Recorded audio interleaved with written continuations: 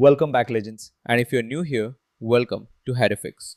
This channel is dedicated to powerful Harry Potter what if stories, where we explore alternate destinies, hidden power awakenings, and the darker, untold secrets of the wizarding world.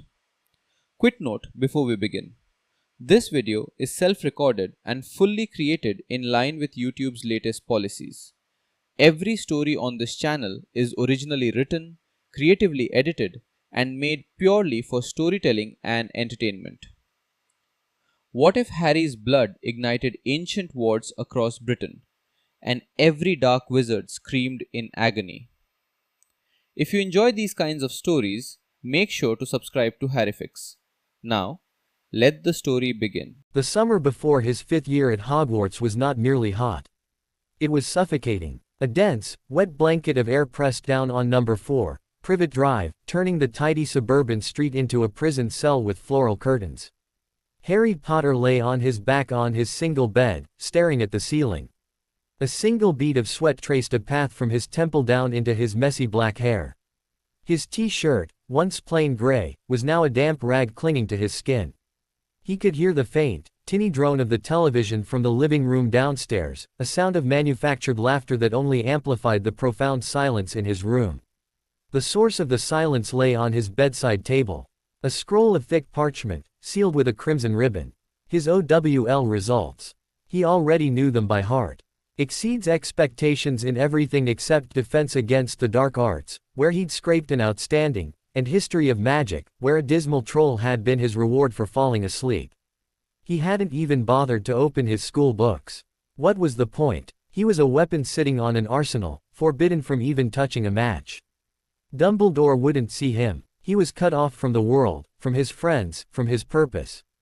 Voldemort was back, rebuilding his power, and Harry was here, stranded in suburbia, left to swelter and wonder if anyone even remembered he existed. A low growl rumbled from the floor. Hedwig, in her cage, glared at him with amber eyes. "I know," he muttered, his voice hoarse from disuse. "I'm not exactly thrilling company." He closed his eyes, and the darkness behind his lids was immediately invaded by a long, dark corridor. It was the same dream, the same nightmare that had plagued him for weeks. He was walking, his bare feet cold on stone. A door waited at the end, glowing with a faint, sickly green light. He always reached for the handle, his heart hammering a frantic rhythm against his ribs, and then he sat bolt upright, gasping. His hand was clenched into a fist, and his scar was not just prickling. It was singing, a sharp, staccato pain that was different from the usual flash of Voldemort's rage. This was more like an alarm bell, a frantic, internal siren blaring a warning he couldn't decipher. He pressed the heels of his hands to his temples, trying to quiet the noise in his head. It was no use. The pain intensified, a white-hot needle driven deep into his skull. He stumbled out of bed, knocking over a chipped glass of water on his nightstand. The water spread across the wood like a dark stain. Then he felt it. A tremor. Not in the house, but in his blood. A vibration, deep and ancient, that seemed to hum in the very marrow of his bones. It was a feeling of something vast and slumberous stirring for the first time in a millennium. Downstairs, a plate shattered. Aunt Petunia shrieked. "Vernon, the picture frames." Harry stumbled to his window. Across the street, he could see Mrs. Polkis's prized collection of ceramic gnomes vibrating off her mantelpiece, smashing on her hearth. But it wasn't an earthquake. The ground was steady. The tremor was in the magic. He looked down at his own hands. They were glowing. A faint, silver luminescence was tracing the lines on his palms, the scars on his fingers, the faint, silvery outline of the words on his arm where his mother's blood had once been taken. The light was coming from him. It pulsed, once, twice, in time with the agonizing rhythm in his scar. A scream, distant and terrifying, tore through the thick summer air. It wasn't a human scream. It was a sound of pure, unadulterated magical agony, a psychic shriek that made the glass in Harry's window vibrate. And then another. And another. The air filled with a chorus of invisible, tortured wails. They were coming from every direction, from the heart of London, from the sleepy towns beyond Surrey, from the very hills themselves. They were the screams of dark wizards. Harry's knees gave way. He crumpled to the floor, his back against the wall, the glow from his hands casting dancing, ghostly shadows on his ceiling. The pain in his scar was so immense now it was blinding, but beneath it, surging up like a tidal wave, was a feeling he couldn't name. It was power, raw and untamed, flooding his veins. It was connection, 1,000 silver threads of light shooting out from his heart, anchoring themselves to places he couldn't see. It was his mother's blood, the sacrifice that had protected him, now a key turning in a lock that had been rusted shut for centuries. The ancient wards of Britain, laid down by Merlin, by the founders, by generations of light witches and wizards who had given their lives for the land, had just detected a new variable. The blood of the covenant. The ultimate protection. The last echo of a love so powerful it had conquered death. And it was raging against the corruption that had festered in the dark corners of the magical world. In a dank cellar beneath Malfoy Manor, Lucius Malfoy was inspecting his imported goblin-wrought silver. He stopped. A single, perfect ruby on his signet ring flared with a brilliant, blinding light. He stared at it for a second, a flicker of confusion crossing his aristocratic features, before a pain unlike any he had ever known lanced through the dark mark on his forearm. It was as if the mark itself was on fire, as if someone had taken a white-hot brand and was searing it down to the bone. He screamed, a high, keening sound of utter terror, and collapsed, his body writhing on the cold stone floor. In a gloomy sitting room in Nottingham, a witch with a taste for cursed artifacts and a cellar full of captive muggle-borns gasped, her hand flying to her chest where a small, black, thorn-encrusted amulet hung. The amulet, a focus for dark rituals, shattered into 1,000 pieces, and the backlash of its destruction sent her flying across the room, her own shriek joining the cacophony. In a Ghoulide cottage on the windswept coast of Cornwall, an old man who had escaped justice for decades by living a hermit's life, his soul black with the murders he'd committed in Grindelwald's war, simply stopped breathing. His heart, constricted by the sudden, overwhelming pressure of the ancient magic, gave out. He fell forward into his bowl of stew, dead before he hit the table. And in a place where no light touched, where Nagini coiled in a corner, Voldemort paused in his examination of an ancient tome. He felt it, a tremor in the very fabric of magic he sought to control. For a fraction of a second, the connection he had so carefully cultivated, the parasitic bond with the boy, was reversed. He felt not Harry's pain, but a fraction of the ancient power that was now flooding through him. It was pure, cleansing, and agonizing. The dark mark on his own arm, the mark of 1,000 followers, blazed with a cold, silver fire. He did not scream. He never screamed. But a low hiss of pure, undiluted fury escaped his lipless mouth, and his red eyes narrowed to slits. The boy. It was always the boy. Back in the suffocating heat of number 4, Privet Drive, the world had gone silent again. The screams had faded, swallowed by the oppressive suburban quiet. But the feeling hadn't. Harry could still feel it, a deep, resonating hum just beneath the surface of his skin. He looked at his hands. The glow was gone, but a faint, silvery tracery of light remained for a moment, like the ghost of a circuit board, before fading back into his flesh. He slowly got to his feet, his legs trembling. His scar still throbbed, but it was a dull ache now. A reminder rather than an alarm. He looked out the window. The street was still. Mrs. Polkiss was standing on her lawn, staring at her broken gnomes, looking utterly bewildered. Harry's mind was a hurricane of questions. What had just happened? The screams, he knew, with a chilling certainty, who they belonged to. Dark wizards. Death Eaters. People marked by Voldemort. But how? Why? He looked down at his hands again, turning them over. They were just his hands. The hands that had caught the snitch, that had held a wand, that had gripped his cousin's piggy tail. But for a moment, they had been something else. They had been a conduit for a power so immense it had shaken the foundations of magical Britain. A faint, shimmering silver light caught his eye. It was coming from his Hogwarts trunk, which lay unopened at the foot of his bed. He moved towards it, his bare feet silent on the thin carpet. He knelt, his hands hovering over the worn leather. He could feel it now, a warmth emanating from within. He flicked the latches open. Inside, nestled on top of his winter cloak, was his wand. It was glowing, a soft, pulsing, silver light. The Holly and Phoenix Feather Wand, the brother of Voldemort's own, was responding to what had just happened. He reached out, his fingers closing around the familiar handle. The moment he touched it, the world exploded back into his senses. He didn't just hear the screams again, he felt them. A mosaic of agony and terror that was not his own. He saw flashes, a silver mask contorting in pain, a gnarled hand clutching at a chest, a dark cellar, a luxurious bedroom, a hovel by the sea. He saw them all for a split second, 1,000 fragmented images burned into his mind. And then, just as quickly, they were gone. He dropped the wand as if it had bitten him, his breath coming in ragged gasps. He stared at it, lying innocently on his cloak. It wasn't just a wand anymore. It was a key, a link, a part of something so much bigger than himself. The door downstairs slammed open. Harry, Harry. Uncle Vernon's bellow shook the house. Heavy footsteps pounded on the stairs. Boy, what have you done? The whole bloody street is in an uproar. It was you, wasn't it? Your freakishness. Harry didn't move. He just stared at his wand, the silver glow now just a faint ember at its core. He heard the door to his room burst open, felt the displacement of air as his massive uncle filled the doorway. What did you do? Vernon Dursley roared, his face purple with rage, his little eyes bulging. The television went haywire. Mrs. Pulkis's garden ornaments exploded. The neighbors are blaming the gas main. This is your doing. Harry slowly looked up at his uncle. He saw the fear behind the rage. The same fear that had always been there. But for the first time, Harry didn't feel anger or contempt. He felt a strange, profound pity. His uncle was a man who had spent his entire life trying to stamp out anything he didn't understand, and now his entire world had just been shaken to its core by a force he could never comprehend.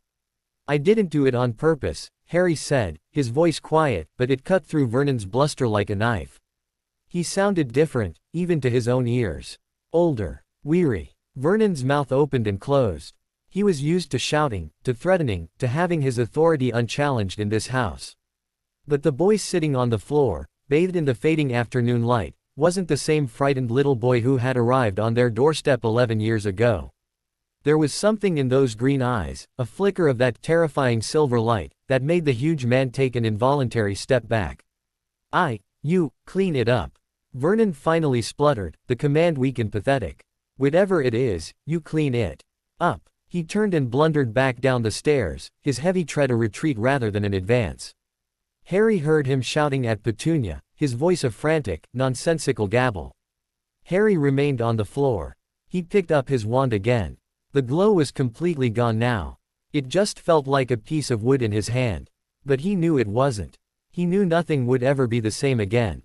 He looked at Hedwig. She was staring at him, but her gaze was no longer impatient. It was watchful, respectful, as if she, too, sensed the change in him. The last of the evening light bled from the sky, painting his room in shades of deep blue and purple. He didn't move. He just sat there, his back against his bed, his wand loose in his hand, replaying the screams in his head. He didn't know what he had done. He didn't know how he had done it. But one terrifying, exhilarating truth had burned itself into his very soul. He was not just the boy who lived. He was something else now. Something the magical world had not seen in 1,000 years. He was the heir of the ancient wards. And the war had just taken a turn no one, not even Dumbledore, could have predicted. A soft tapping at the window made him jump. He looked up, his heart lurching. But it wasn't a howling dark wizard seeking revenge. It was an owl. A magnificent, snowy creature, larger than Hedwig, with eyes that gleamed with intelligence. Tied to its leg was a long, thin package and a single letter, bearing the purple wax seal of the Hogwarts crest. Harry scrambled to his feet and unlatched the window. The great owl hopped inside, hooting softly at Hedwig, who responded with a curious trill. It extended its leg. With trembling fingers, Harry untied the package and the letter. He broke the seal. The letter was short, the handwriting sharp and angular. Harry, if you are reading this, then what we have long suspected is true. Do not speak of this to anyone. Do not use magic unless your life depends on it. I am coming to get you. We leave tonight. Be ready. Albus Dumbledore. Harry stared at the words, his mind blank. Dumbledore was coming. Tonight. For him. Not a letter, not an owl, not a message through the order. He was coming himself. He looked at the package. He knew what it was before he even unwrapped it. A new firebolt. Sleek, deadly, and beautiful. His old one, lost in the chaos of the Department of Mysteries, had been replaced. But this wasn't a gift of celebration. It was a tool for war. He looked out the window at the quiet, sleeping street. The gas main. That would be the excuse. The explanation for the shattered ornaments and the flickering lights. The Muggles would believe it because they had to. They always did. But Harry knew the truth. And somewhere out there, in the darkness, so did every dark wizard in Britain. They had felt him. And now, they would be coming for him. He clutched Dumbledore's letter in one hand and his wand in the other. The fear was there, a cold knot in his stomach. But beneath it, for the first time in his life, was something else. A quiet, resolute certainty. A fire that had been lit not by rage, but by an ancient, inherited power. Let them come. He was ready. The silence in Harry's room after Dumbledore's letter was a living thing, thick and expectant. He stood frozen, the parchment still clutched in his fingers, his new firebolt leaning against his bed like a promise. The clock on the wall ticked loudly, each second a hammer blow marking time until his world would be turned upside down. Again, he should pack. That was what people did when they were leaving, wasn't it? They packed. But his hands wouldn't move. His mind was still trapped in that moment of silver fire, of ancient power flooding his veins, of 1,000 dark wizards screaming in agony because of him. Hedwig hooted softly, breaking the spell. She was watching him with those knowing amber eyes, her head tilted. The strange owl that had delivered the letter was still perched on his windowsill, waiting patiently. I don't know what's happening either, girl, Harry whispered, his voice rough. He moved mechanically, opening his trunk and beginning to shove clothes inside. Jeans, t-shirts, his worn trainers. His invisibility cloak was already there, a puddle of shimmering fabric at the bottom. He paused, his fingers brushing against its cool, liquid surface. His father's cloak. His father's legacy. What would James Potter think of his son now? What would he think of the power that had just erupted from his blood? The thought sent a sharp pang through his chest. He didn't know his parents. Not really. He had fragments, memories borrowed from others, stories told by Remus and Sirius. But the blood that had just ignited the oldest magic in Britain was theirs. Lily's sacrifice, James's protection, flowing through him like a river that had finally breached its dam. A soft pop echoed from the hallway downstairs. Harry's wand was in his hand before he even registered moving. He stood perfectly still, listening. The house was silent. Too silent. Even Uncle Vernon's blustering had stopped. Then footsteps. Not the heavy, thunderous tread of his uncle, but light, measured steps. The kind of footsteps that spoke of absolute confidence, of a man who had faced horrors beyond imagination and had never once looked away. The door to his room opened. Albus Dumbledore stood in the doorway, and for a moment, he was simply a silhouette against the dim light of the hallway. Then he stepped forward into the room, and Harry saw him clearly. The long silver beard, the half-moon spectacles, the robes of deep purple embroidered with golden stars. But it was his eyes that held Harry's attention. Those piercing blue eyes, usually twinkling with hidden amusement, were grave. They swept over Harry, assessing, searching, and for the first time, Harry felt like Dumbledore was seeing him not as a student, not as a boy to be protected, but as something else entirely. Harry, Dumbledore said, and his voice was gentle but carried the weight of mountains.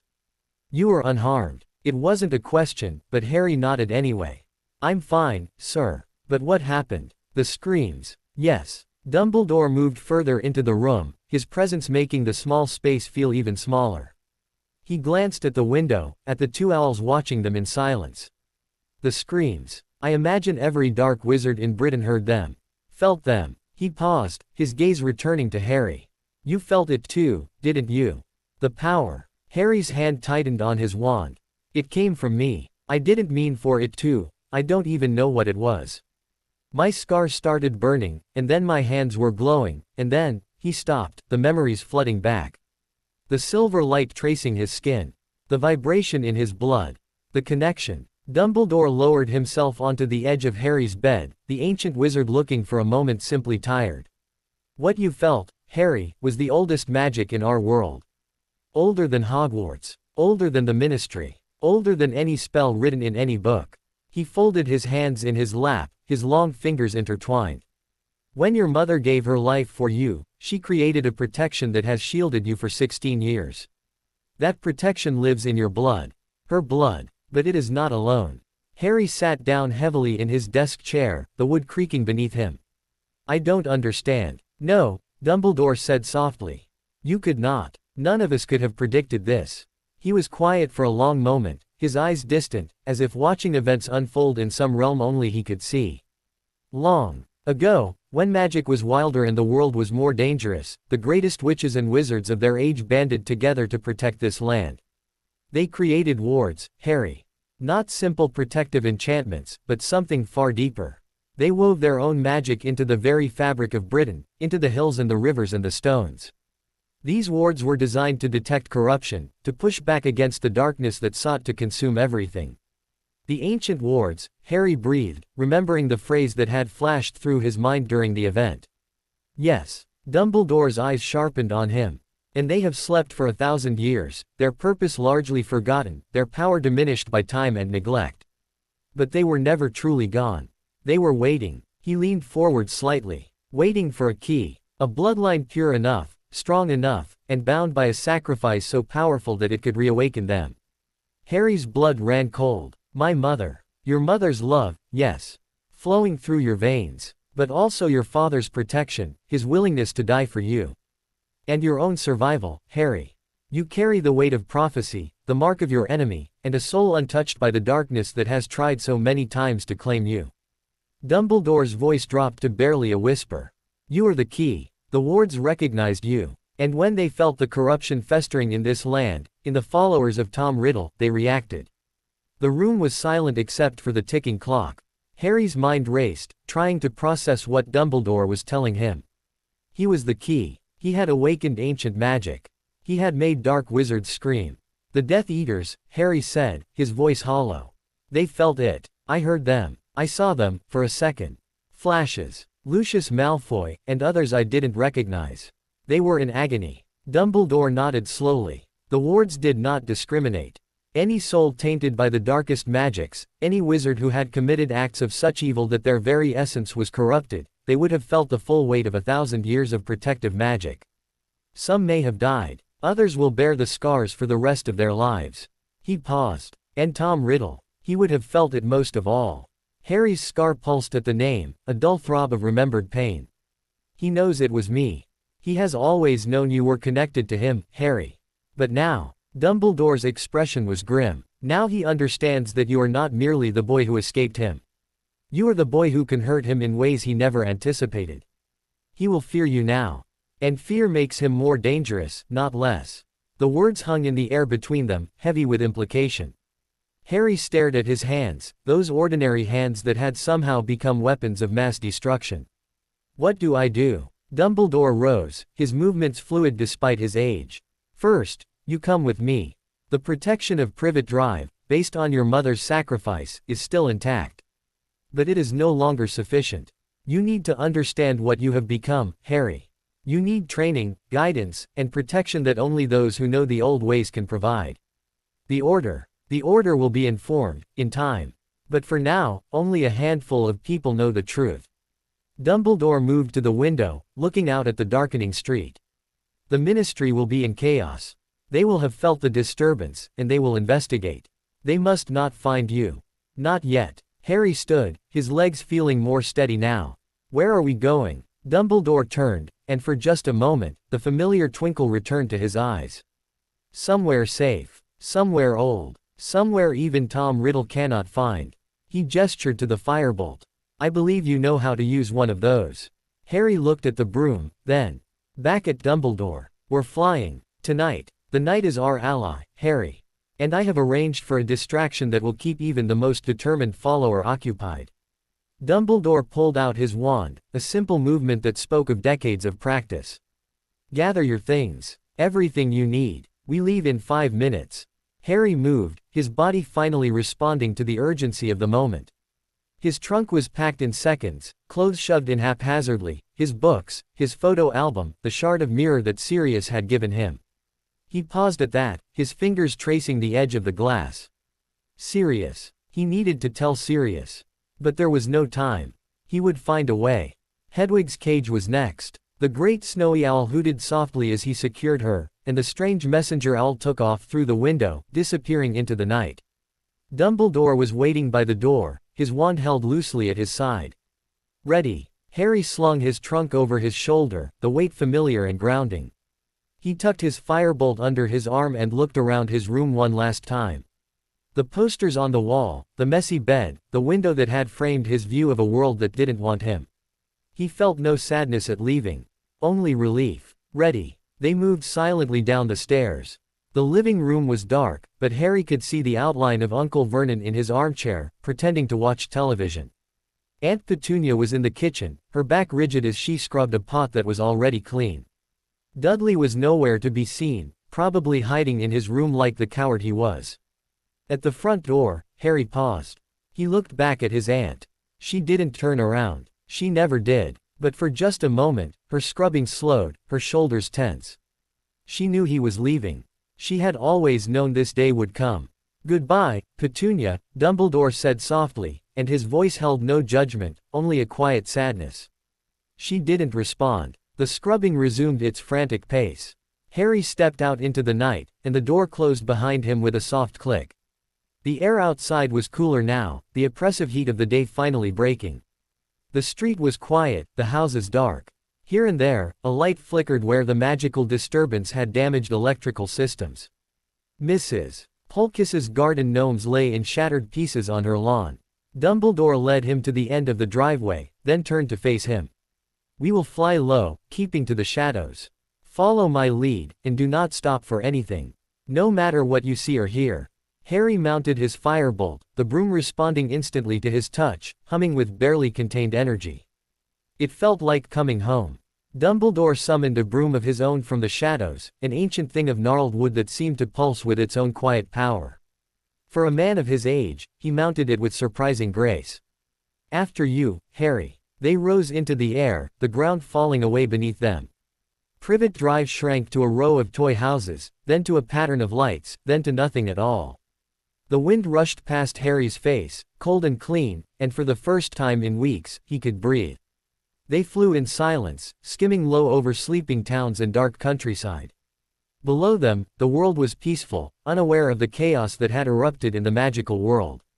Cars moved along motorways like glowing beetles. Trains whistled in the distance. Normal life continued, oblivious. Harry's mind, however, was far from peaceful. Questions churned through him, each one more urgent than the last. What did this power mean?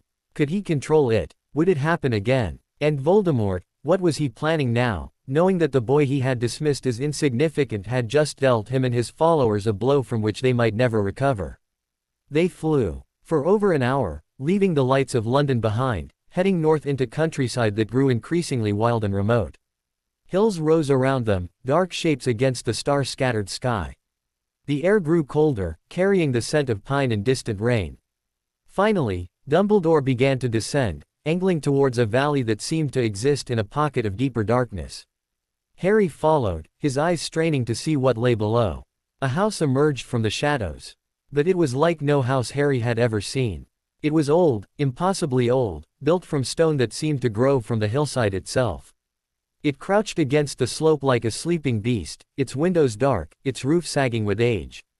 But there was power here. Harry could feel it, humming against his skin like the wards he had awakened. They landed on a patch of overgrown grass before the front door. Dumbledore dismounted smoothly, his robes settling around him. Harry followed, his legs slightly unsteady from the long flight. "Where are we?" he asked, his voice hushed. Dumbledore turned to him, and in the dim light, his eyes gleamed.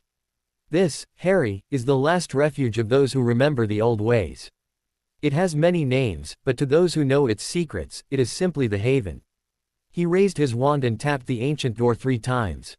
The wood seemed to shudder, and then, with a groan that spoke of centuries of disuse, it swung inward. Warm light spilled out, carrying with it the scent of wood smoke and herbs. A figure stood in the doorway, silhouetted against the glow. It was a woman, tall and straight-backed, with hair the color of spun silver that fell past her shoulders. She wore simple robes of deep green, and in her hand, she held a staff of gnarled oak. "Albus," she said, her voice like the rustle of ancient leaves. "You brought him." Dumbledore inclined his head. "Eldreda. May I present Harry Potter? Harry, this is Eldreda. She is the last keeper of the ancient wards. And now, she is your teacher." Harry stared at the woman, at the power that radiated from her like heat from a fire. She was studying him with eyes that held the depth of centuries, eyes that had seen empires rise and fall, that had watched magic evolve and fade. "The blood of the covenant," she murmured, stepping closer. Her hand reached out, and before Harry could flinch, her cool fingers touched his forehead, tracing the line of his scar. "You carry more than a mark, boy. You carry the hope of every light witch and wizard who ever gave their life for this land." Her touch sent a shiver through him, and for a moment, he saw flashes of images, battles fought on misty hills, wizards in armor long outdated, women with staffs raised against the darkness. The history of the wards, imprinted on his skin. Eldrita withdrew her hand and stepped back, her expression unreadable. The awakening was uncontrolled, chaotic. It could have killed you. Her gaze flicked to Dumbledore. He needs training before he tries to use it again. Before it uses him. Dumbledore nodded. That is why I brought him to you. The wards accepted him. That is unprecedented. Eldrita turned and walked into the house, gesturing for them to follow. Come, we have much to discuss, and the night is short. Harry glanced at Dumbledore, who nodded encouragingly. He stepped over the threshold, and as he did, he felt the wards of the haven wash over him, 1,000 threads of silver light examining him, recognizing him, accepting him. It was like being wrapped in a warm blanket, like coming home to a place he had never known. The door closed behind them with a final thud, sealing them off from the outside world. Inside, the haven was larger than it appeared, rooms opening into rooms, corridors stretching into shadows. Eldrita led them to a circular chamber at the heart of the house, where a fire burned in a stone hearth and tapestries covered the walls. Sit, she commanded, gesturing to cushions arranged around a low table. Harry sat, his body suddenly exhausted. Dumbledore lowered himself beside him with considerably more grace. Eldrita remained standing, her staff planted before her like a banner. You want to know what you are, she said to Harry. What you have become, I will tell you. She began to pace slowly, her robes whispering against the stone floor. The ancient wards were created at a time when magic was under threat of annihilation. Dark forces gathered, seeking to extinguish the light forever. The greatest of our kind came together, Merlin, Morgana before her fall, the founders of Hogwarts, and 100 others whose names are lost to time. They wove a protection so powerful, so deeply rooted in the magic of this land, that no darkness could ever fully triumph. She stopped, turning to face him. But such power requires a price. The wards needed an anchor, a living connection to the magic they protected. That anchor was a bloodline, a family so devoted to the light, so pure in their intentions, that they could serve as the human embodiment of the wards themselves. Harry's breath caught. My family. Eldrita's eyes gleamed. The Potters are an old line, Harry. Older than most know. They were not among the original anchors, that bloodline died out centuries ago. But they carry echoes of that magic, diluted by time but never extinguished. And when your mother gave her life for you, when her love became a shield that could not be broken, she ignited those echoes. She made you something new. She leaned forward, her gaze intense. You are not the heir of the ancient wards, Harry. You are the wards themselves, made flesh. The magic that protects Britain flows through your veins. And when you felt the darkness in Tom Riddle's followers, that magic reacted. It attacked. It cleansed. The fire crackled in the silence that followed. Harry stared at his hands, at the veins visible beneath his skin, and tried to comprehend what she was telling him. The wards. The ancient protection of all Britain. It was in him. It was him. But I didn't mean to, he whispered. I didn't know how. That is the most dangerous part. Eldrita's voice softened, just slightly. Power without control destroys everything it touches. You could have burned out your own magic, your own life, in that moment. The fact that you survived is proof that the wards chose wisely. But you cannot rely on instinct. You must learn. Dumbledore spoke for the first time since they entered. Eldrita has agreed to teach you, Harry. To help you understand and control what you have become. It will not be easy. It will not be quick. But it is necessary. Harry looked at the ancient woman, at the power that radiated from her, and nodded slowly. I'll learn. I'll do whatever it takes. A ghost of a smile crossed Eldrita's weathered features. Good. Because the darkness will not wait for you to be ready. Tom Riddle has felt your power, and he will stop at nothing to destroy it. To destroy you. She straightened, her staff striking the floor with a crack that echoed through the chamber. We begin at dawn. Rest now. You will need your strength." She turned and walked away, disappearing into the shadows of a corridor. The fire crackled, casting dancing shadows on the walls. Harry looked at Dumbledore. "Sirius. I need to tell him I'm safe." Dumbledore nodded. "I will send word. He is at Grimmauld Place, chafing under Creature's presence and the Order's restrictions. He will be relieved to know you are somewhere he cannot reach, somewhere safe." Safe. The word felt strange. Harry didn't feel safe. He felt like a bomb, waiting to explode, like a storm waiting to break. He looked at the fire, at the flames that danced and flickered, and wondered if he would ever feel normal again. Dumbledore rose, his joints protesting slightly. "Rest, Harry. Tomorrow begins a new chapter. One that will define the rest of your life." He left, his footsteps fading into the depths of the haven. Harry sat alone by the fire, the weight of everything pressing down on him. The screams of dark wizards echoed in his memory. The silver light still danced behind his eyes.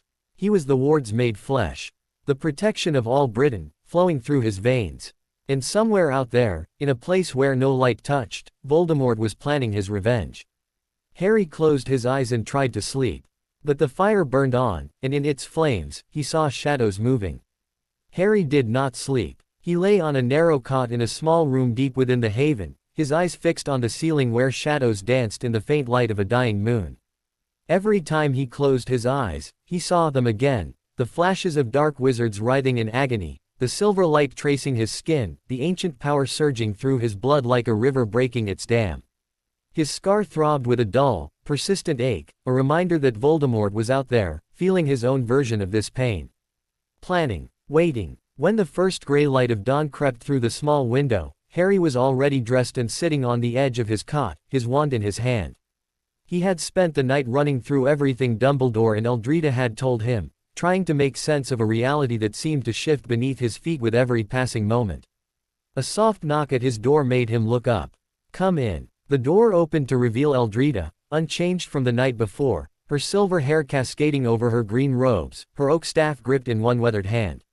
She studied him for a long moment, her ancient eyes missing nothing, the dark circles beneath his, the tension in his shoulders, the white-knuckled grip on his wand. "You did not sleep," she observed.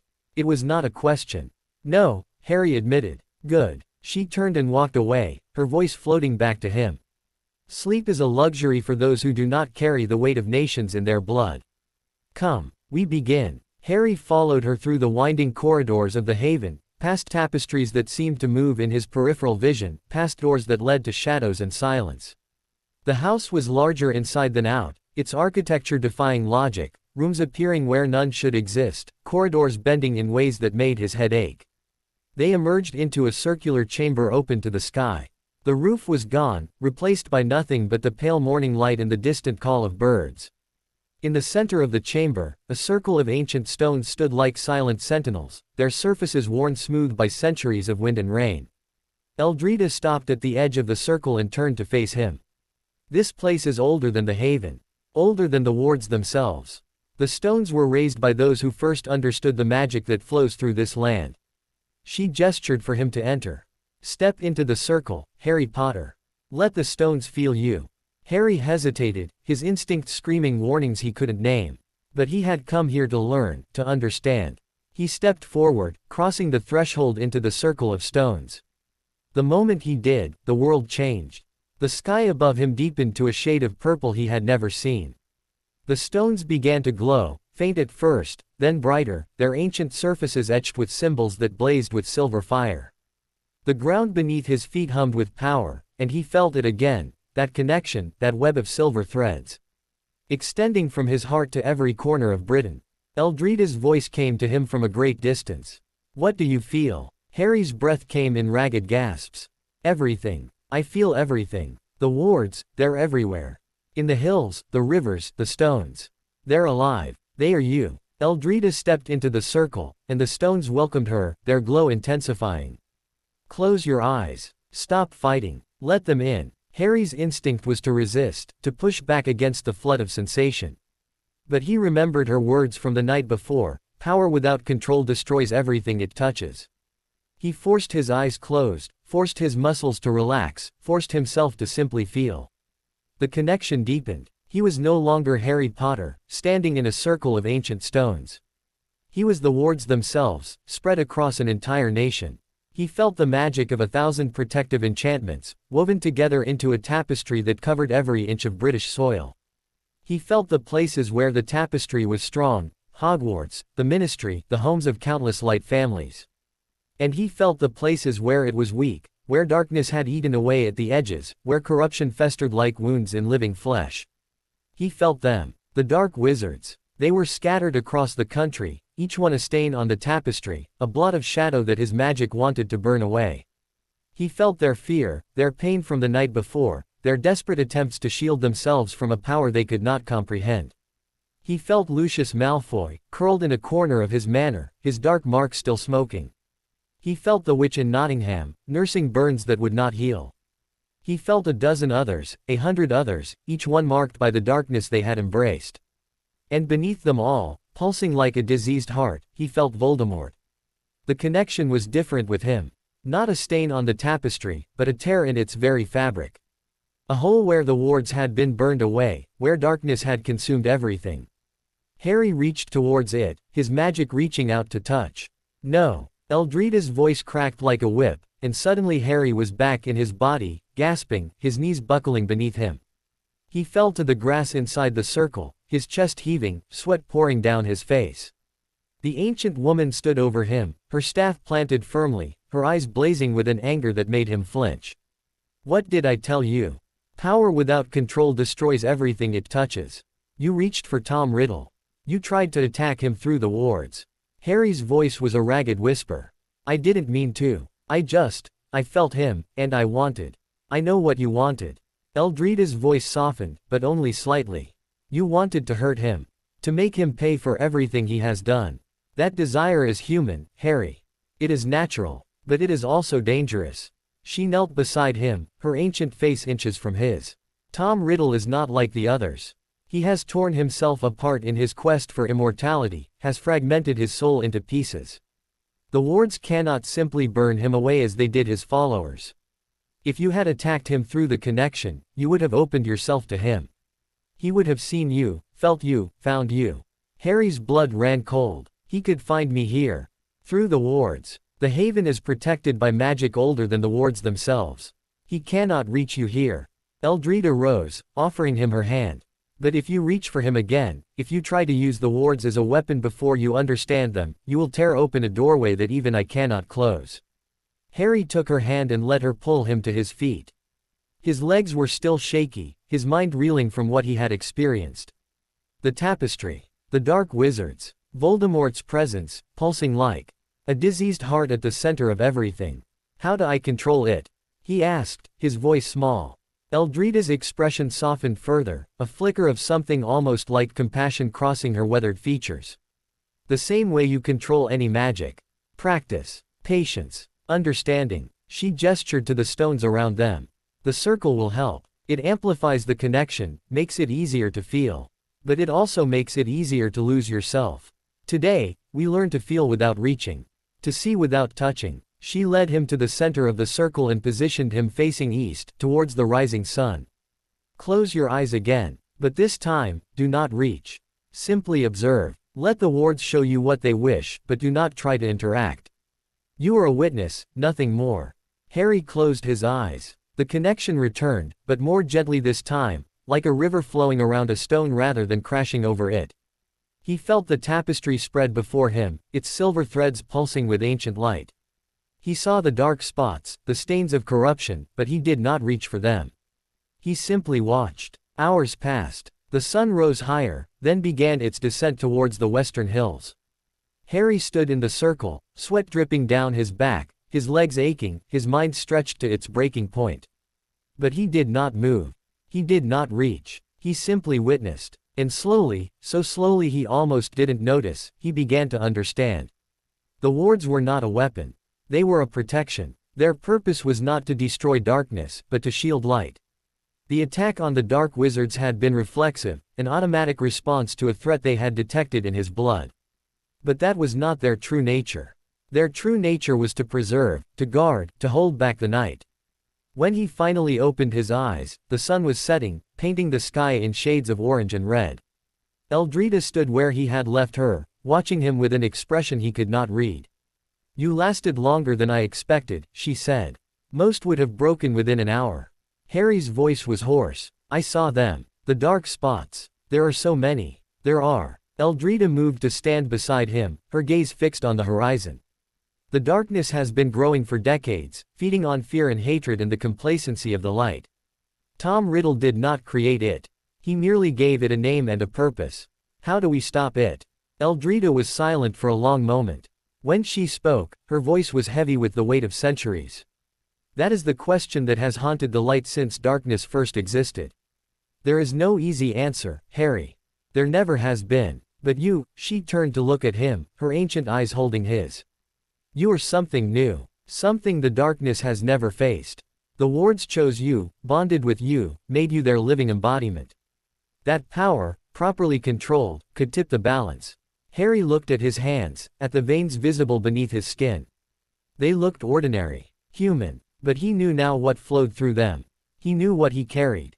"I don't want to tip the balance," he said quietly. "I just want to protect the people I love. I want Voldemort to stop hurting people. I want—" He stopped, his voice catching. Eldrita's hand, cool and dry, touched his shoulder. "You want to be normal.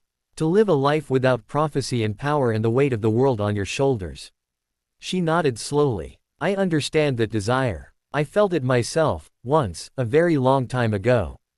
But normal is not your destiny, Harry Potter. It never has been. The question is not whether you will carry this burden. The question is whether you will let it crush you, or whether you will use it to build something that lasts."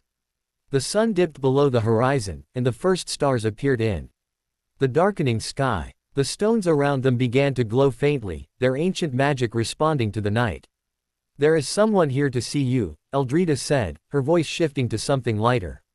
"He arrived while you were in the circle. I told him to wait." Harry's heart leapt. "Serious?" Eldrita nodded, a ghost of a smile on her weathered lips. "Your godfather was insistent. He has been pacing in the main hall for 3 hours, demanding to see you, threatening to tear down the haven stone by stone if I did not produce you immediately." Her eyes gleamed. "I like him. He has spirit." Harry was already moving, his exhaustion forgotten. He ran through the corridors of the haven, following the path back to the central chamber where they had met the night before. He burst through the doorway and there, standing by the fire with his back to the room, was Sirius Black. Sirius turned, and for a moment, neither of them moved. Then Harry was crossing the room in 3 strides, and Sirius's arms were around him, crushing him in a hug that spoke of months of worry and fear and desperate hope. "You stupid, reckless, brilliant boy," Sirius muttered into his hair, his voice thick with emotion. "Do you have any idea what it was like, feeling that power from halfway across the country? Knowing it was coming from you. I thought—" He pulled back, his gray eyes searching Harry's face. "I thought I'd lost you." Again, Harry's own eyes were stinging. "I'm okay. I'm here. I'm sorry I couldn't send word sooner." "Don't." Sirius's grip on his shoulders tightened. "Don't apologize. You're alive. That's all that matters." He looked around the chamber, at the ancient tapestries and the flickering fire, and something like awe crossed his features. "This place. I've heard stories about it, but I never thought." He shook his head. "Dumbledore told me what happened. About the wards. About what you are now." Harry's stomach clenched. "You know. I know enough." Sirius's expression was complicated, pride and fear and something else, something Harry couldn't name. "I know you're carrying something that would have broken most wizards. I know Voldemort felt it, and that he's terrified in a way he's never been terrified before." He pulled Harry into another hug, quick and fierce. "And I know that I'm proud of you. More proud than I can say." They stood there for a long moment, the fire crackling beside them, the weight of everything pressing down but somehow easier to bear with Sirius there. When they finally pulled apart, Harry noticed for the first time that they were not alone. Dumbledore sat in a high-backed chair near the fire, watching them with those piercing blue eyes. And beside him, looking distinctly uncomfortable in the ancient surroundings, was Remus Lupin. "Remus." Harry crossed to him, and Remus rose to meet him, his worn face breaking into a tired smile. "Harry." Remus's hand clasped his shoulder, warm and steady.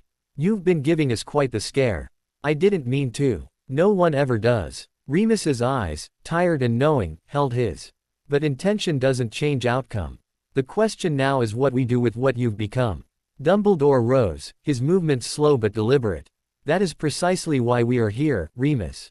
To discuss what comes next. He gestured for them all to sit, and they arranged themselves around the fire, Sirius on the arm of Harry's chair, Remus in the seat beside Dumbledore, Eldrita appearing silently from the shadows to stand by the hearth. The situation is more dire than I had hoped, Dumbledore began, his voice grave. The Ministry is in chaos. Cornelius Fudge has been calling emergency sessions of the Wizengamot for the past 12 hours, trying to explain the magical disturbance that swept across the country. He has, of course, blamed it on me. Sirius snorted. Of course he has. More concerning, Dumbledore continued, is the reaction of Tom Riddle's followers. The attack on the Death Eaters through the wards was extensive. We have confirmed at least 3 deaths, wizards so steeped in darkness that the wards simply burned them out. A dozen more are in St. Mungo's, their dark marks scarred beyond recognition, their magic severely damaged. The rest are hiding, terrified, their faith in their master shaken. Harry listened, his stomach churning. He had killed people. 3 people, at least. They were dark wizards, murderers, torturers, but they were still people. Still human. The weight of that knowledge pressed down on him like a physical force. Sirius's hand found his shoulder, squeezing gently. They made their choices, Harry. They chose darkness. You didn't do this, the wards did. The magic your mother set in motion 16 years ago. It still feels like me, Harry whispered. Because it is. Eldrita's voice cut through the firelight, ancient and steady. You are the wards, Harry. Their actions are your actions, whether you will them or not. That is the burden you carry. But do not mistake self-defense for murder. The wards attacked because they sensed a threat to you, to the light you embody. They did not seek out innocence. They did not harm those who carry no darkness.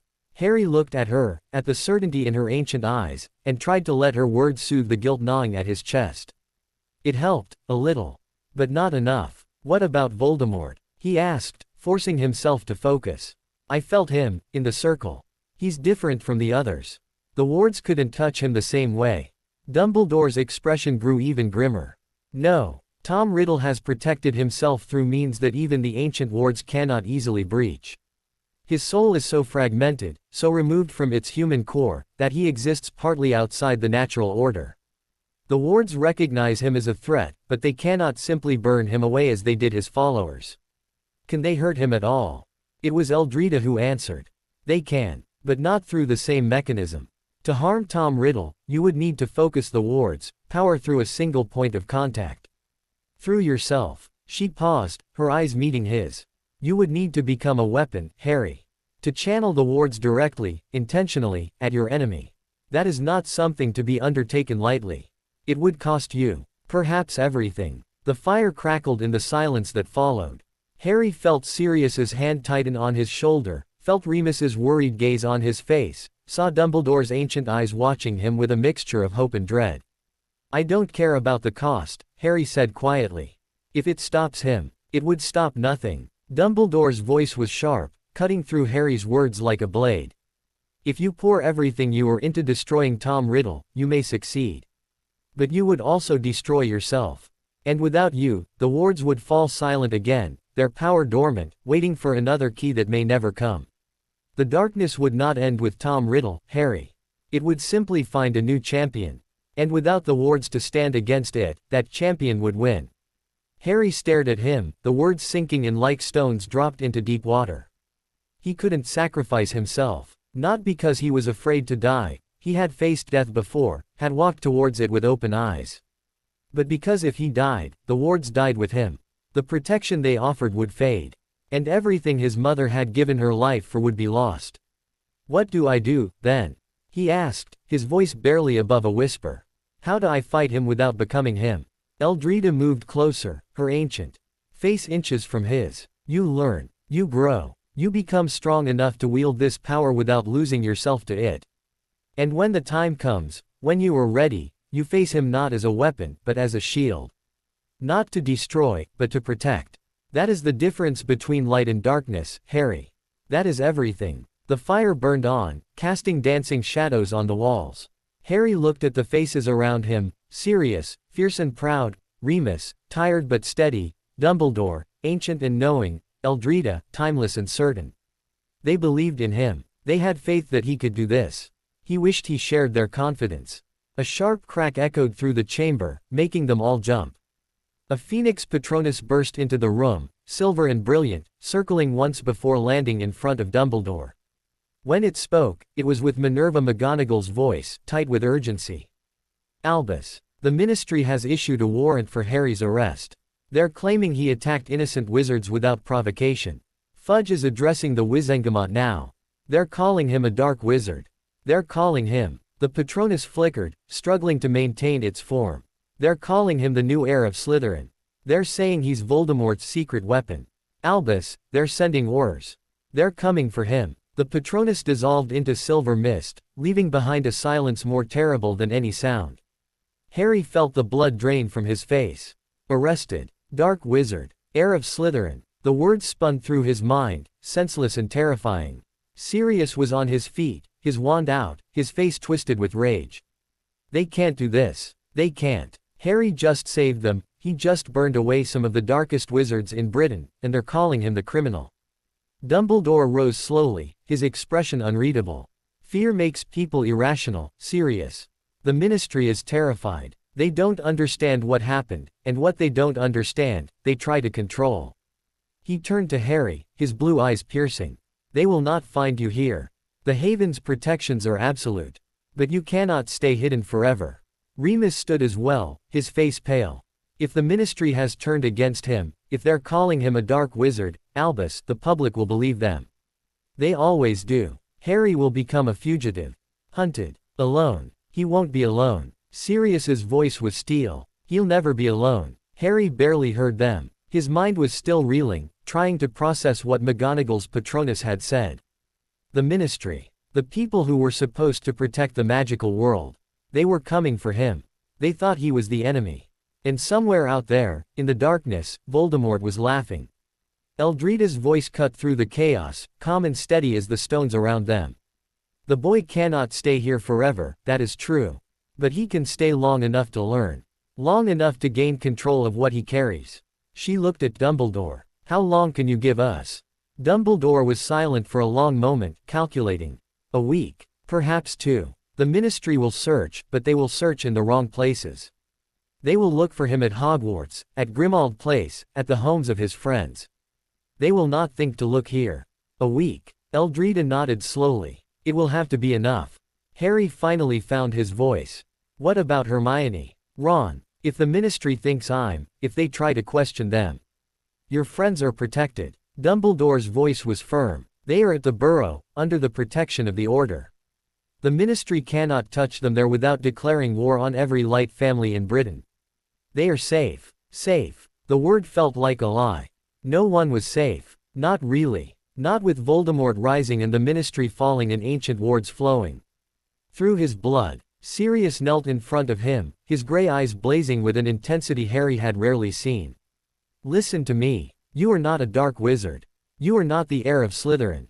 You are Harry Potter. You are my godson. You are the boy who has faced Voldemort more times than any living wizard and walked away every single time. Do you hear me? Harry nodded, not trusting his voice. I will tear down the Ministry stone by stone before I let them take you, Sirius continued, his voice low and fierce. I will burn the world to keep you safe. But I need you to stay strong. I need you to learn what this woman can teach you. And I need you to trust that we will find a way through this. Together. The fire crackled behind them, casting long shadows across the ancient chamber. Harry looked at his godfather's face, at the love and fury and desperate hope written there, and felt something shift inside him. The fear was still there, the guilt, the uncertainty. But beneath them, something solid was forming. Something that felt like resolve. I'll learn, he said, his voice stronger than he expected. I'll do whatever it takes. And when I'm ready, he looked past Sirius, past Dumbledore, past all of them, to a future he could barely imagine. When I'm ready, I'll face him. And I'll win. Sirius pulled him into a crushing hug, and over his shoulder, Harry saw Dumbledore nod slowly, a flicker of something like hope crossing his ancient features. The war had begun. And Harry Potter, the boy who lived, the heir of the ancient wards, the most wanted wizard in Britain, was just getting started. The haven held its breath as dawn broke over the ancient stones. Harry stood in the circular chamber, alone for the first time since McGonagall's Patronus had shattered the night. Sirius had wanted to stand guard while Harry slept, but Eldrita had been firm. The boy needed to rest. The boy needed to prepare. The boy needed to understand that from this moment forward, his life was no longer his own. The irony wasn't lost on Harry. His life had never been his own. Not really. From the moment Voldemort had marked him as an infant, every choice, every friendship, every victory had been filtered through the lens of prophecy and destiny. But this, being hunted by the very people he had spent his life trying to protect, this was new. This was a betrayal that cut deeper than any curse. He raised his wand, feeling the familiar weight of holly and phoenix feather.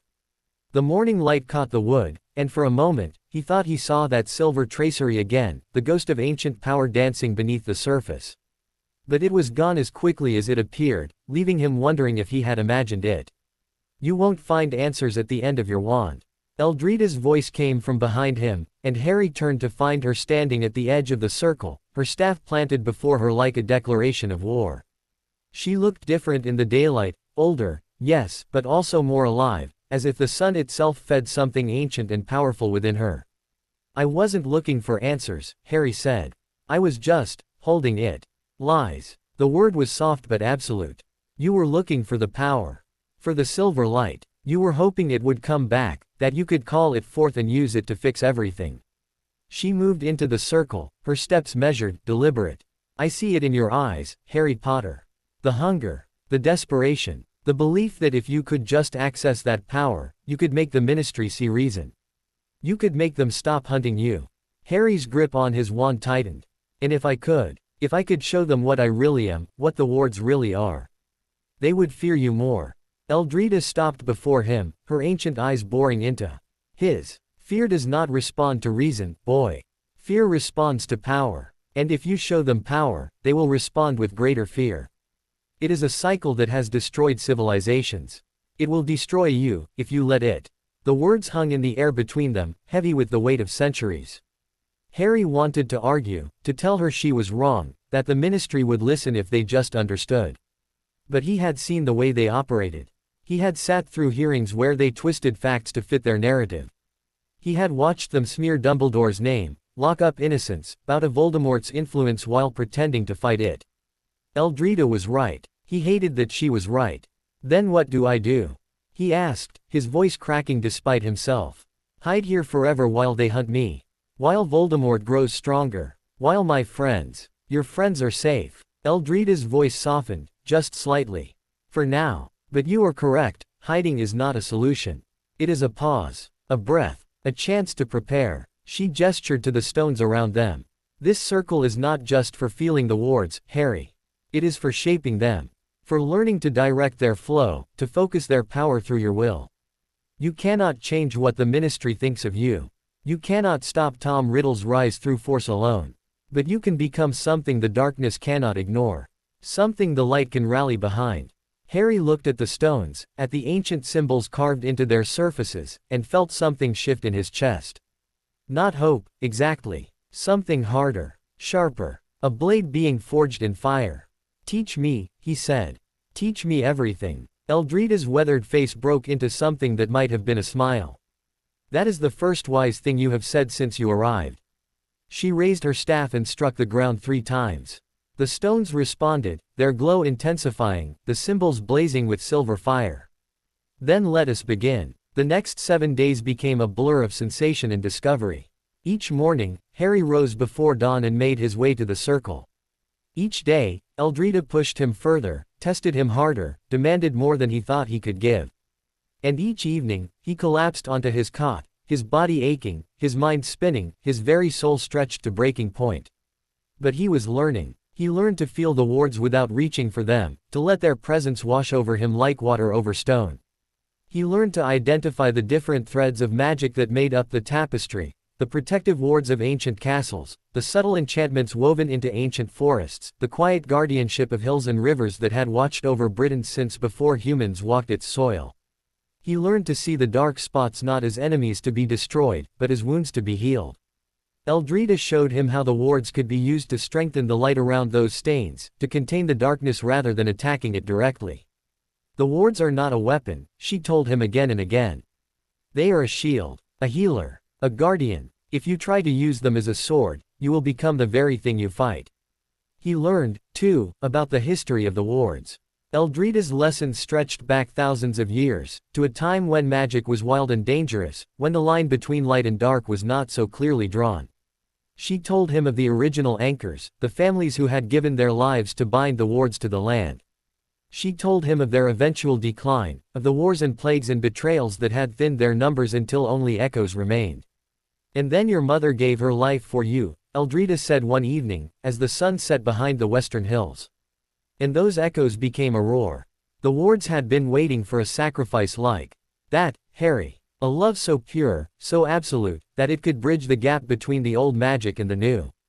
Your mother's blood, flowing through your veins, became the key that unlocked everything. Harry sat in the circle, his legs crossed, his eyes closed, letting her words wash over him. He had spent the day learning to direct the wards' energy, to focus it through his wand and shape it into specific protections. It was exhausting work, but for the first time since arriving at the Haven, he felt something like control. Will I ever be able to talk to her? He asked, the question slipping out before he could stop it. Through the wards, I mean. Is she still there, somehow? The silence that followed was so long that Harry opened his eyes, fearing he had said something wrong. Eldrita stood at the edge of the circle, her ancient face unreadable. When she finally spoke, her voice was softer than he had ever heard it. Your mother's love is in the wards, Harry. Her sacrifice, her protection, her desperate hope that you would survive. Those things are eternal. But her soul, she shook her head slowly. Her soul passed beyond this world the moment she died. The wards cannot reach there. Nothing can. Harry nodded, swallowing against a lump in his throat. He had known, really. Had always known. But some part of him had hoped, had dreamed that this connection might give him something the Dursleys never could. A mother's voice, a mother's touch, a mother's love made manifest. She would be proud of you, Eldrita added quietly. More proud than you can imagine. Not because of the power you carry, but because of how you carry it. Because you question it. Because you fear it. Because you want to use it to protect, not to destroy. She moved closer, her weathered hand reaching out to touch his shoulder. That is her legacy, Harry. Not the blood in your veins. The love in your heart. Harry blinked rapidly, refusing to let the tears fall. But he felt them, burning behind his eyes, a release he hadn't known he needed. On the 5th day, Sirius found him in the circle at sunset. Harry had been practicing alone, trying to replicate the exercises Eldrita had shown him. He could feel the wards now, could sense their ebb and flow like the tide. He could even direct them, slightly, nudging their energy towards specific points of weakness in the tapestry. But it was like trying to move a mountain with his bare hands, possible, in theory, but so far beyond his current abilities that it felt laughable. You look like shit, Sirius observed, lowering himself onto a stone at the edge of the circle. Harry opened his eyes, a tired smile crossing his face. Thanks. You always know just what to say. Sirius's grin was quick but faded just as fast. He looked older than Harry remembered, the months of confinement at Grimmauld Place having etched new lines into his handsome face. But his eyes were the same, gray and fierce and burning with a love that Harry still struggled to comprehend.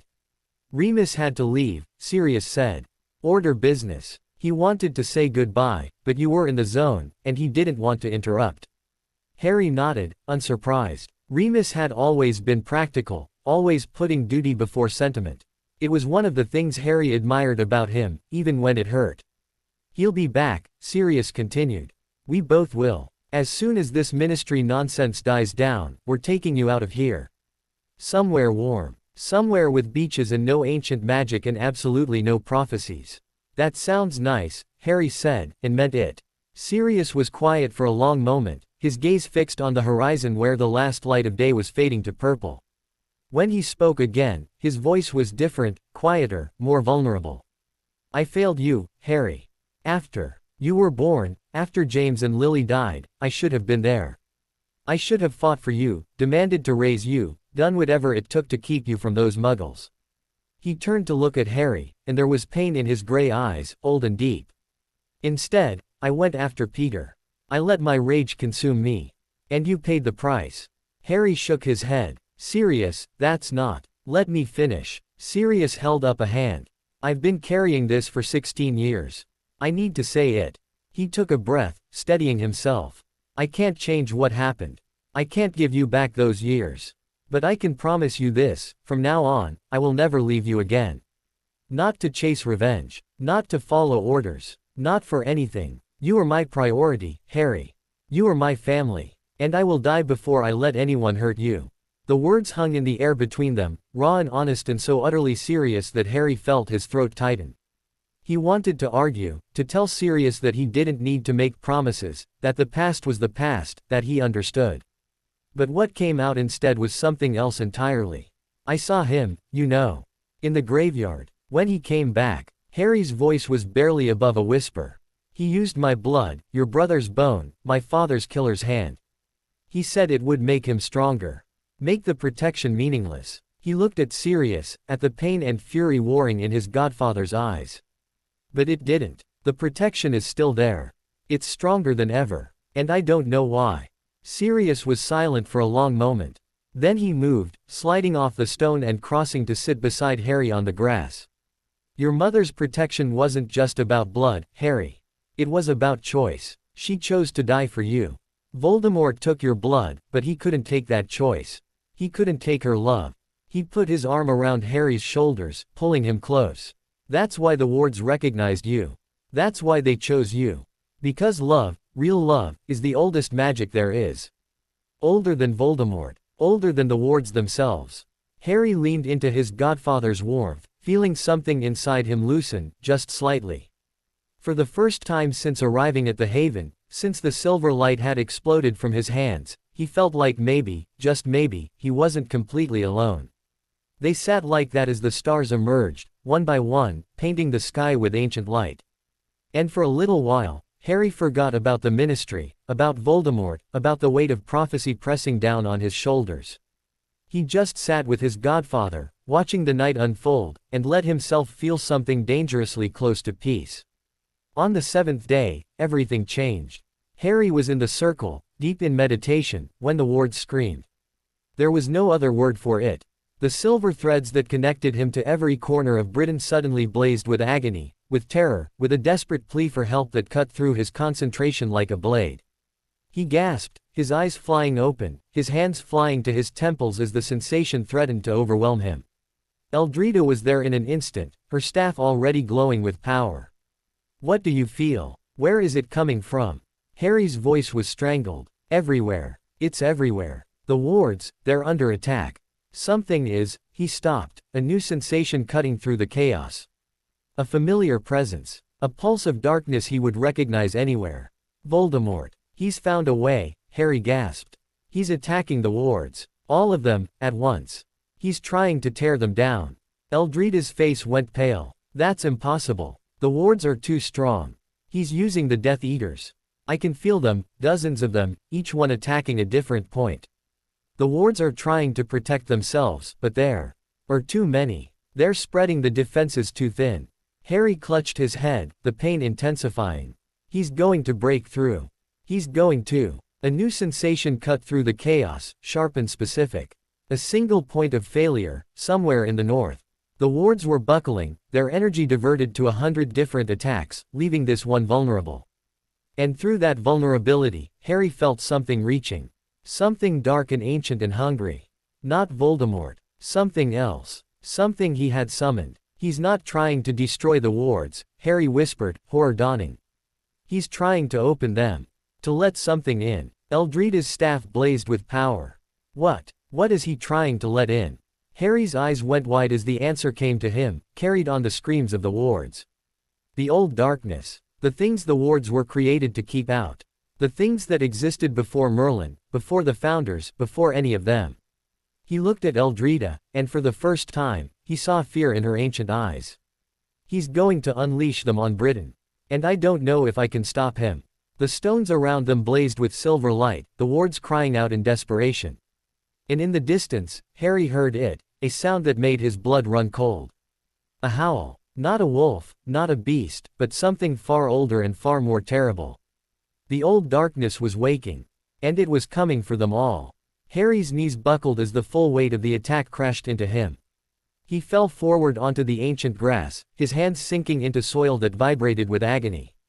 The wards were screaming, not with voices, but with something deeper, something that bypassed his ears and tore directly at his soul. 1,000 points of light were under assault, each one a thread in the vast tapestry of protection that had guarded Britain for millennia. Eldrida's voice came from very far away. Harry, Harry, you must get up. You must. I can feel them dying. His own voice was a stranger's, hollow and terrified. The wards. They're dying. One by one, the threads are snapping. He's killing them. Sirius was there suddenly, his hands gripping Harry's shoulders, pulling him upright. Look at me, Harry. What do you need? What can we do? Harry's eyes were wide, unseeing, fixed on something beyond the physical world. The north. There's a breach in the north. Something's coming through. Something old. He gasped as a fresh wave of agony tore through him. It's hungry. It's been waiting for so long. Waiting for someone to open the door. Eldrida's staff blazed, and she spoke words that made the air itself shudder. Ancient words, older than human speech, older than magic itself. The stones of the circle responded, their glow intensifying, pushing back against the darkness pressing in from all sides. The haven is protected, she said, her voice strained with effort. The old darkness cannot reach us here. But the rest of Britain, she closed her eyes, her weathered face contorting with concentration. The attack is coordinated, precise. Tom Riddle did not devise this alone. He has help. Help from something that knows the wards better than any living wizard. Dumbledore appeared at the edge of the circle, his robes billowing despite the absence of wind. His face was pale, his eyes blazing with a fury Harry had rarely seen. Eldrida, report. The wards are failing. Her voice was flat, clinical, but Harry could hear the grief beneath it. Whoever planned this knew exactly where to strike. They're not attacking the strong points, they're attacking the connections, the places where the threads join. They're unraveling the tapestry, one strand at a time. Dumbledore's wand was in his hand, and for a moment, Harry saw something he had never seen before, uncertainty in the old wizard's eyes. Can you reinforce them? Not from here. Not alone. Eldrida's gaze shifted to Harry, and there was something like apology in her ancient eyes. But he could. Harry felt Sirius's grip tighten on his shoulders. No, absolutely not. He's 16 years old. He's barely learned to control this power. You can't send him out there. He is the wards, Sirius Black. Eldrida's voice cut through his protests like a blade. The magic that protects Britain flows through his veins. If anyone can reinforce the tapestry, it is him. But, she paused, her eyes never leaving Harry's face. It will cost him. The attack is widespread. To counter it, he would need to spread himself just as thin. To be in 100 places at once. To feel every thread as it snaps. The pain could destroy him. The words hung in the air, heavy with implication. Harry looked at his hands, at the veins visible beneath his skin, and thought about what she was asking. To become the wards completely. To lose himself in the tapestry. To feel every death, every failure, every moment of darkness as it pierced the ancient protections. He thought about Hogwarts. About the students there, sleeping peacefully, unaware that the magic protecting them was being torn apart. He thought about the burrow, about Molly Weasley's kitchen, about the garden where he had spent so many happy hours. He thought about Hermione's parents, muggles who didn't even know magic existed, trusting in a protection they would never understand. He thought about his mother. About her choice. About the love that had started all of this. I'll do it. Sirius's grip became bruising. Harry. I'll do it. Harry pulled away from his godfather, forcing himself to stand on shaking legs. He looked at Eldrida, at the ancient woman who had taught him so much in so little time. Tell me what I need to do. Eldrida's expression didn't change, but something flickered in her eyes. Respect, perhaps. Or grief. It was hard to tell. The circle will help you focus. Sit in the center. Close your eyes. Let the wards in, all of them, not just the threads you usually feel. Let them fill you until you are them and they are you. She moved to stand before him, her staff planted firmly. Then you must push back. Not with force, force will only make the breaches worse. You must weave. You must take the loose threads and reconnect them. You must become the tapestry's weaver, not its sword. Harry nodded, moving to the center of the circle on legs that felt like they belonged to someone else. He sat cross-legged on the grass, the ancient stones rising around him like silent witnesses. Sirius stood at the edge, his face a mask of barely controlled terror, but he didn't try to stop him. He just watched, and waited, and hoped. Harry closed his eyes. The wards hit him like a physical force. He had been feeling them for days now, learning to sense their presence, their ebb and flow. But this was different. This was the full weight of a nation's protection, unfiltered and overwhelming. He felt every thread, every connection, every ancient enchantment woven into the hills and rivers and stones. He felt the joy of places where the magic was strong, the sorrow of places where it had faded, the terror of places where it was dying. And everywhere, he felt the attacks. They were like claws, dark and sharp, tearing at the tapestry with relentless precision. He felt the threads snap, one after another, each loss a fresh wound in his soul. He felt the darkness pouring through the breaches, old and hungry, things that had been waiting since before humans walked the earth. He wanted to fight. Every instinct screamed at him to attack, to push back, to burn the darkness with the silver fire that blazed in his blood. But Eldrida's words echoed in his mind. Not with force. You must weave. He forced himself to stop fighting. To stop reacting. To simply feel. The tapestry spread before him, vast and complex, a million threads of light woven together into a pattern that had taken millennia to create. He saw the breaches now, not as wounds to be avenged, but as gaps to be filled.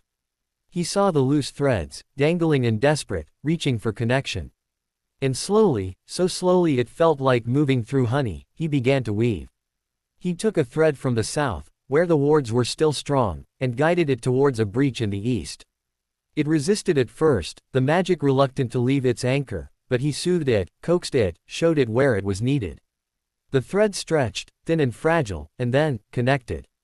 The breach closed, just slightly, the darkness retreating from the renewed light. Another thread. Another breach. Another connection. The pain was unimaginable. Every snapped thread was a fresh wound in his own flesh. Every breach was a hole torn in his own soul. But he kept weaving, kept working, kept pulling the tattered remnants of the tapestry back together. He felt Eldrida's presence beside him, not in the physical world, but in the weave itself. She was helping, guiding, lending him her centuries of experience. He felt Dumbledore too, his ancient power adding strength to the threads, reinforcing the connections Harry was making. And he felt Sirius. Not in the weave, Sirius had no connection to the wards. But his presence was there nonetheless, a beacon of love and hope that anchored Harry to his humanity, reminded him why he was fighting. Time lost all meaning. Minutes or hours or days could have passed, Harry had no way of knowing. He existed only in the weave, in the endless task of reconnecting what had been torn apart. His body screamed for rest, for release, but he ignored it. He couldn't stop. If he stopped, more threads would snap. More darkness would pour through. More people would die. So he wove, and wove, and wove, until, finally, the attack stopped. Not gradually, but all at once, as if a switch had been flipped. The claws withdrew. The darkness retreated. The wards, battered and weakened but still intact, settled into a fragile peace. Harry opened his eyes. He was lying on his back in the circle, staring up at a night sky blazing with stars. His body felt like it had been wrung out and left to dry. Every muscle screamed. Every bone ached. Even his hair hurt. But he was alive. And the wards were alive. And for now, that was enough. Sirius's face appeared above him, gray eyes wet with tears he wasn't bothering to hide. You stupid, brave, impossible boy. His voice cracked. Don't you ever do that again. Do you hear me? Never again. Harry tried to smile, but his face wouldn't cooperate. Did it work? It worked. Dumbledore's voice came from somewhere to his left. Harry turned his head, a movement that cost him dearly, and saw the old wizard kneeling on the grass, his face ashen, his hands trembling. You saved them, Harry. You saved the wards. You saved us all. Eldrida stood at the edge of the circle, her staff dimmed, her ancient face carved with exhaustion. But there was something else in her eyes too. Something that looked like wonder. No one has done what you just did, she said quietly. Not in 1,000 years. Not since the wards were first woven. She moved closer, looking down at him with an expression he couldn't read. You are not just the heir of the ancient wards, Harry Potter. You are their master now. You have proven that you can shape them, heal them, guide them. The magic has accepted you completely. Harry let that sink in, or tried to. His mind was too tired to process much of anything. All he knew was that he had done it. He had protected people. He had kept the darkness at bay. But even as relief flooded through him, a new sensation cut through the fog of exhaustion. A presence. Familiar and terrible and burning with rage. Voldemort. But not just Voldemort. Something else. Something that stood beside him, radiating a power that made even the Dark Lord seem small. Harry's eyes went wide. He's not alone. Dumbledore straightened, his wand rising. What do you mean? There's something with him. Something old. Something that knows the wards. Harry's voice was barely a whisper. It's the one who planned the attack. It's the one who told him where to strike. He closed his eyes, reaching out through the battered tapestry, trying to identify the presence. It's not human. It's never been human. It's been waiting, watching, for centuries, for millennia. Eldrida's face went pale, paler than Harry had ever seen it. What does it feel like? Describe it. Harry searched for words, for any way to capture the essence of the presence he had felt.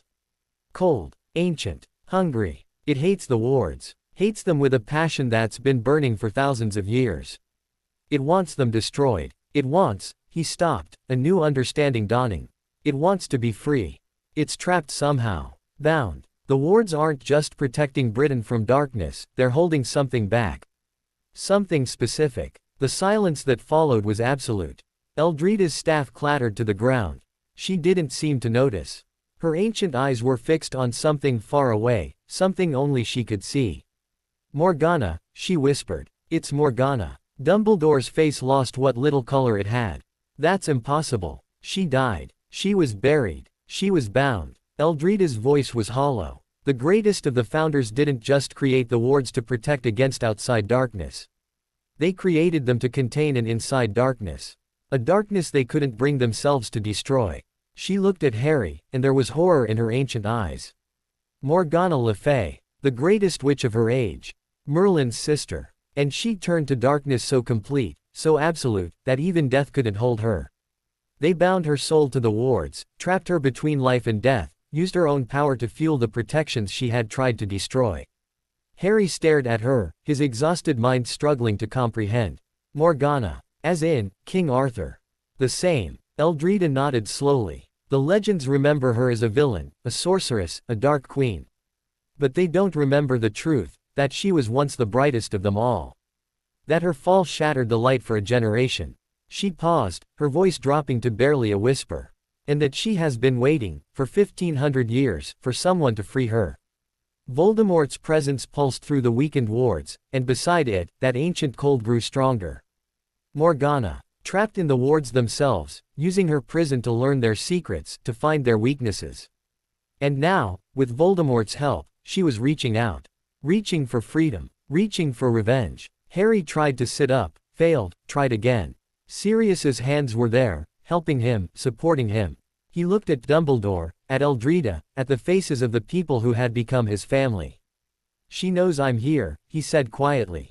She felt me, just like I felt her. She knows what I am. He took a ragged breath. And she's going to use Voldemort to destroy me. To destroy the wards. To free herself. Eldrida nodded, grief written in every line of her ancient face. Yes, that is exactly what she's going to do. She looked at the stars overhead, at the ancient circle, at the boy who had become so much more than anyone could have predicted. The war you thought you were fighting, Harry, the war against Tom Riddle, that was only the beginning. The real war, the one that has been waiting for 1,500 years, is just beginning. In the distance, through the battered wards, Harry felt that ancient cold shift. And for just a moment, he heard a voice. A woman's voice, beautiful and terrible and mad with centuries of imprisonment. Little boy, little heir, little key. The words caressed his mind like frost. You think you've won. You think you've saved them. But all you've done is show me how strong you are. Show me what I need to break. A laugh, cold and cruel. I'm coming for you, Harry Potter. I'm coming for the wards. And when I'm free, I will teach this world what darkness truly means." The presence withdrew, leaving Harry gasping, shaking, terrified in a way he had never been terrified before. Voldemort was bad enough. But Voldemort was human. Voldemort could be fought, could be understood, could be defeated. Morgana Le Fay was something else entirely. And she had just declared war. Harry looked at the people around him, at Sirius, whose face was set in lines of desperate determination, at Dumbledore, who looked older than Harry had ever seen him, at Eldreda, who carried the weight of 15 centuries on her shoulders. "We need help," he said quietly. "We need everyone. The Order. The Ministry. Anyone who will fight." He paused, a new thought forming. "We need Hogwarts." Dumbledore's eyes met his. "Hogwarts is protected by its own ancient magic. Magic that even Morgana cannot breach. But you're right, we need allies. We need to warn people. We need to prepare." Sirius's arm tightened around Harry's shoulders. "First, he rests. Whatever comes next, it can wait until morning. He's done enough for one night." Harry wanted to argue, wanted to insist that there was no time, that Morgana wouldn't wait, that every moment they wasted was a moment closer to disaster. But his body had other ideas. The exhaustion that had been building for hours finally overwhelmed him, and the world went gray, then dark, then nothing at all. He woke to the smell of bacon. For a long, disorienting moment, Harry thought he was back at the Burrow, that the last week had been a dream, that Morgana Le Fay was nothing more than a nightmare born of too much stress and not enough sleep. But the ceiling above him was wrong, ancient stone instead of weathered wood, and the weight in his chest was wrong, power instead of peace. He sat up slowly, his body protesting every movement. The room was the same one he had occupied since arriving at the Haven, small and sparse but comfortable. Sunlight streamed through the window, painting golden patterns on the stone floor. The smell of bacon grew stronger, and with it came the sound of voices. Sirius and Dumbledore, arguing about something. He couldn't make out the words, but the tone was unmistakable: frustration, fear, the desperate attempt to find solutions where none existed. Harry swung his legs over the side of the cot and stood. The world tilted for a moment, then steadied.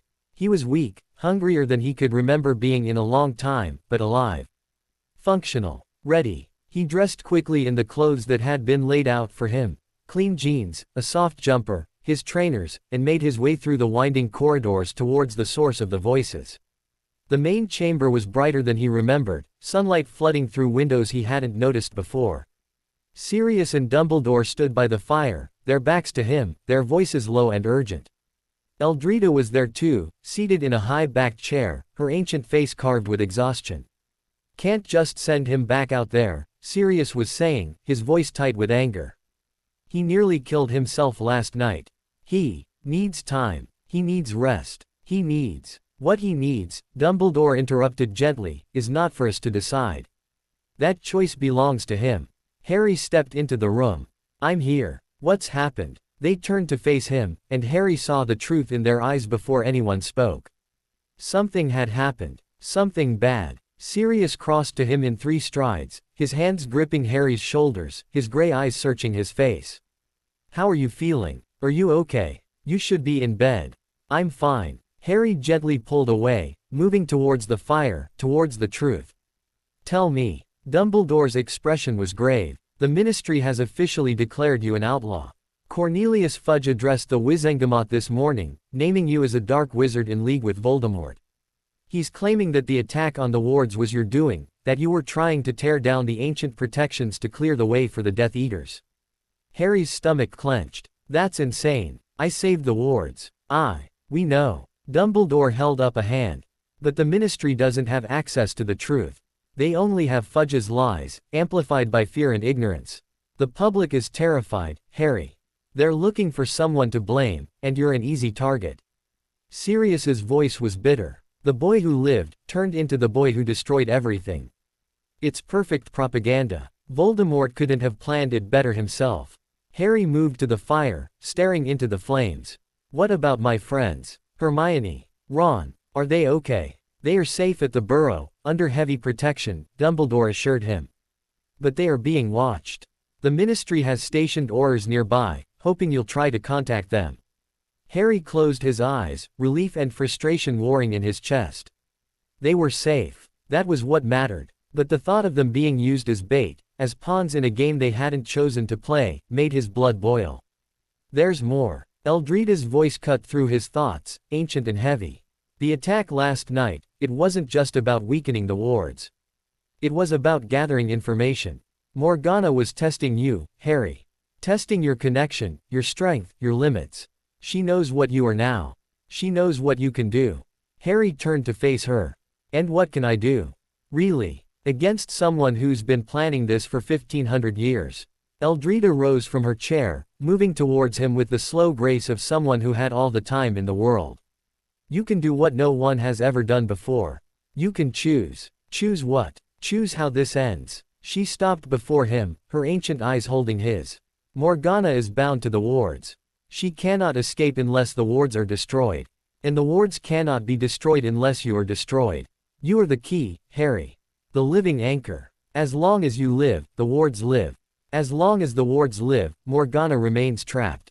Sirius moved closer, his protective instincts flaring. So we protect Harry. We keep him safe, keep him hidden, and Morgana stays where she belongs. It's not that simple. Dumbledore's voice was heavy with regret. Morgana has Tom Riddle as an ally now. Together, they will stop at nothing to find Harry, to break the connection, to free her. They have resources we can't match, numbers we can't counter, and a patience born of centuries. Harry looked at the fire, at the flames that danced and flickered, and thought about what Eldrida had said. Choose how this ends. As if he had any control over anything. As if his life had ever been his own. But even as the thought formed, something else stirred in his chest. The power, the connection, the silver threads that bound him to every corner of Britain. He could feel them now, even without trying, the wards, battered but unbroken, reaching out to him, drawing strength from his presence. They believed in him. The ancient magic, the protection woven by Merlin and the founders, the hope of 1,000 generations, it all flowed through him, trusted him, depended on him. He wasn't just Harry Potter anymore. He was something more, something the darkness had never faced. Then we fight, he said quietly, turning to face them. We gather everyone who will stand with us. We warn everyone who will listen. And when Morgana and Voldemort come for me, because they will come, we all know that, we'll be ready. Sirius opened his mouth to argue, but Harry cut him off. I'm not going to hide. I'm not going to run. My mum didn't run. She stood and fought and died to protect me. The least I can do is honor that. He looked at each of them in turn, Sirius, fierce and loving, Dumbledore, ancient and weary, Eldrida, timeless and knowing. I'm the heir of the ancient wards. I'm the living anchor of the oldest magic in Britain. And I'm going to use that to protect the people I love. Whatever it takes. The fire crackled in the silence that followed. Outside, the sun continued its climb towards noon, painting the ancient stones with golden light. And somewhere in the distance, Harry felt that cold presence stir, felt Morgana's attention shift towards him, felt her ancient hatred focus on his living heart. Let her come. Let them both come. He was ready. The final war had begun. The haven felt different now. Harry noticed it the moment he stepped into the circular chamber for what he knew would be his last lesson. The stones, usually warm with ancient power, seemed subdued. Watchful. As if they too understood that the time for training had passed and the time for war had begun. Eldrida stood at the center of the circle, her staff planted before her, her silver hair catching the pale morning light. She looked at Harry with those eyes that had seen empires rise and fall, and for the first time since he had met her, she looked tired. You feel it too, she said. It wasn't a question. Harry nodded, moving to stand before her. The wards are weaker. The attack damaged them more than we thought. The attack damaged more than the wards. Eldrida gestured for him to sit, and he lowered himself onto the ancient grass, cross-legged, facing east as she had taught him. She sat across from him, her staff laid across her lap. Morgana's presence has changed the magic itself. She has been bound to the wards for so long that she has become part of them. Part of us. Attacking her is like attacking ourselves. Harry's stomach clenched. Then how do we fight her? Eldrida was silent for a long moment, her gaze fixed on something beyond the physical world. When she spoke, her voice was barely above a whisper. There is a way, but it is not a way I would choose. Not for you. Not for anyone. Tell me. She looked at him then, really looked at him, and Harry saw grief in her ancient eyes. Grief and something else. Something that looked like pride. Morgana is bound to the wards by the combined magic of the greatest witches and wizards of her age. That binding cannot be undone by force. It can only be undone by choice. She paused, letting the words sink in. Her choice. Or yours. Harry frowned. I don't understand. The wards are alive, Harry. They have a will, a purpose, a consciousness shaped by millennia of protecting this land. That consciousness is what binds Morgana. It is also what chose you. Eldrita leaned forward, her eyes intense. If you were to fully merge with the wards, not just channel them, not just guide them, but become one with them completely, you would have the power to release Morgana. Or to destroy her. The choice would be yours. The words hung in the air between them, heavy with implication. Harry's mind raced, trying to process what she was saying. Merge with the wards. Become one with them completely. It sounded like death. It sounded like losing himself forever. What would happen to me? He asked quietly. Eldrita's expression didn't change, but something flickered in her eyes. You would no longer be Harry Potter. Not as you understand yourself. You would be something more. Something greater. But also something less. Your human self, your memories, your loves, your fears, your hopes, they would become part of something vast. They would not disappear, but they would no longer be yours alone. Harry thought about that. Thought about losing himself. Thought about becoming a disembodied consciousness spread across an entire nation, watching over people he could never touch, protecting a world he could never again be part of. He thought about Sirius. About Ron and Hermione. About the life he had barely begun to live. There has to be another way. Eldrita nodded slowly. I have spent 1500 years searching for another way. I have not found it. She reached out and took his hand, her weathered fingers cool against his skin. But you are not me, Harry Potter. You are something new. Something the world has never seen. Perhaps you will find a path that I could not. Harry looked at their joined hands, at the contrast between her age and his youth, and felt the weight of everything pressing down on him. 1500 years. She had been alive for 1500 years, watching, waiting, hoping for someone to come who could do what she could not. How old are you? He asked, the question slipping out before he could stop it. A ghost of a smile crossed her weathered face. Older than the stones. Younger than the hills. I was there when the wards were woven. I was there when Morgana fell. She paused, her eyes growing distant. I was her friend, once. Before the darkness took her. Before she became what she is now. Harry stared at her, shock rippling through him. You knew her. You were friends with Morgana Le Fay. More than friends. Eldrita's voice was soft, filled with a grief that had not faded in 15 centuries. She was my sister. Not by blood, but by something deeper. We learned magic together, fought together, loved together. And when she turned to darkness, when she tried to destroy everything we had built, it was my magic that helped bind her. My love that became her prison. She looked at Harry, and there were tears in her ancient eyes. Every day for 1500 years, I have felt her hatred. Every night, I have heard her screams. She is my burden, Harry. My failure. My sin. Harry didn't know what to say. He sat there, holding the hand of a woman who had lived through millennia of grief, and felt utterly inadequate. What could he possibly say to someone who had carried such weight for so long? But Eldrita wasn't looking for words.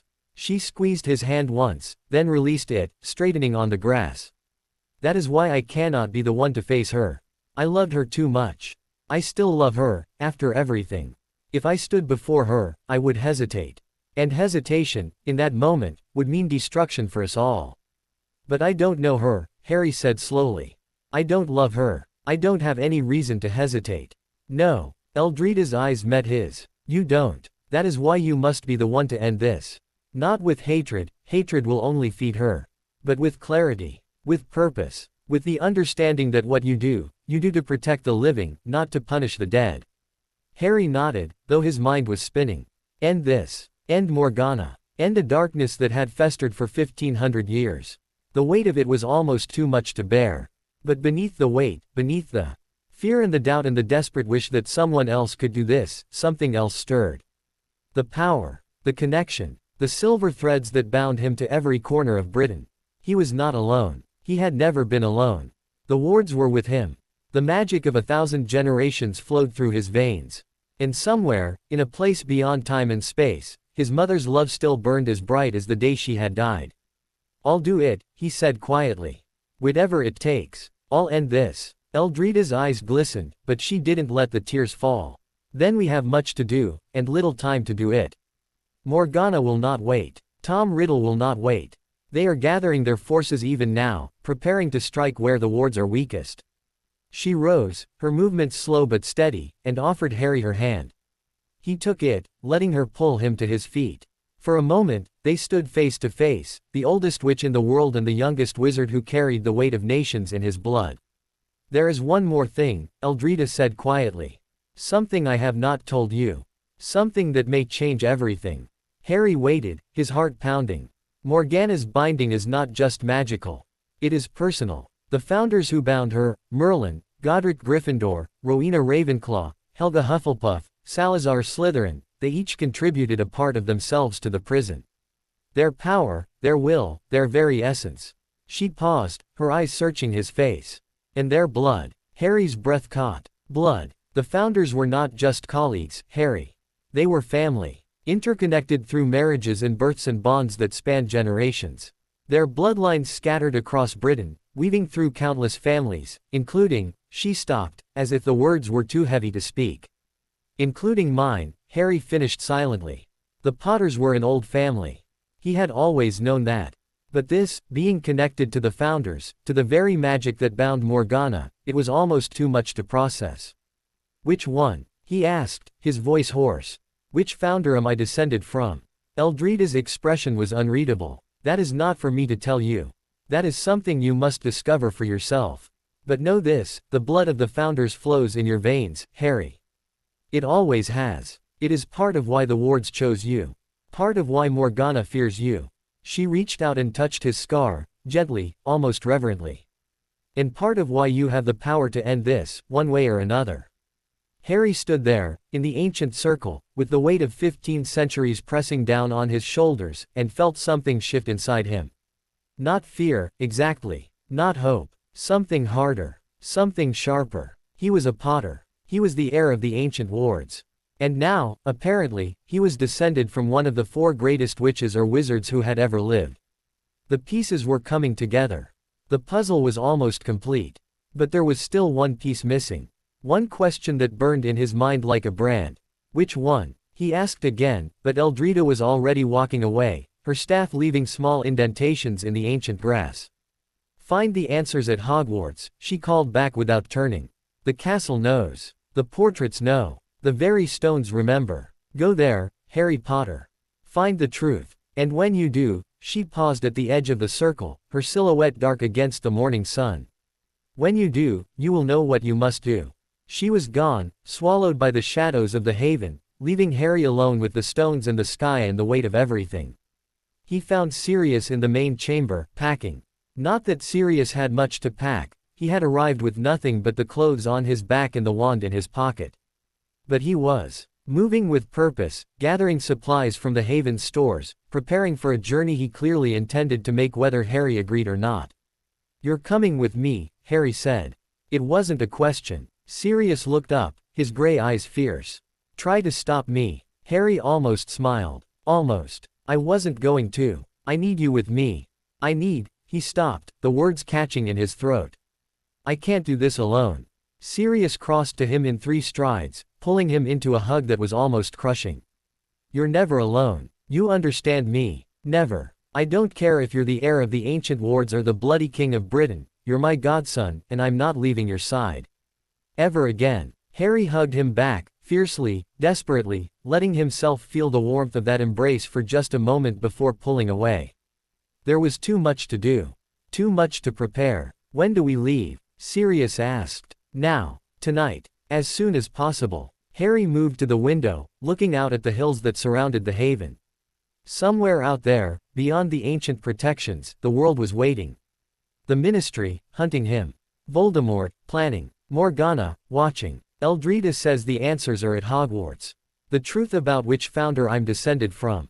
The truth about how to end this. Sirius was quiet for a moment. When he spoke, his voice was careful. You know Hogwarts isn't safe. The Ministry has Aurors stationed everywhere. They're expecting you to show up. I know. Harry turned to face him.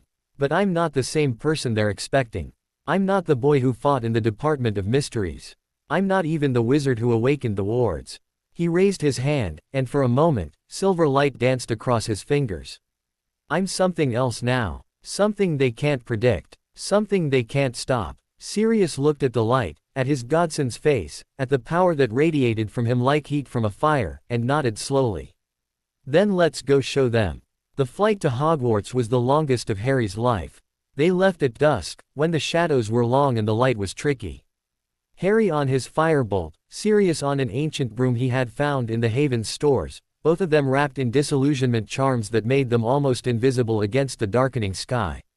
The wards of the Haven parted for them like curtains, letting them pass without resistance. Harry felt them close behind him, sealing the Haven away from the world once more, and wondered if he would ever see this place again. They flew low, skimming the tops of hills, following valleys and rivers that kept them hidden from prying eyes. Below them, the British countryside spread out like a patchwork quilt, fields and forests and villages sliding past in the gathering darkness. Harry kept his connection to the wards open, feeling for threats, for pursuers, for any sign that their journey had been detected. The wards were still weak, still healing from the attack, but they were aware. They knew he was moving. They watched over him as best they could. Sirius flew beside him in silence, his presence a comfort Harry hadn't known he needed. For years, he had fought alone, or with friends, yes, but always with the weight of prophecy pressing down on him, always with the knowledge that he was the one who had to face Voldemort in the end. But now, with Sirius beside him, with the wards flowing through his blood, with the truth of his heritage waiting at Hogwarts, he felt something he had rarely felt before. Not hope, exactly. Something quieter. Something steadier. Purpose. They reached the edge of the forbidden forest as the moon rose, full and silver, painting the trees in shades of ghostly light. Harry signaled to Sirius, and they descended, landing softly on a bed of pine needles. Near the forest's edge, Hogwarts rose before them, dark and massive against the star-scattered sky. Harry's heart clenched at the sight of it. Home. Despite everything, the trials, the dangers, the deaths, Hogwarts was home. The only real home he had ever known. But it was different now. He could feel it through the wards. The castle's ancient magic was awake, alert, watching. It knew about Morgana. It knew about the attack. And it knew about him. They've got Aurors at every entrance, Sirius whispered, his eyes scanning the castle. Hogsmeade will be crawling with them too. We'll have to find another way in. Harry closed his eyes, reaching out through the wards. The castle's magic welcomed him, recognized him, opened itself to him in ways it never had before. He could feel every stone, every corridor, every hidden passage. He could feel the students sleeping in their beds, the teachers keeping watch, the portraits whispering in their frames. And he could feel something else. Something hidden. Something ancient. The room of requirement, he said, opening his eyes. It's not just a room. It's a gateway. A connection to the oldest magic in the castle. I can get us in through there. Sirius raised an eyebrow. The room of requirement. That's on the 7th floor. How do you expect to get past all those Aurors? Harry smiled. It was not a nice smile. I don't need to get past them. I need them to get past me. He raised his hand, and silver light blazed from his fingers, shooting towards the castle in a dozen different directions. The wards responded, shifting, pulsing, creating distractions that would keep the Aurors busy for hours. A door slamming open here. A suit of armor clanking there. A ghost appearing where no ghost should be. The castle came alive with chaos, and in the chaos, Harry and Sirius slipped through the shadows. The room of requirement was exactly as Harry remembered it, a vast chamber filled with centuries of hidden objects, towering piles of junk that stretched towards a ceiling lost in darkness. But tonight, it felt different. Tonight, the room was waiting. Harry stepped forward, and the room responded. The junk shifted, parted, created a path that led deeper into the darkness. At the end of the path, something glowed. Faintly, silverly. Sirius's hand closed on his arm. Harry, be careful. Harry nodded, but he didn't slow down. He walked towards the light, following the path the room had created, until he stood before a mirror. Not just any mirror. The mirror of Arised. Harry's breath caught. He hadn't seen this mirror since his first year, since Dumbledore had moved it, hidden it away from students who couldn't handle its truth. But here it was, waiting for him, its surface shimmering with silver light. He stepped closer, and the mirror showed him what it always had: his parents, standing behind him, smiling, proud. But there was something else now. Figures beside them, figures he didn't recognize. A tall man with a beard that flowed like water. A woman with silver hair and eyes that held the wisdom of ages. A dark-haired man with a serpent coiled around his arm. A blonde woman whose beauty was almost painful to behold. The founders. And at the center, holding them all together, a woman with hair like spun gold and eyes like the deepest ocean. She looked at Harry through the mirror, and her lips moved. "Blood of my blood," she whispered, and her voice echoed through the room, through the castle, through the very wards themselves. "Heir of my heart, you have come at last." Harry stared at the woman in the mirror, at the golden hair, the ocean eyes, the smile that held centuries of sorrow. Rowena Ravenclaw. He was descended from Rowena Ravenclaw. The realization hit him like a physical blow, and behind him, he heard Sirius's sharp intake of breath. But before either of them could speak, the mirror shimmered, shifted, and the image changed. Morgana Le Fay stood before them, no longer bound, no longer imprisoned. She was beautiful in a way that hurt to look at, silver hair cascading past her waist, eyes like chips of ice, skin so pale it seemed to glow. She smiled, and the smile was terrible. "Hello, little heir," she whispered, and her voice was the sound of glaciers grinding together. "I've been waiting for you." The room exploded in silver light. The silver light did not fade.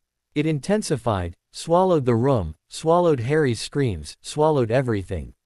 When Harry could see again, he was no longer in the room of requirement. He stood in a vast hall, its ceiling lost in shadows so deep they seemed to drink the light. Pillars rose on either side, carved from stone so black it gleamed like polished obsidian. Between them, torches burned with flames of pale blue, casting no heat, throwing no shadows. And at the end of the hall, on a throne carved from what looked like frozen moonlight, sat Morgana Le Fay. She was more beautiful than the mirror had shown. More terrible. Her silver hair cascaded over shoulders wrapped in robes of deepest purple, embroidered with stars that actually moved, that wheeled and shifted in patterns Harry almost recognized. Her face was pale as winter snow, her lips the color of fresh blood, her eyes, those ice-chip eyes, fixed on him with an intensity that made his bones ache. But it was the power that struck him most. It rolled off her in waves, pressing against him, testing him, tasting him. It was ancient and cold and utterly without mercy. "Welcome, little heir," she said, and her voice filled the hall like music played on frozen strings. "Welcome to my prison. Welcome to my home." She rose from the throne, and the movement was grace itself, fluid and terrible. "Welcome to the place where I have waited for 1500 years to meet you." Harry's wand was in his hand. He hadn't drawn it, it had simply appeared there, responding to a threat his conscious mind was still processing. Behind him, he heard Sirius's sharp intake of breath, felt his godfather's presence like a warm fire in this frozen place. "Don't come any closer," Harry said, and his voice was steady. He didn't know how, but it was. Morgana laughed, and the sound was beautiful and horrible in equal measure. "Oh, I'm not going to hurt you, little heir. I've waited too long for you to waste you so quickly." She descended from the dais, her bare feet making no sound on the black stone. "I want to talk, to explain, to show you the truth that your precious Eldrita has hidden from you." Sirius stepped forward, his wand raised. "Stay back." Morgana's gaze flicked to him, and something like amusement crossed her features. "Sirius Black, the faithful hound. How sweet that you would follow your master even here." She waved a hand, and Sirius froze mid-step, his body locked in place, his eyes wide with fury and fear. "Don't worry. He's not harmed. Just paused. We have much to discuss, you and I prefer not to be interrupted by barking." Harry's grip on his wand tightened. "Let him go." In time, Morgana moved closer, close enough that Harry could see the individual strands of her silver hair, could smell the frost that clung to her like perfume. "First, you will listen. You will hear what Eldrita never told you. What Dumbledore never told you. What the wards themselves have forgotten." She stopped an arm's length away, close enough to touch, and her ice-chip eyes bored into his. "You think you know who I am. What I am. You think I'm the villain of this story, the darkness that the noble founders bound for the good of all." She smiled, and there was nothing warm in it. But stories have two sides, little heir. And mine has never been told. Harry wanted to attack. Every instinct screamed at him to strike, to fight, to protect himself and Sirius from this ancient evil. But something held him back. Something in her eyes, in her voice, in the way she spoke of truth and lies. He thought of Eldrida's grief when she spoke of her sister. Of the tears in her ancient eyes. Of the way she had said, "I still love her, after everything." "What do you want?" he asked. Morgana's smile widened, and for just a moment, something flickered in those ice-chip eyes. Something that might have been hope. Or grief. Or both. "I want you to know the truth before you decide whether to destroy me." She raised her hand, and the hall around them shifted, blurred, reformed into something new. They stood on a hillside now, green and rolling, dotted with stones that hummed with ancient power. The sky above was impossibly blue, the sun impossibly warm. And on the hillside, two young women sat in the grass, their heads together, their laughter ringing through the summer air. One was Eldrida. Younger, yes, but unmistakably her, the same ancient eyes, the same knowing smile, but fresh and new and unburdened by centuries of grief. The other was Morgana. Not the frozen queen of the dark hall, but a girl with silver hair and laughter in her voice, her face open and hopeful and full of love. "This was us," Morgana whispered, and her voice held something Harry had never expected to hear from her. Longing. Before the darkness. Before the betrayal. Before everything fell apart. The scene shifted. The hillside faded, replaced by a great hall filled with light and music and the finest wizards and witches of an age long past. At the center, 5 figures sat at a round table: Merlin, with his flowing beard and eyes that held the secrets of the universe; Godric Gryffindor, bold and brash and brave; Rowena Ravenclaw, serene and wise, her golden hair catching the firelight; Helga Hufflepuff, warm and kind, her smile embracing all who saw it; Salazar Slytherin, dark and handsome, his eyes glittering with ambition. And beside them, younger than the rest, Eldrida and Morgana, sisters in all but blood, their hands clasped beneath the table. "We were going to change the world," Morgana said, her voice soft with memory. "We were going to build something that would last forever. A haven for magic. A place where the light would never fade." She paused, and when she spoke again, the softness was gone, replaced by something sharp and bitter. "But light cannot exist without shadow. And the founders, for all their wisdom, forgot that truth." The scene shifted again. Now they were in darkness, in a chamber lit only by a single candle. Morgana stood before the founders, her face streaked with tears, her hands bound in chains of silver light. "You have gone too far," Merlin said, and his voice was heavy with grief. "The magic you've used, the powers you've invoked, they cannot be undone.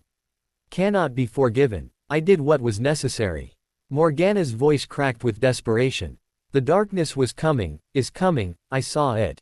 I tried to prepare, to build weapons strong enough to fight. You tried to become the darkness." Rowena's voice was gentle but firm. "You opened doors that should never be opened. You invited things in that can never be sent back." Morgana's chains tightened, and she cried out, a sound of pure agony. "You're making a mistake. You're binding the wrong person. I was trying to protect you, all of you, and this is my reward." The founders exchanged glances, and Harry saw the grief in their faces, the sorrow at what they were about to do. But they did not stop. They raised their hands, and power flowed from them, weaving around Morgana, binding her to something Harry couldn't see. "We bind you not in hatred," Helga whispered, tears streaming down her kind face. "But in love. In hope that one day, you may find your way back to the light." "You're condemning me to eternity," Morgana screamed. "I'll never forgive this. Never." The scene dissolved, and Harry found himself back in the dark hall, Morgana standing before him, her face a mask of ancient rage. "They bound me for 1500 years, she said quietly. "For the crime of trying to protect them. For the sin of looking into the future and seeing horrors they refused to acknowledge." She stepped closer, and this time Harry didn't back away. "The darkness I warned them about. It's still coming. It's always been coming. And now, with Voldemort's help, it's closer than ever." Harry's mind was reeling. He had been raised on stories of Morgana the Dark, Morgana the Terrible, Morgana the Betrayer. But this was different. This was a story of fear and desperation and love turned to rage. "You're trying to manipulate me," he said, but his voice lacked conviction. "Am I?" Morgana's ice chip eyes held his. "Ask yourself this, Harry Potter. Why did the wards choose you? Why did the blood of the founders flow so strongly in your veins that you could awaken magic that had slept for 1,000 years?" She paused, letting the question hang in the air. "Because you are like me. Because you have looked into the darkness and refused to blink. Because you have done terrible things in the name of protecting the ones you love." Harry thought of the graveyard. Of Cedric's body, cold and still. Of the rage that had consumed him, the desire to hurt, to kill, to make Voldemort pay. He thought of the Department of Mysteries, of the battle that had cost Sirius his freedom, of the curses he had thrown without hesitation. He thought of the silver light exploding from his hands, of the dark wizards screaming in agony, of the 3 who had died. "I'm not like you," he whispered, but it sounded like a question. Morgana smiled, and there was something almost tender in it. "Not yet. But you could be. You could be so much more." She reached out, her cold fingers brushing his cheek. "I could teach you, Harry. Show you how to use the wards not just to protect, but to control. To bend the darkness to your will instead of letting it bend you. Together, we could stop Voldemort. Stop the greater darkness that's coming. Save everyone you love." Sirius's voice cut through the moment, muffled but furious. "Harry, don't listen to her. She's lying." Morgana's hand dropped, and for just a moment, irritation flickered across her perfect features. "The dog barks. How tiresome." She waved her hand, and Sirius's voice cut off, though his eyes still blazed with helpless fury. Harry looked at his godfather, frozen and silent, and felt something harden in his chest. Morgana had offered him power. Had offered him the ability to protect everyone, to end the war before it truly began. It was everything he had ever wanted. But at what cost? "You said the founders bound you in love," he said slowly. "In hope that you'd find your way back to the light." He met her ice chip eyes. "Have you? In 1,500 years, have you found your way back?" Something flickered in her gaze. Something that might have been pain. Or rage. Or both. "The light betrayed me," she whispered. "The light bound me. The light condemned me to an eternity of solitude and madness." Her voice rose, the first crack in her perfect control. "I owe the light nothing but destruction." Harry nodded slowly. "That's what I thought." He raised his wand, and silver light blazed from its tip, not attacking, but holding. "A shield. A barrier. You're not offering me a way to protect people. You're offering me a way to become you. And I won't do that. I can't." Morgana stared at him, and for a long moment, the hall was silent except for the whisper of blue flames. Then she laughed, and the sound was terrible, beautiful and broken and mad. "Foolish boy," she whispered. "Brave, foolish boy. You think your love will save you. Your friends. Your precious godfather." She shook her head slowly. "Love is what got me bound. Love is what got me trapped. Love is the cruelest magic of all, because it makes you weak." "No." Harry's voice was firm, steady, certain in a way he hadn't felt since the graveyard. "Love is what saved me as a baby. Love is what woke the wards. Love is what brought me here, to this moment, with the power to choose." He met her eyes, and for the first time, he didn't flinch from what he saw there. "You chose hatred. You chose revenge. You chose to become the darkness you claimed to fight. That's not love's fault. That's yours." Morgana's face contorted, and for just a moment, Harry saw the girl from the hillside, the one who had laughed in the sun with her sister. Then the mask slammed back into place, and she was the Dark Queen once more. "Then you leave me no choice," she whispered. "If you won't join me, you'll die. And the wards will die with you. And I will be free." She raised her hand, and darkness gathered around her, cold and hungry and ancient. The hall trembled. The blue flames guttered. And Harry felt the wards scream. But he was ready. He reached deep inside himself, past the fear, past the doubt, past everything that made him human. He reached for the silver threads that bound him to every corner of Britain, to the magic of 1,000 generations, to the love that had started it all. And he pulled. The silver light that exploded from him was brighter than the sun. It filled the hall, pushed back the darkness, touched Morgana's frozen face with warmth she had not felt in 15 centuries. She screamed, not in rage, but in something that sounded almost like grief. "You cannot," she gasped. "The power, it will destroy you." Harry didn't stop. He poured himself into the light, into the wards, into the ancient magic that had chosen him. He felt himself fragmenting, spreading, becoming something vast and terrible and beautiful. He felt the hills of Britain, the rivers, the stones.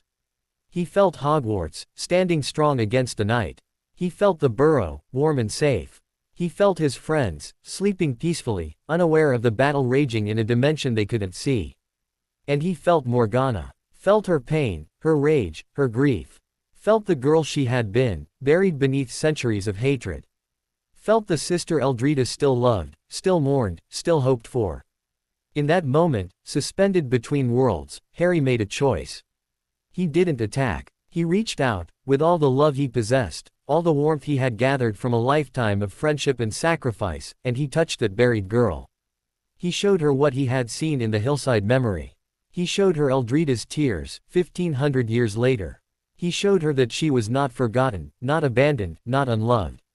And Morgana wept. The darkness fell away. The hall dissolved. The blue flames died. And Harry found himself on his knees in the room of requirement, Sirius's arms around him, the mirror of Arised standing silent before them. For a long moment, no one spoke. Then Sirius's voice, rough with tears. Harry, can you hear me? Are you okay? Harry opened his mouth to answer, but before he could, the mirror of Arised shimmered. Morgana's face appeared in its depths, not the Dark Queen, but the girl from the hillside, young and hopeful and free. Thank you, she whispered. And then she was gone. The mirror went dark. Harry stared at it, his chest heaving, his mind spinning with everything that had happened.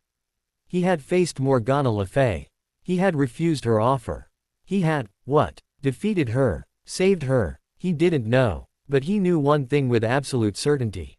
The war wasn't over. Voldemort was still out there. The greater darkness Morgana had warned about was still coming. And he, Harry Potter, was the only one who could stop it. Sirius helped him to his feet, his gray eyes searching Harry's face for damage. What happened in there? One moment you were staring at the mirror, and then, he shook his head. You were gone. Your body was here, but you were gone. For hours, Harry. Hours. Hours. It had felt like minutes. Time moved differently in Morgana's prison. I'm okay, Harry said, and was surprised to find it was true. I'm okay. He looked at the mirror one last time, at his own reflection staring back at him. His parents stood behind him, as they always did. But now, beside them, stood a woman with silver hair and ice-chip eyes, smiling with something that looked almost like peace. Morgana Le Fay, the girl from the hillside, finally free. Come on, Harry said quietly. We need to find Dumbledore. We need to tell him what happened. Sirius nodded, but before they could move, a sound echoed through the castle. Distant at first, then closer. Footsteps. Many footsteps. And voices, shouting. Intruders. 7th floor. Move. The Aurors had found them.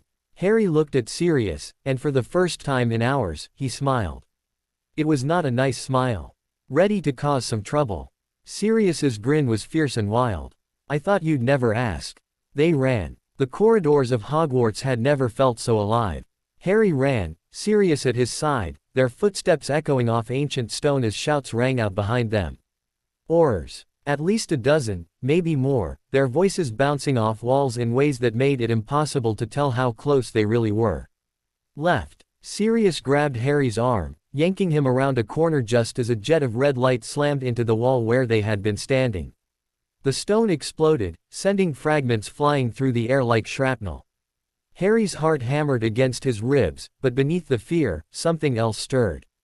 The wards. They were responding to him, to his presence, to the danger he was in.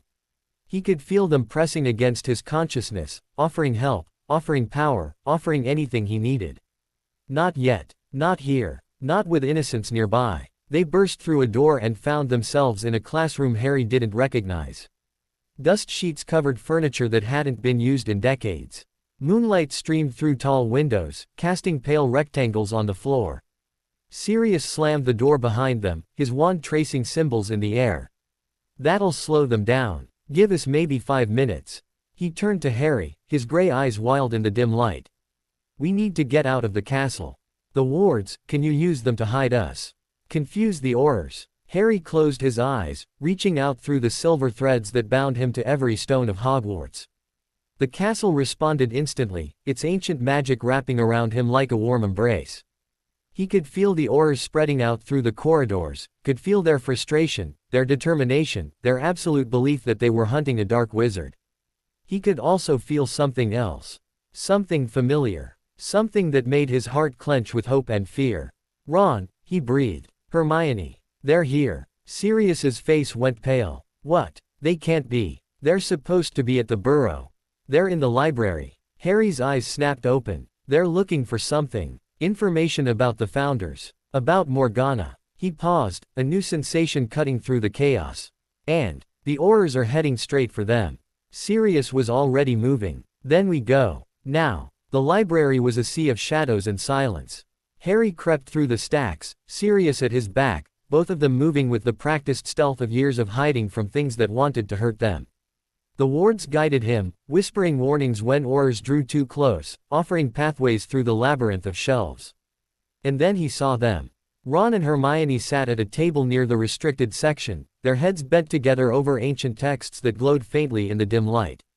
They looked older than Harry remembered, thinner, more tired, with shadows under their eyes that spoke of sleepless nights and endless worry. Harry's throat tightened. He had missed them, more than he had allowed himself to admit. More than words could say. But there was no time for reunions. Through the wards, he felt the Aurors closing in. 3 of them, moving with purpose, heading straight for the library. He stepped out of the shadows. Ron's wand was in his hand before Harry could speak, his face twisting with shock and something else, fear. Hope. Both. It's me, Harry whispered, holding up his hands. It's really me. Hermione's gasp was audible even from across the room. She was on her feet in an instant, her eyes wide, her face pale. Harry. How? The Aurors, you shouldn't be. No time. Harry crossed to them in 3 strides, pulling them both into a fierce hug that lasted only seconds before he was pulling away. The Aurors are coming. They'll be here any minute. You need to get out of here. Ron shook his head, his expression shifting from shock to stubbornness. We're not leaving you. Not again. Ron. They've been telling us lies, Harry. Hermione's voice was fierce, her eyes blazing with an intensity he remembered well. About you. About what happened. About everything. We know you're not a dark wizard. We know you saved the wards. We've been researching, trying to find a way to prove it, to clear your name. The wards saved themselves. Harry cut her off, though her words warmed something in his chest. I just helped. And right now, none of that matters. What matters is getting you out of here before. The library doors exploded inward. Aurors flooded through the gap, their wands raised, their faces hard with purpose. At their head stood a witch Harry recognized, Dawlish, his face set in grim determination, his eyes scanning the room with the cold efficiency of a hunter.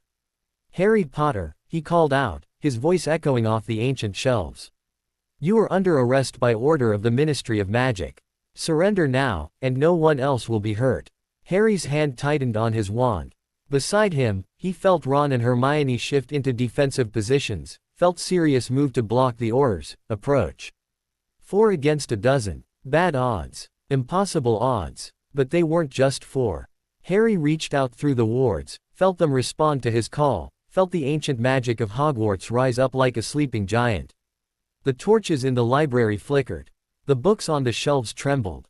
The very stones beneath their feet began to hum. Dawlish's eyes widened. What are you doing, Potter? Whatever you're thinking. I'm thinking, Harry said quietly, that I'm tired of running.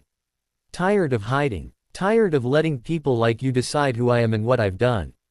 He raised his wand, and silver light danced along its length. You want to arrest me? Come and try. The Aurors hesitated. Harry could see it in their eyes, the uncertainty, the fear. They had heard the stories. They knew what he had done to the Death Eaters. They knew he had awakened magic that hadn't stirred in 1,000 years. But Dawlish was made of sterner stuff. Stupefy. The red bolt never reached Harry. It stopped mid-air, frozen in a web of silver light that shimmered like spun glass. Harry waved his hand, and the spell dissolved into nothing. Last chance, he said. Walk away. Tell the Ministry you couldn't find me. Go home to your families.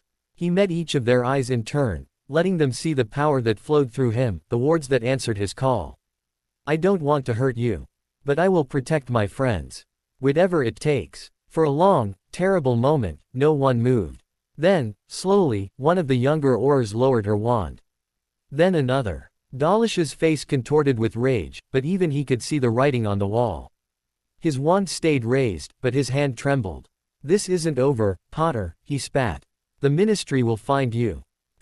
I know. Harry's voice was tired now, the power receding, the silver light fading.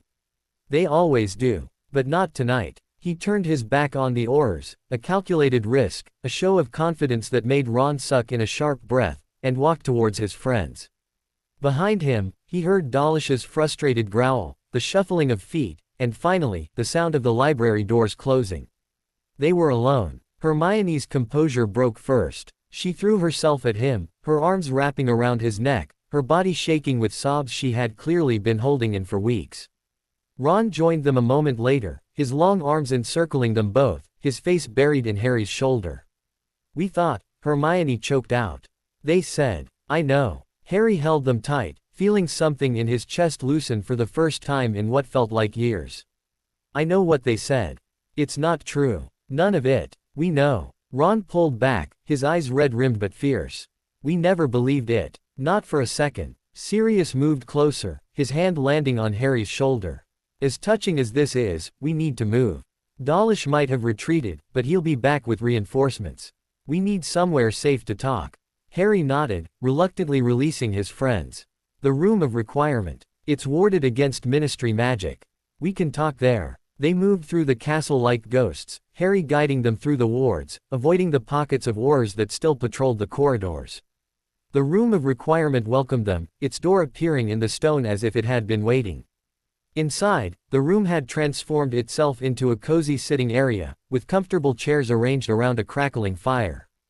A table stood nearby, laden with food and drink that steamed invitingly. Harry collapsed into the nearest chair, exhaustion finally catching up with him.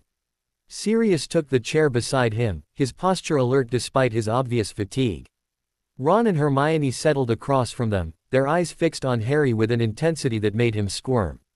So, Ron said, breaking the silence. You want to tell us what the bloody hell has been going on? Harry laughed. It was a tired sound, but genuine. Where do I even start? The beginning, Hermione said firmly. The night the wards activated. We felt it, even at the burrow. The whole house shook. Mum's clocks all stopped at once. And then, she paused, her eyes distant. Then we heard the screams. Faint, like they were coming from very far away, but unmistakable. Dark wizards, Harry. Dozens of them, screaming in agony. Harry nodded slowly, the memory flooding back. The silver light. The ancient power. The connection that had changed everything. That was me, he said quietly. Or rather, that was the wards. They recognized something in my blood, my mother's sacrifice, my father's protection, and they reacted to the darkness they sensed in Voldemort's followers. He paused, searching for words to explain something he barely understood himself.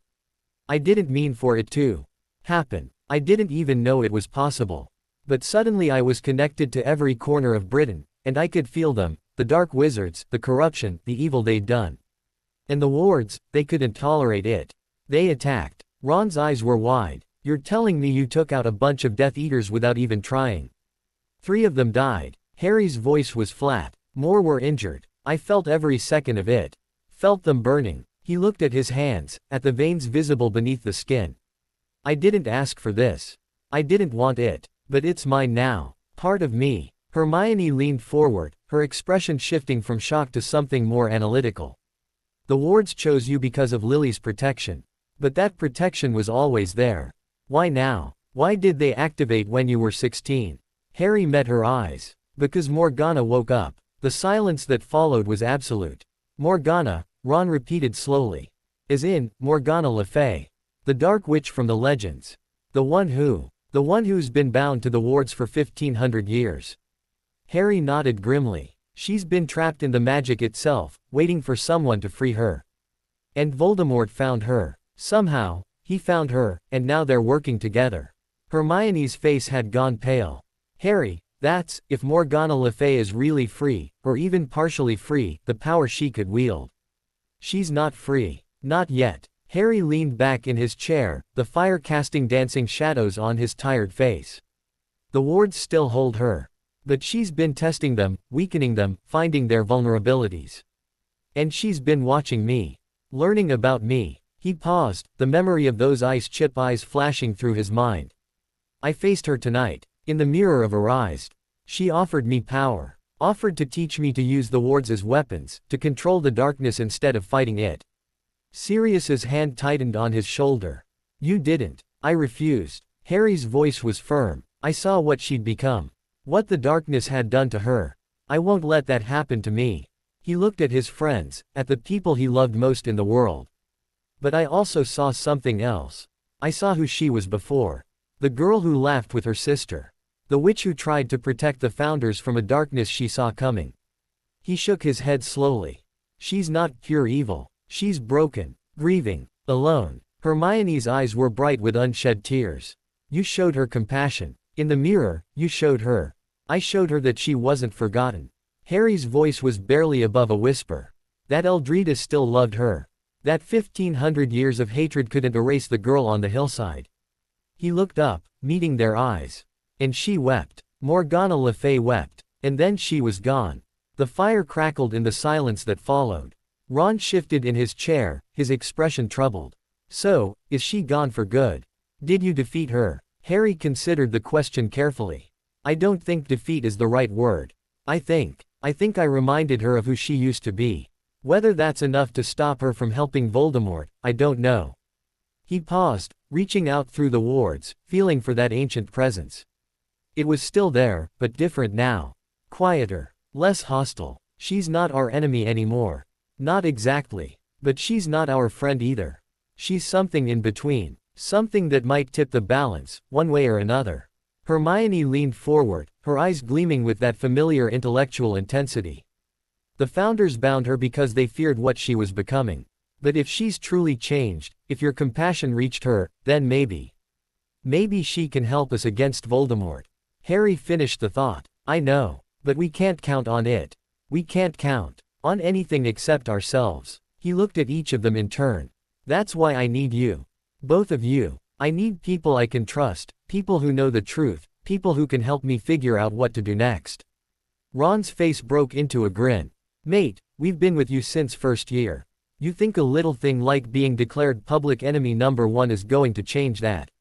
Hermione nodded firmly. We're with you, Harry. Whatever comes next. Harry felt something loosen in his chest. Hope, maybe. Or just the warmth of friendship after weeks of isolation. Either way, it felt like coming home. Sirius cleared his throat. As touching as this is, we need a plan. The Ministry isn't going to stop hunting Harry. Voldemort isn't going to stop trying to destroy the wards. And Morgana, whatever her current state, isn't going to stay neutral forever. He looked at Harry. What did Eldrita say about how to end this? Harry's expression grew serious. She said there's a way. A way to merge with the wards completely, to become their living embodiment. If I did that, I'd have the power to destroy Morgana, or to free her. But I'd lose myself in the process. Become something more, and something less. No. Ron's voice was sharp. Absolutely not. There has to be another way. There is. Hermione's eyes were distant, her mind clearly racing through possibilities. The founders bound Morgana using their combined magic. But that binding was based on their bloodlines, their descendants scattered across Britain. Harry, you're descended from Ravenclaw. That means the blood of the founders flows through your veins. If we could find the other descendants, if we could recreate the original binding. You're talking about a ritual. Sirius's voice was careful. A very old, very dangerous ritual. And we'd need to find the other heirs. Gryffindor, Hufflepuff, Slytherin. In the middle of a war, with the Ministry hunting us and Voldemort hunting us and Morgana watching from the shadows. Hermione nodded grimly. I know it's a long shot. But it's better than Harry sacrificing himself.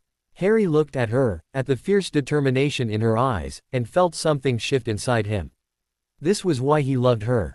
Why he loved all of them. They never gave up. Never stopped fighting. Never let the darkness win. Then that's what we'll do, he said quietly. We'll find the other heirs. We'll recreate the binding. And we'll end this. Together. Ron grinned. Now that's more like it. A sudden chill swept through the room. Harry was on his feet before he knew he'd moved, his wand raised, his connection to the wards blazing with alarm. Something was wrong. Something was very wrong. The fire flickered, dimmed, went out. The room plunged into darkness, broken only by the faint silver glow of Harry's wand. And then a voice, cold and familiar, echoed from the shadows. "Hello, Harry." Voldemort stepped out of the darkness, his red eyes gleaming, his lipless mouth curved in a smile that held no warmth. Behind him, figures emerged from the shadows, Death Eaters, a dozen of them, their masks gleaming in the faint light. But it was the figure beside Voldemort that made Harry's blood run cold. Morgana stood at the Dark Lord's side, her silver hair gleaming, her ice-chip eyes fixed on Harry with an expression he couldn't read. She looked different from the woman in the mirror, harder, colder, more dangerous. The girl from the hillside was buried deep. "I told you," she whispered, and her voice carried the weight of 15 centuries. "Love makes you weak." Voldemort's laugh was soft and terrible. "Did you think you could hide from me, Harry? Did you think the wards could protect you forever?" He raised his wand, and the tip glowed with green light. "I've been inside your mind.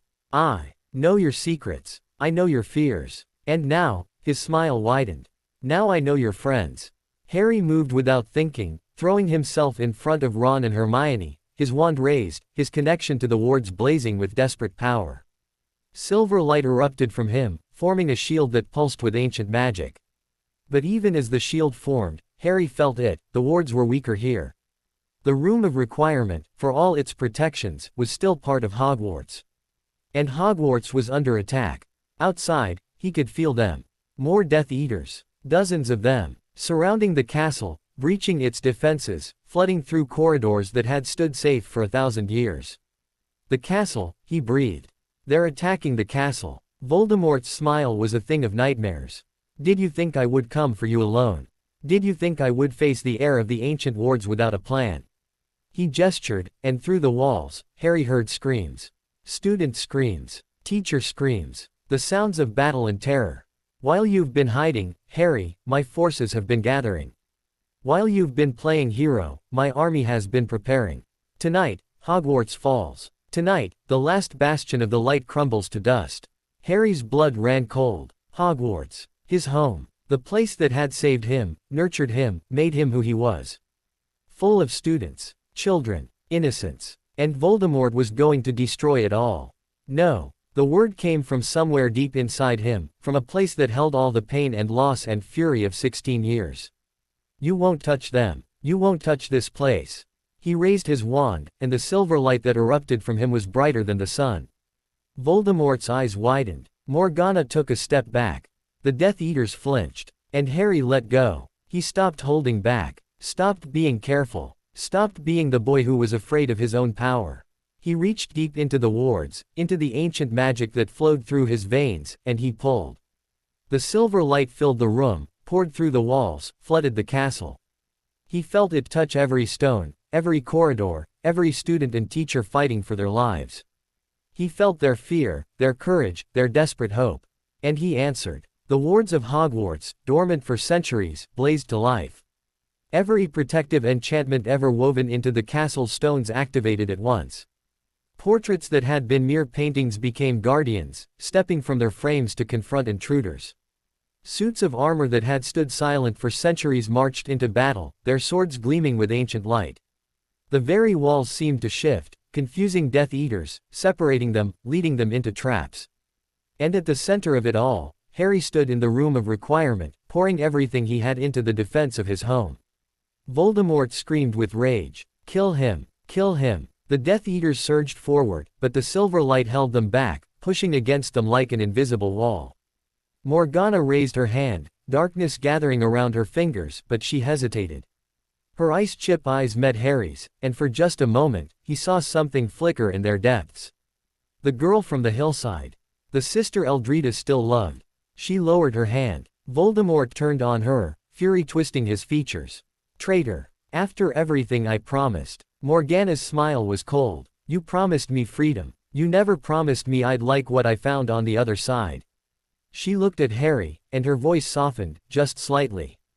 "The boy showed me something I'd forgotten. Something I'd buried under centuries of hate." She stepped away from Voldemort, moving towards the silver light. Love doesn't make you weak. It makes you strong enough to choose. Voldemort's wand rose, green light, gathering at its tip. Then you can die with him. But before he could strike, the silver light surged forward, wrapping around Morgana, pulling her into its warmth. She gasped, her eyes widening, as centuries of darkness began to fall away. The girl from the hillside smiled at Harry. And then she was gone. Voldemort stood alone, his Death Eaters pinned by the wards, his plans crumbling around him. For the first time since Harry had known him, he looked afraid. "This isn't over," he hissed. "I'll find a way. I'll destroy you. I'll destroy everything you love." Harry met his red eyes without flinching. "You can try." And he pushed. The silver light exploded outward, throwing Voldemort and his Death Eaters from the castle, sealing the walls behind them, reinforcing every protection Hogwarts had ever known. The battle outside fell silent. The screams faded. The castle stood, wounded but unbroken, its ancient stones humming with renewed power. Harry collapsed. He woke in the hospital wing, surrounded by white sheets and the smell of Dittany. Sirius sat in a chair beside his bed, his face haggard but his eyes bright with relief. Ron and Hermione were there too, curled up in chairs nearby, asleep despite the uncomfortable positions. And at the foot of his bed, watching him with those piercing blue eyes, stood Dumbledore. "Young man," the headmaster said quietly, "you have a habit of nearly killing yourself to save others." Harry tried to smile, but his face felt like it belonged to someone else. "Did it work? Is everyone okay?" Dumbledore nodded slowly. "Thanks to you, the casualties were minimal. The castle stands. The students are safe." He paused, his expression growing grave. "But Tom Riddle escaped. Morgana's fate is unknown. And the Ministry," he shook his head. "The Ministry is in chaos. Fudge has been removed from office. A new minister will be appointed by week's end. But whether that helps or hinders us remains to be seen." Harry closed his eyes, letting the information wash over him. Voldemort had escaped. Of course he had. He always escaped. But tonight, for the first time, Harry had won. He had protected his home. He had saved his friends. And Morgana had chosen. In the end, she had chosen the light. "Eldrita will want to know," he murmured.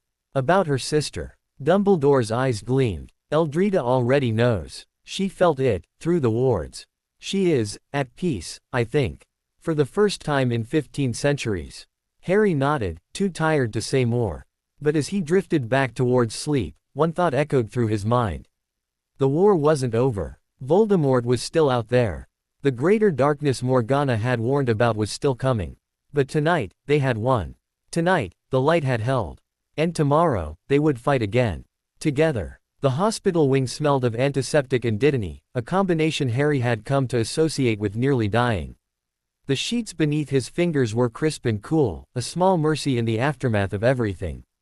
He had been awake for 10 minutes now, watching the play of morning light across the ceiling, listening to the soft breathing of his friends. Ron and Hermione remained curled in their chairs, exhausted beyond measure. Sirius had finally succumbed to sleep as well, his head tilted back, his mouth slightly open in a way that made him look younger. Less burdened. Harry should have felt triumphant. They had won. Hogwarts still stood. Voldemort had been driven back. Morgana had chosen the light. But triumph was a distant thing, overshadowed by a growing unease that had been gnawing at him since he woke. Something was wrong. Something he couldn't quite name. He reached out through the wards, a gesture that had become as natural as breathing. The silver threads responded. Instantly, spreading from his consciousness to every corner of Britain. He felt Hogwarts, strong and proud, its ancient stones humming with renewed life. He felt Hogsmeade, quiet in the early morning. He felt the Ministry, chaotic but functioning. And he felt something else. Something that hadn't been there before. A darkness. Not Voldemort's darkness, which he knew as well as his own heartbeat. Not Morgana's, which had faded to something quieter. This was different, older, deeper, a stain on the very fabric of magic that made his soul shudder. Harry's eyes snapped open. Madame Pomfrey was suddenly there, her lined face hovering over him, her hands checking his pulse, his temperature, the color of his skin. "You're awake. Good. Don't try to move too quickly, you've been through an ordeal." "Where's Dumbledore?" Harry's voice came out rough, barely above a whisper. Madame Pomfrey's expression flickered. Resting, I expect. The headmaster expended considerable energy during the battle. Find him. Harry tried to sit up, ignoring the protest of his muscles. Please. Something's wrong. Sirius was awake now, his gray eyes sharp despite his recent slumber. Harry. What is it? I don't know exactly. Harry swung his legs over the side of the bed, ignoring Madame Pomfrey's protests. But the wards, they're showing me something. Something bad. Something. The doors to the hospital wing burst open. Dumbledore strode through them, his robes billowing, his expression grimmer than Harry had ever seen it. Behind him walked Eldreda, her ancient face carved with lines of grief, and a witch Harry didn't recognize, tall, severe, with iron-gray hair pulled back in a tight bun and eyes that missed nothing. The Ministry, Dumbledore said without preamble, has fallen. The words hung in the air like a physical blow. Ron jerked awake, Hermione's eyes flew open, and Sirius was on his feet, his wand in his hand before anyone could blink. What do you mean, fallen? Sirius demanded. The Ministry, it's the heart of magical Britain. How could it? The Death Eaters didn't take it by force. The unfamiliar witch stepped forward, her voice clipped and precise. They took it from within. Bribes, threats, blackmail. Over the past 6 months, they've been systematically compromising every department, every official, every guard. By the time we realized what was happening, it was too late. Hermione's face had gone pale. But the minister, the new minister. Amelia Bones was assassinated 3 hours ago. The witch's voice didn't waver, but something flickered in her eyes. Grief, maybe. Or rage. Pious Thickness has been installed as puppet minister. The Death Eaters control the Wizengamot. They control the Aurors. They control everything. Harry felt the world tilt beneath him. The Ministry. The government. The people who were supposed to protect the magical world. Gone. Taken. Voldemort's victory, achieved without a single battle. How? He whispered. How did this happen? Dumbledore moved closer, his ancient eyes filled with something Harry had rarely seen there. Defeat. We underestimated Tom Riddle's patience. His cunning. While we focused on the immediate threat, the attacks on the wards, the battle for Hogwarts, he was playing a longer game. He paused, his voice heavy. Morgana was never his true weapon. She was a distraction, a way to keep us occupied while his followers completed their work. Eldreda spoke for the first time, her voice hollow. I felt it through the wards. The darkness spreading, but I thought it was Morgana. I thought. She shook her head slowly. I was so focused on my sister that I missed the true threat. Harry's mind raced, trying to process information that made no sense. The Ministry fallen. Voldemort in control. Everything they had fought for, everything they had sacrificed, suddenly meaningless. What do we do? Ron's voice was strained. If the Ministry's gone, if they control everything, we fight. Sirius's voice was steel. We've fought before. We'll fight again. The unfamiliar witch nodded sharply. Kingsley Shacklebolt has already begun organizing resistance cells. Other members of the Order are going underground, establishing safe houses, building networks. But we need, she paused, her eyes landing on Harry.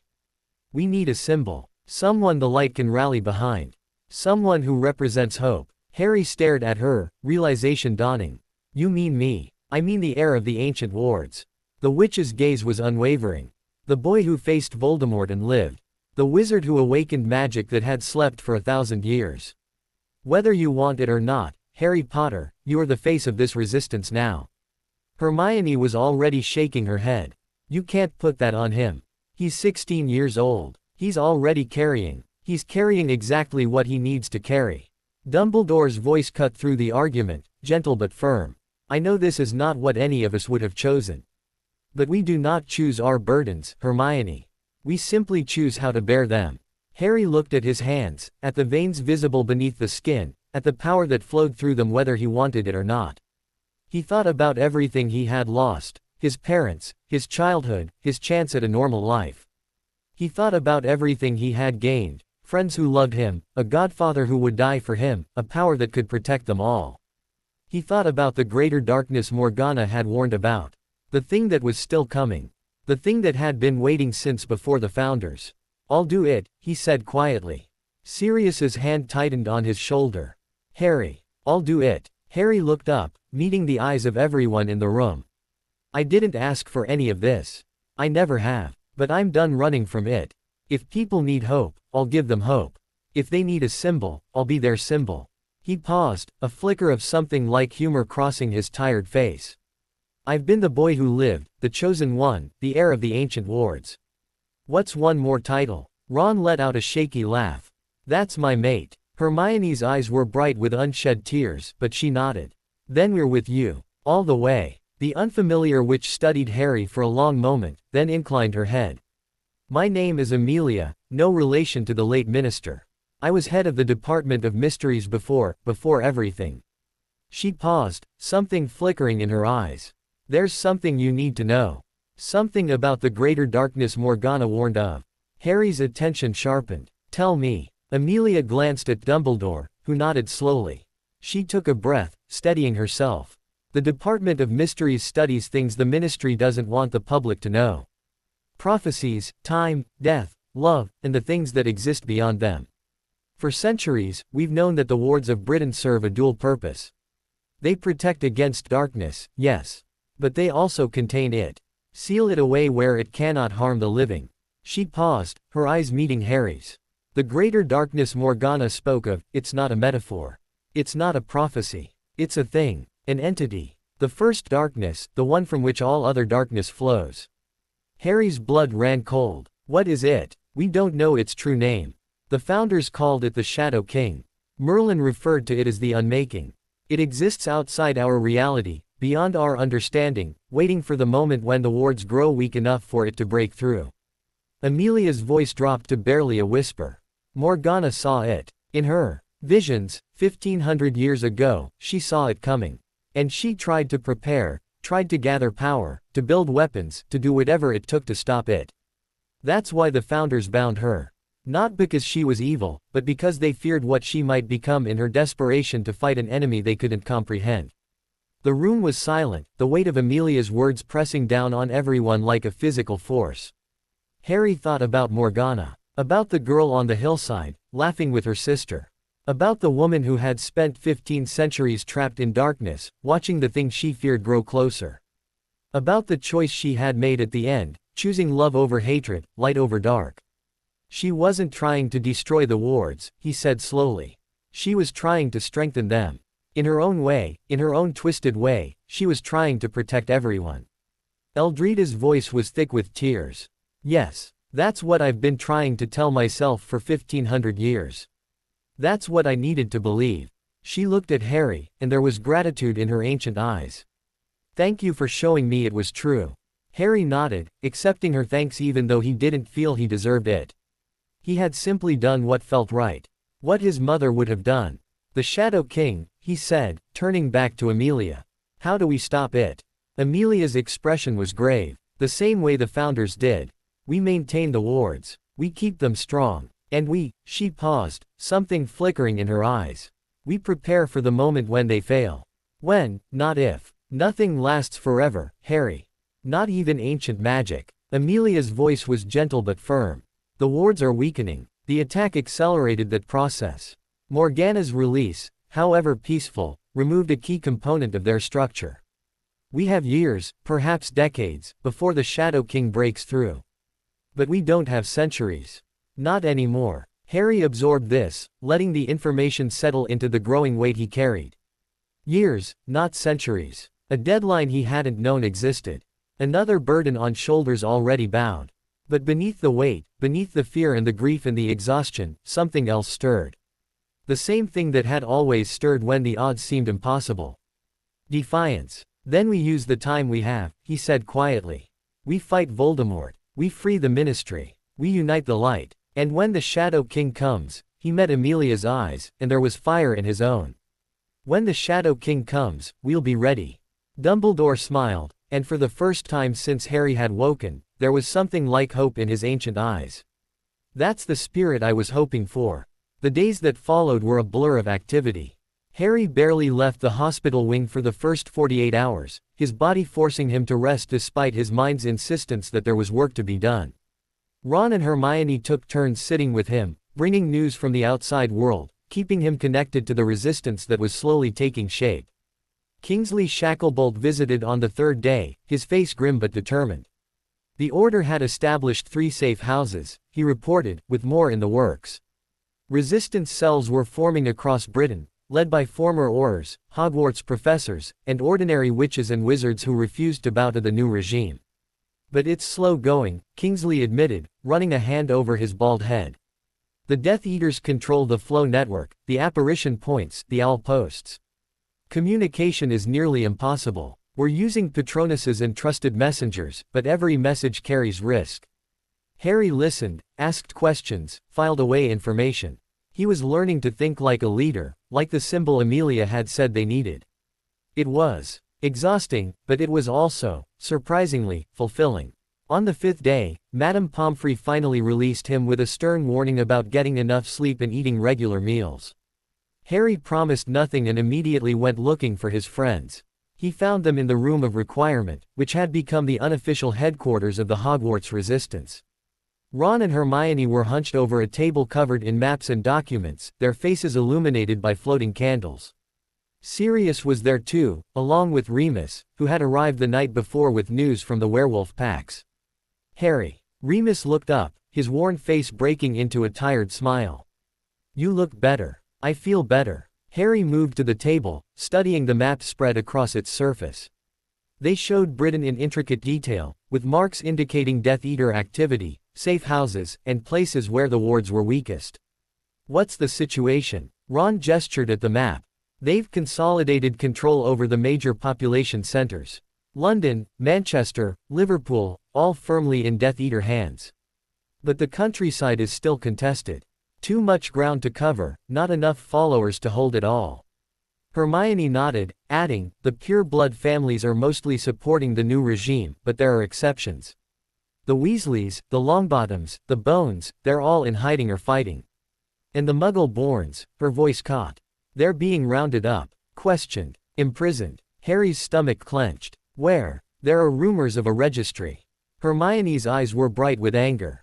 A way to track Muggle-born witches and wizards, to strip them of their magic, too. She stopped, unable to continue. Harry reached out, taking her hand. She gripped it tightly, drawing strength from the contact. We'll stop them, he said quietly. We'll find a way. Sirius cleared his throat. There's something else. Something you need to see.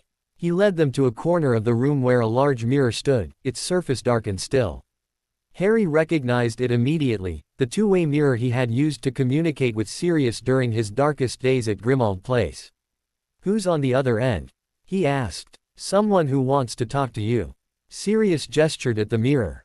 Go on. She's been waiting. Harry stepped forward, and as he did, the mirror's surface rippled.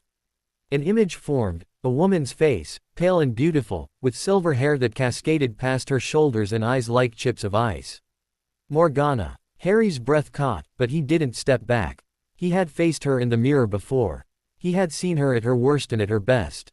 He wasn't afraid. Harry Potter. Morgana's voice was soft, carrying none of the coldness he remembered. I wondered when you would come. You're alive. It was a stupid thing to say, but Harry's mind was still processing. More than alive. Morgana's lips curved in something that might have been a smile. I'm free. Truly free. For the first time in 1500 years. She paused, her ice-chip eyes searching his face. I owe you a debt I can never repay. You showed me who I used to be. You reminded me that love was not weakness. She looked away for a moment, and when she looked back, there were tears in her eyes. I saw my sister. Through the wards. I saw her grief, her hope, her endless love. And I remembered. Harry's throat tightened. Eldreda. Eldreda has suffered because of me. Because of what I became. I cannot undo that. But I can. Morgana took a breath, steadying herself. I can help you. Against Voldemort. Against the Shadow King. I know things, Harry. Things the Founders never told anyone. Things that could make the difference between victory and annihilation. Harry studied her through the mirror, searching for any sign of the darkness that had consumed her for so long. He found none. Just a woman, ancient and powerful, trying to make amends. Why should I trust you? He asked quietly. Morgana met his gaze without flinching. Because you don't have to. You can verify everything I tell you through the wards. Through Eldreda. Through the very magic that binds this land. She paused, and something flickered in her eyes. And because I have nothing left to lose. My darkness is gone. My hatred is gone. All that remains is the girl on the hillside, and she wants," her voice broke, just slightly. "She wants to come home." The words hung in the air between them, raw and honest and utterly without pretense. Harry made his choice. "Tell me what you know." The weeks that followed were the strangest of Harry's life. He spent his days planning with the Resistance, training with the Order, learning everything he could about the wards and the Shadow King and the ancient magic that flowed through his veins. He spent his nights in the Room of Requirement, talking with Morgana through the mirror, learning the secrets she had carried for 15 centuries. She told him about the Founders, their strengths, their weaknesses, the arguments that had nearly torn them apart. She told him about Merlin, about the magic he had woven into the very fabric of Britain, about the sacrifices he had made to protect a world that would eventually forget his name. She told him about the Shadow King. "It is not evil," she said one night, her voice soft through the mirror. "Not as we understand evil. It is simply other. A force of unmaking, of dissolution, of entropy given form. It does not hate the light, it simply does not comprehend it. Light is creation. The Shadow King is destruction. They cannot coexist." Harry absorbed this, adding it to the growing understanding in his mind. "So we can't reason with it. Can't negotiate. No more than you can reason with a fire or negotiate with a flood." Morgana's eyes were distant. The Founders understood this. They did not try to destroy the Shadow King, they simply built walls to keep it out. Walls that have stood for 1500 years. She looked at Harry, and there was something like pride in her gaze. "Walls that you now maintain." Harry thought about the weight of that responsibility. The knowledge that he was all that stood between Britain and annihilation. It should have crushed him. Instead, it filled him with a quiet determination. "Then we make the walls stronger," he said. "We reinforce them. We buy more time." Morgana nodded slowly. "And while you buy time, you prepare. You gather your forces. You unite the light. And when the walls finally fall," she paused, her eyes meeting his. "When they fall, you fight. And you win." The first major victory came in October. Intelligence from Morgana, confirmed by the wards, revealed the location of a secret Death Eater prison where Muggle-born witches and wizards were being held before their trials that were really executions.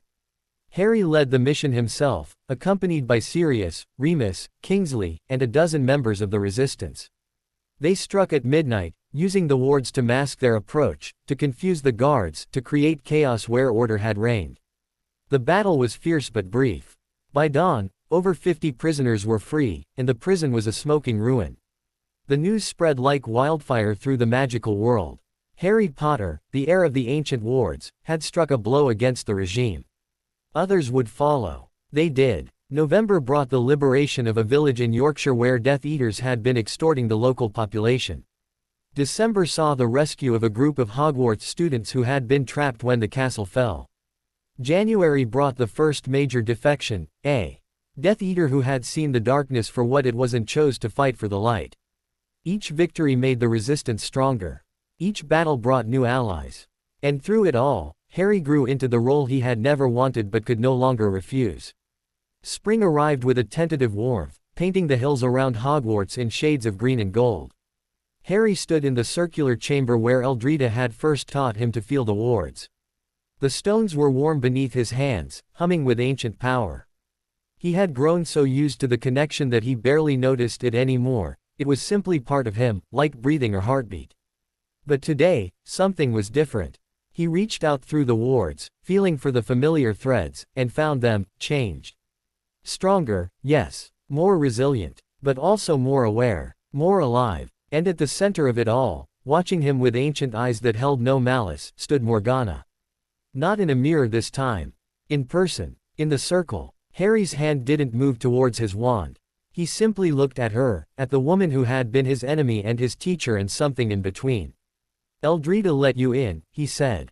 It wasn't a question. Morgana nodded slowly. "She did. After 1500 years, she finally let me in." Her voice was soft, filled with emotion she didn't try to hide. "We talked. We wept. We held each other." She paused, a tear tracing a path down her pale cheek. "It was everything I had forgotten I wanted." Harry felt something loosen in his chest. "I'm glad." Morgana moved closer, stopping an arm's length away. She looked different now, softer, warmer, more human. The ice in her eyes had melted, replaced by something that looked almost like peace. I came to thank you, she said quietly. Not just for freeing me, but for showing me who I could be. For believing that the girl on the hillside still existed. She reached out, her cool fingers brushing his scar. You carry so much, Harry Potter. More than anyone should. But you carry it with grace, with courage, with love.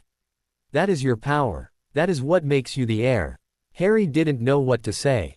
He stood there, in the ancient circle, with the weight of everything pressing down on him, and let her words wash over him. I will help you, Morgana continued. Against Voldemort. Against the Shadow King. I will lend my power to the wards, strengthen them with magic that has lain dormant for centuries. I will be what I should have been from the beginning, a guardian, not a destroyer. Harry nodded slowly. Thank you. Morgana smiled, and it was like watching the sun break through clouds. No, thank you. She turned to leave, but paused at the edge of the circle. One more thing, Harry. The descendant of Slytherin, the one you need for the ritual, she looked back at him, her eyes gleaming. He's closer than you think. And then she was gone, leaving Harry alone with the stones and the sky and the weight of everything. But for the first time in a long time, the weight didn't feel quite so heavy. The room of requirement had transformed again. Gone were the cozy chairs and crackling fire. In their place stood a war room worthy of the Resistance's growing ambitions. Maps covered every wall, pinned with colored markers that tracked Death Eater movements, safe house locations, and the shifting boundaries of controlled territory. A large table dominated the center, its surface enchanted to display a three-dimensional projection of Britain, complete with moving figures that represented friend and foe alike. Harry stood at the head of that table, studying the projection with eyes that had learned to see patterns in chaos. Around him gathered the core of the Resistance, Sirius, Remus, Kingsley, Amelia, and a rotating cast of others who came and went as missions demanded. But today, only his inner circle remained. Today, they would discuss something that couldn't wait. The Slytherin heir, Harry said quietly, breaking the silence. Morgana said he's closer than we think. Hermione looked up from a stack of ancient texts she had been poring over for weeks. I've been researching the bloodlines. Slytherin's descendants scattered after the founder's departure, but they maintained connections. Intermarried with other pure blood families. She paused, her eyes meeting Harry's. The Gounts were the last known direct line. And the last Gaunt, she stopped, as if the words were too heavy to speak. Was Merope, Harry finished. Tom Riddle's mother. The room went very still. Ron's voice was barely above a whisper. You're saying Voldemort is the Slytherin heir. The one we need for the ritual. Hermione nodded slowly. It makes sense. The bloodline was diluted, but it never died out. Merope Gaunt was Slytherin's descendant. Tom Riddle inherited that blood. She paused, her expression troubled. But he's also fragmented. His soul is in pieces. I don't know if the ritual would recognize him as a true heir anymore. Sirius let out a bitter laugh. So our only hope for recreating the founders, binding is the one person in Britain who wants us dead most. Perfect. Harry stared at the projection, at the tiny figures moving across the map, at the vast complexity of the war they were fighting. Voldemort. The Slytherin heir. The one piece they needed to complete the puzzle. There has to be another, he said quietly. Some other descendant. A cousin, a distant relative. I've checked every genealogical record I could find. Hermione's voice was gentle but firm. The Gounts were obsessive about pure blood. They intermarried within the family for generations. By the time Merope was born, there were no other branches left. She paused, something flickering in her eyes. Unless what? Hermione hesitated, clearly turning something over in her mind. Unless we consider that blood isn't the only measure of inheritance. Slytherin valued ambition, cunning, resourcefulness. His magic was passed down not just through genes, but through qualities. Through choices. She looked at Harry, and there was a gleam in her eyes he recognized. What if the heir doesn't have to be a blood relative? What if the heir is simply someone who embodies what Slytherin stood for? Ron frowned. You're talking about choosing someone. Making them an heir. I'm talking about the magic recognizing a kindred spirit. Hermione moved to the table, her fingers tracing the ancient texts. The founders didn't just bind Morgana with blood. They bound her with intent, with purpose, with the very essence of what they were. If we could find someone who truly represents Slytherin's ideals, someone the magic would accept. Who? Sirius demanded. Who in this room embodies ambition and cunning more than? He stopped, his eyes widening. Everyone turned to look at Ron. Ron stared back, his face going through a series of expressions: confusion, disbelief, dawning horror. No, absolutely not. I'm a Weasley. We've been Gryffindor for generations. I'm about as far from Slytherin as you can get. Are you? Hermione's voice was thoughtful, not accusatory. Ron, you're one of the best strategists I know. You think 3 steps ahead in a chess game. You understand people, what motivates them, what they want, how to use that information. She paused, something soft in her eyes. And you've spent your whole life in the shadow of brothers who seem to have everything. That kind of ambition, the desire to prove yourself, to be more than what people expect, that's pure Slytherin. Ron opened his mouth to argue, then closed it.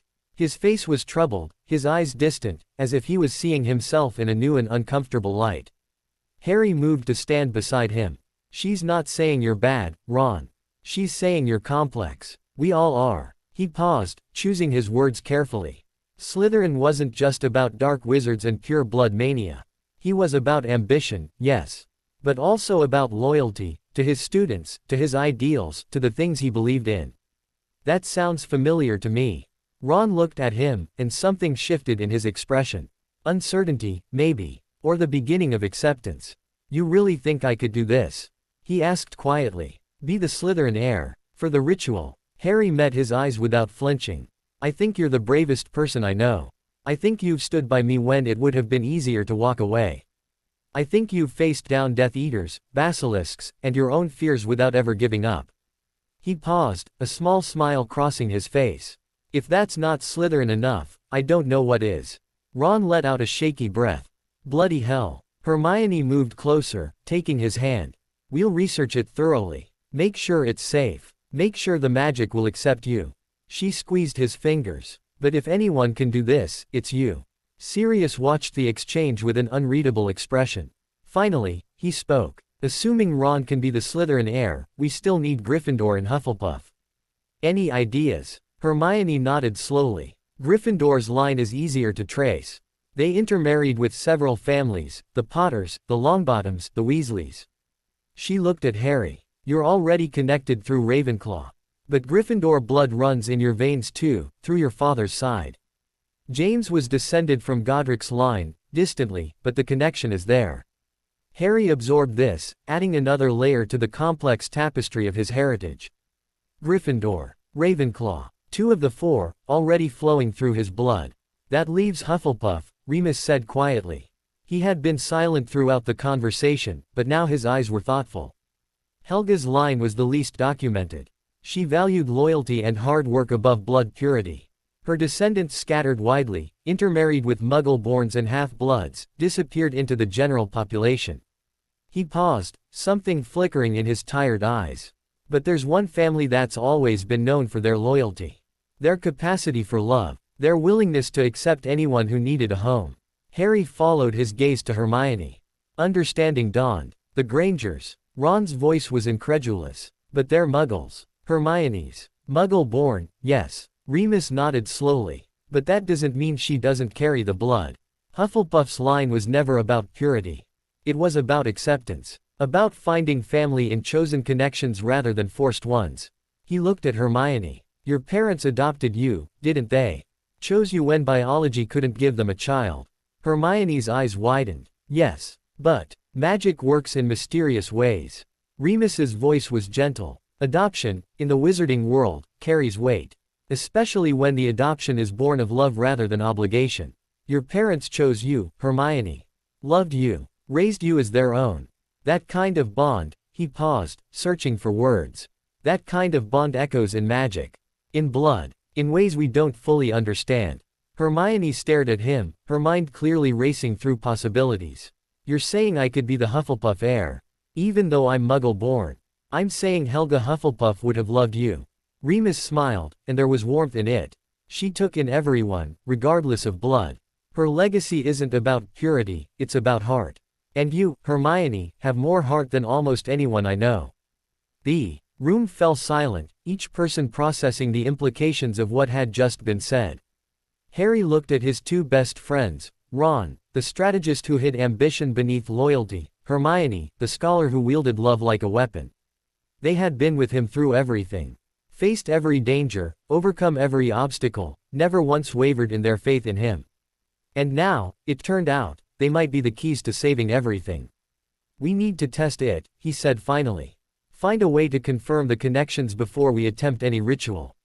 If we're wrong, we won't be wrong. Sirius's voice was firm. But you're right, we need proof. Evidence. Something more than theory. He looked at Hermione. Can you research this? Find a way to verify the bloodlines, the magical connections, whatever we need. Hermione nodded, already reaching for her books. I'll need time. And access to records that might be hard to come by, given the ministry situation. We'll get you what you need. Kingsley spoke for the first time, his deep voice rumbling through the room. The Order still has contacts. People who owe us favors. If the information exists, we'll find it. Harry looked at the projection of Britain, at the tiny figures moving across the map, at the war that seemed to stretch endlessly before them. But beneath the weight, beneath the fear and the exhaustion, something new was growing. Hope. Not the fragile hope of wishing things would get better. Something harder. Something forged in the fires of everything they had survived. The hope that came from knowing they weren't alone. That the people beside them were worth fighting for. That love, in all its forms, was the oldest and strongest magic of all. The weeks that followed were a blur of research and preparation. Hermione buried herself in ancient texts, emerging only to eat and sleep, and even then, reluctantly. Ron trained relentlessly, pushing himself to master skills he had never needed before. Harry divided his time between leading resistance missions and studying the wards with Eldrita, learning to sense the subtle shifts in the ancient magic that bound them all. And through it all, the war continued. Death Eater raids grew bolder. The resistance struck back where they could. Casualties mounted on both sides, each loss a fresh wound in Harry's soul. He felt them through the wards, the light fading, the threads snapping, the darkness spreading. But he also felt the moments of victory. The prisoners freed, the families reunited, the small acts of courage that proved the light would not surrender. Spring melted into summer. The days grew longer, warmer, filled with the scent of growing things. And finally, after months of work, Hermione emerged from her research with answers. It's confirmed. She stood before the inner circle, her face pale with exhaustion but her eyes blazing with triumph. Ron carries Slytherin's blood. Distantly, through a branch of the Weasley family that intermarried with the Gounts generations ago. The connection is thin, but it's there. Ron let out a breath he seemed to have been holding for weeks. Blimey. I'm actually related to that madman. You're related to Salazar Slytherin. Hermione corrected gently. What Voldemort did with that blood is his choice, not yours. She turned to Harry. Your connection to Gryffindor is stronger than we thought. James's mother was a descendant of Godric's line, not just distantly, but directly. You carry as much Gryffindor blood as anyone alive. Harry nodded, absorbing the information. 2 down, 2 to go. And Hufflepuff? He asked. Hermione's expression grew softer. My adoption was magically recognized. I found the records, my parents registered it with the ministry when I was 6 months old. The magic accepted the bond. It's as if I was born to them. She paused, something flickering in her eyes. And through that bond, through the love that created it, I carry Hufflepuff's legacy. Helga's magic doesn't care about blood. It cares about heart. And my heart, she touched her chest, right where Harry knew her fierce, loyal heart beat. My heart is in this fight. In all of you. Sirius moved forward, pulling her into a hug that made her squeak in surprise. You brilliant, brilliant girl. He released her, his gray eyes bright. We have our heirs. We have our ritual. Now we just need to perform it. Dumbledore's voice came from the doorway. He looked older than Harry remembered, more tired, but his blue eyes still held that familiar twinkle. I've been researching the original binding. The magic the founders used required more than just their presence, it required their intent. Their unity. Their willingness to sacrifice something precious. Harry's stomach clenched. Sacrifice what? Dumbledore moved into the room, his robes whispering against the stone floor. Each of the founders gave something of themselves to the binding. Gryffindor gave his courage, the willingness to face any danger. Ravenclaw gave her wisdom, the knowledge of what must be done. Hufflepuff gave her loyalty, the commitment to protect, no matter the cost. And Slytherin, he paused, his expression troubled. Slytherin gave his ambition, his desire to see his vision succeed, even at the expense of everything else. Harry thought about that. Courage, wisdom, loyalty, ambition. Qualities they all possessed, in different measures. What do we have to give? He asked quietly. Dumbledore's eyes met his. That is for you to discover. The ritual will demand something from each of you. Something precious. Something you may not get back. He paused, his voice dropping. The founders were never quite the same after the binding. They lost pieces of themselves, pieces they could never recover. Ron swallowed hard. So we might lose parts of who we are. You might. Dumbledore's honesty was gentle but unflinching. Or you might find that what you gain is worth more than what you lose. That is the nature of sacrifice, it costs but it also transforms. Hermione reached out, taking Ron's hand. Harry moved closer, completing the circle. The three of them stood together, as they had so many times before, facing an unknown that would change them forever. I'm in, Ron said quietly. Whatever it costs. Me too. Hermione's voice was steady. Harry looked at his friends, at the people who had become his family, and felt something settle in his chest. Certainty. Purpose. Love. Then let's do this. The ritual required the original site of the binding, a place sacred to the founders, hidden from the world for 15 centuries. Morgana led them there. She appeared at the edge of the forbidden forest as dusk fell, her silver hair gleaming in the fading light. Behind her, Eldrita walked with the steady grace of someone who had waited 1500 years for this moment. It's time, Morgana said simply. They followed her into the forest, through paths that shifted and changed, past trees that seemed to watch them with ancient eyes. The wards hummed around them, recognizing Morgana's presence, accepting it in ways they never had before. After what felt like hours, they emerged into a clearing. A circle of stones stood at its center, larger than the one at the Haven, older than anything Harry had ever seen. They pulsed with power, with memory, with the weight of 15 centuries. The place where it began, Eldrita whispered. The place where we bound my sister. Morgana's hand found hers. And the place where we set her free. Harry stepped into the circle, Ron and Hermione beside him. The stones welcomed them, their glow intensifying, their ancient magic reaching out to taste the blood that flowed through their veins. Gryffindor, Ravenclaw, Slytherin, Hufflepuff. All four houses, represented in three friends who had chosen each other over everything. Dumbledore moved to the edge of the circle, his wand raised. Kingsley, Sirius, and Remus stood behind him, ready to protect the ritual from any interference. Morgana and Eldrita took their places opposite them, their hands clasped, their ancient eyes fixed on the heirs. The ritual begins, Dumbledore intoned. The stones blazed with light. Harry lost track of time. The world dissolved into pure sensation, silver threads weaving around him, through him, becoming him. He felt the wards as never before, their vast complexity, their ancient purpose. He felt the darkness pressing against them, the Shadow King waiting beyond, patient and hungry. And he felt his friends. Ron's presence was like a fire, burning with ambition and loyalty in equal measure. Hermione's was a river, deep and clear, carrying wisdom and love through channels worn smooth by years of friendship. Together, they formed something greater than the sum of their parts. The ritual asked for their sacrifice. Harry felt it as a pulling, a tearing, a loss of something he couldn't name. Courage, the voice of the stones whispered. Give us your courage. He thought of all the times he had been afraid. The graveyard. The Department of Mysteries. The moment he had faced Voldemort alone. He thought of the fear that had always lurked beneath his bravery, the doubt that whispered he wasn't enough. And he let it go. The fear drained out of him, leaving something else in its place. Not recklessness, he could still assess danger, still choose wisely. But the weight of fear, the paralyzing terror that had haunted him since childhood, simply dissolved. Beside him, Ron gasped. Harry felt his friend's sacrifice, ambition, the desperate need to prove himself, the hunger for recognition.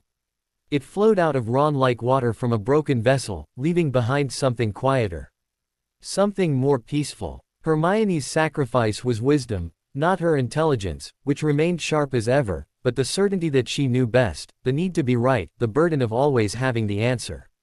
It left her softer, more open, more willing to trust. The stones accepted their gifts. The silver light intensified, pouring into the wards, reinforcing every thread, strengthening every connection. Harry felt the ancient magic swell with new power, felt the darkness retreat, felt the Shadow King's patient hunger checked for another generation.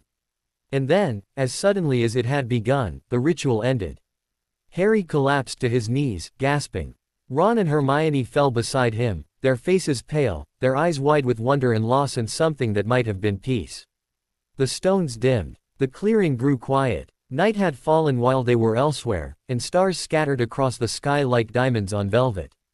"It is done." Dumbledore's voice was soft with awe. "The binding is restored. The wards are stronger than they have been in 1,000 years." Harry looked at his hands. They were the same hands that had always been there, scarred, calloused, human. But something was different, something he couldn't name. He looked at Ron, at Hermione. They were different too. Changed by what they had given, what they had lost, what they had gained. But they were still his friends.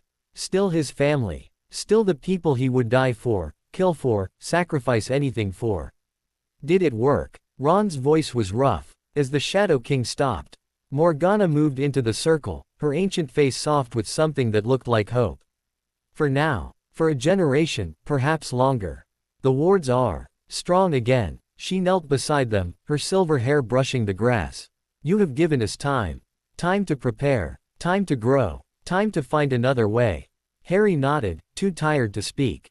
But beneath the exhaustion, beneath the loss, beneath everything, he felt something he hadn't felt in a long time. Peace. The war wasn't over. Voldemort still ruled the Ministry. The darkness still pressed against the edges of the light. But for this moment, in this clearing, with his friends beside him and the stars overhead, Harry Potter allowed himself to simply be. To breathe. To exist. To hope. Tomorrow, they would fight again. Tomorrow, the war would continue. But tonight, they had won. And that was enough. The morning after the ritual dawned gray and quiet.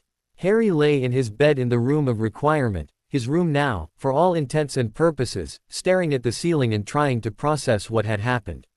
The fear was gone. Not the healthy caution that kept him alive in battle, but the paralyzing terror that had haunted his nightmares since childhood. It felt strange, like missing a limb he hadn't known he had. He reached out through the wards, a gesture as natural as breathing. The silver threads responded instantly, stronger than before, more vibrant. He could feel every corner of Britain, every protected space, every flicker of light against the darkness. The Shadow King's presence was still there, waiting beyond the edges of reality, but it was distant now. Muted. Contained. For now. A soft knock at his door pulled him from his thoughts. "Come in." Hermione entered, looking as tired as he felt.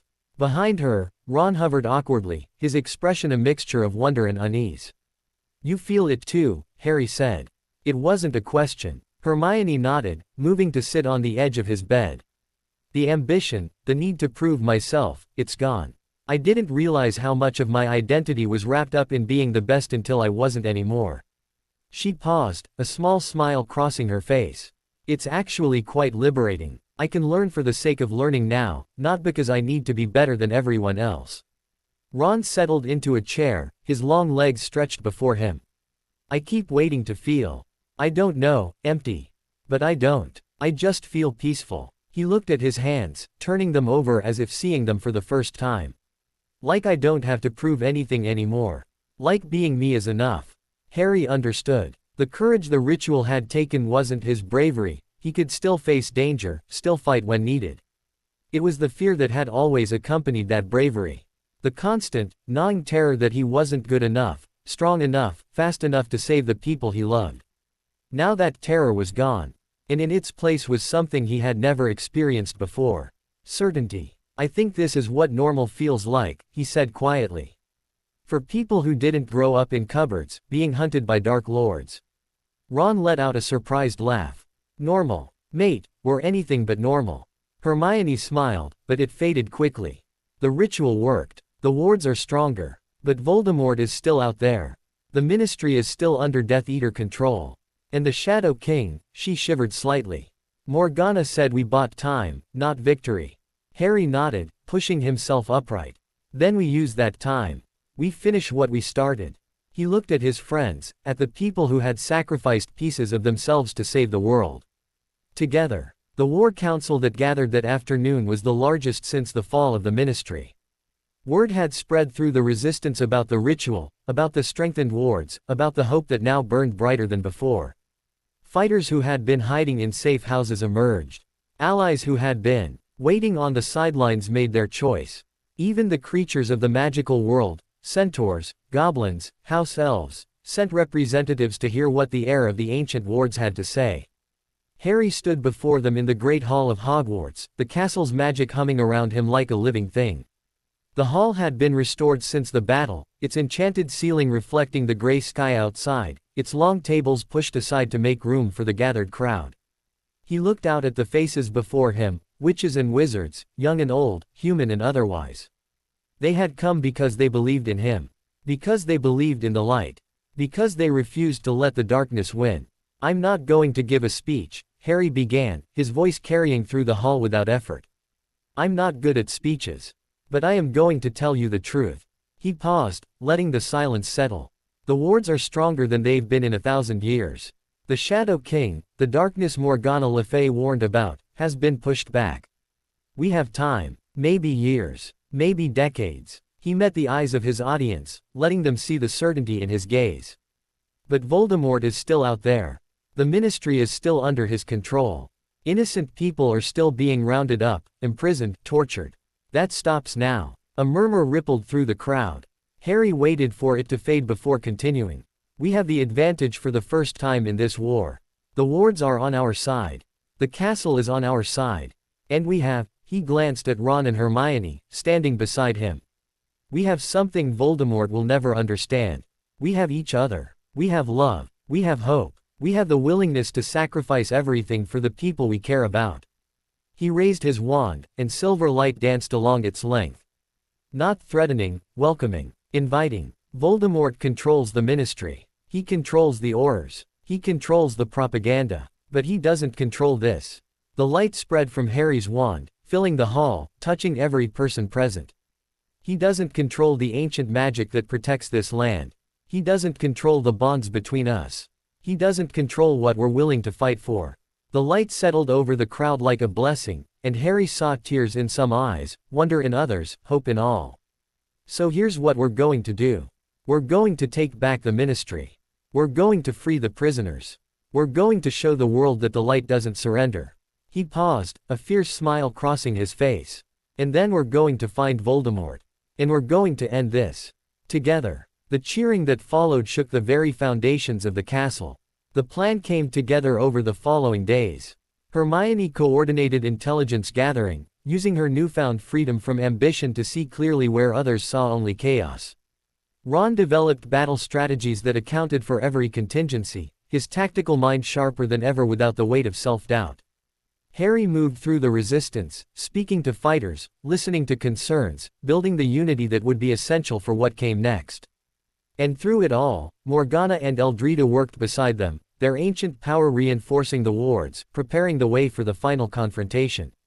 "The ministry building is heavily fortified," Hermione reported during one of their nightly councils.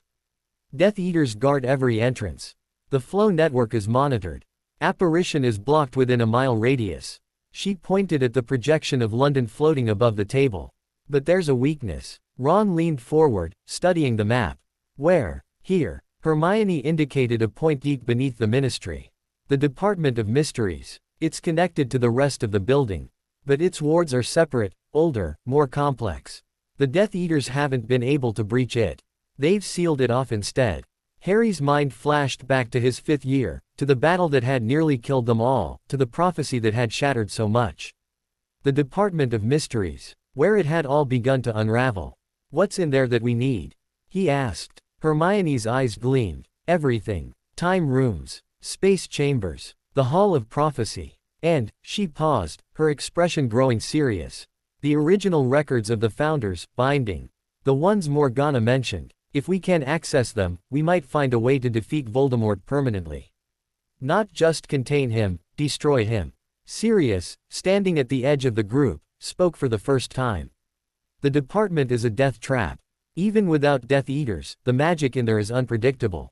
Dangerous. I know. Hermione met his gaze without flinching. But it's also our best chance. Maybe our only chance. Harry looked at the projection, at the glowing point that represented the Department of Mysteries. He thought about the last time he had been there, the chaos, the danger, the loss. He thought about Sirius falling through the veil, about the months of grief that had followed. But he also thought about what they had gained. The prophecy, yes, but also the knowledge that they could face impossible odds and survive. The certainty that together, they could overcome anything. We go in through the department, he said quietly. We secure the records. And then, he looked at his friends, at the family he had chosen. Then we take the fight to Voldemort. The assault on the Ministry began at midnight. Harry led a team of 20 through a secret passage Hermione had discovered, an old flow connection that linked the Department of Mysteries to a long-abandoned house in Whitechapel. They emerged one by one into the darkness of the time room, its shelves of hourglasses and clocks gleaming faintly in the dim light. The department was exactly as Harry remembered it, vast, silent, filled with mysteries that hummed with ancient power. But something was different now. The wards recognized him, welcomed him, parted before him like water before a ship's prow. The records are in the Hall of Prophecy, Hermione whispered, consulting a map she had memorized. We need to move quickly. The Death Eaters will have felt the disturbance. They moved through the department like ghosts, Harry guiding them through corridors that shifted and changed, using the wards to mask their presence. The Hall of Prophecy loomed before them, its shelves stretching into darkness, its orbs glittering like distant stars. Harry's prophecy was there somewhere. The one that had started it all. But he didn't stop to look. He couldn't afford to. The records. Hermione pointed to a door at the far end of the hall, sealed with symbols that glowed faintly. Behind there, Harry approached the door, reaching out with his connection to the wards. The symbols flared, recognized him, and dissolved. The door swung open. Inside, they found what they had come for. A vast chamber filled with shelves of ancient texts, scrolls bound in dragon hide, tablets carved from stone that predated human civilization. And at the center, on a pedestal of pure crystal, lay a book bound in what looked like solidified light. The Founder's grimoire, Hermione breathed. It's real. Harry moved towards it, but before he could reach out, a voice echoed through the chamber. Well, well, the little hero comes to claim his prize. Harry turned. Bellatrix Lestrange stood in the doorway, her wand raised, her mad eyes gleaming with triumph. Behind her, a dozen Death Eaters spread out, blocking any escape. Did you think we wouldn't notice? Bellatrix laughed, the sound high and wild. Did you think we wouldn't be waiting? She stepped forward, her gaze fixed on Harry with an intensity that made his skin crawl. The Dark Lord sends his regards. He wants you alive. The rest, she gestured at Ron and Hermione. The rest are mine. Harry didn't flinch. He didn't feel the old fear, the paralyzing terror that would have gripped him months ago. Instead, he felt calm. Certain. You're welcome to try, he said quietly. And he raised his wand. The battle that followed was chaos and light and the scream of magic against magic. Harry moved through it like water, the wards flowing through him, guiding his movements, strengthening his spells. He felt Ron and Hermione at his sides, felt their newfound peace transform into something just as powerful, a clarity of purpose that made them almost impossible to hit. Bellatrix was fast, experienced, utterly without mercy. But Harry was something she had never faced before. He was the heir of the ancient wards. He was the boy who had looked into the darkness and refused to blink. He was the living embodiment of magic that had protected Britain for 15 centuries. Their duel lasted minutes that felt like hours. Spells flew, shields shattered, the very air crackled with released power. And in the end, Harry stood over Bellatrix, his wand pointed at her heart, the silver light of the wards blazing around him like a second skin. Please, Bellatrix gasped, her madness finally giving way to fear.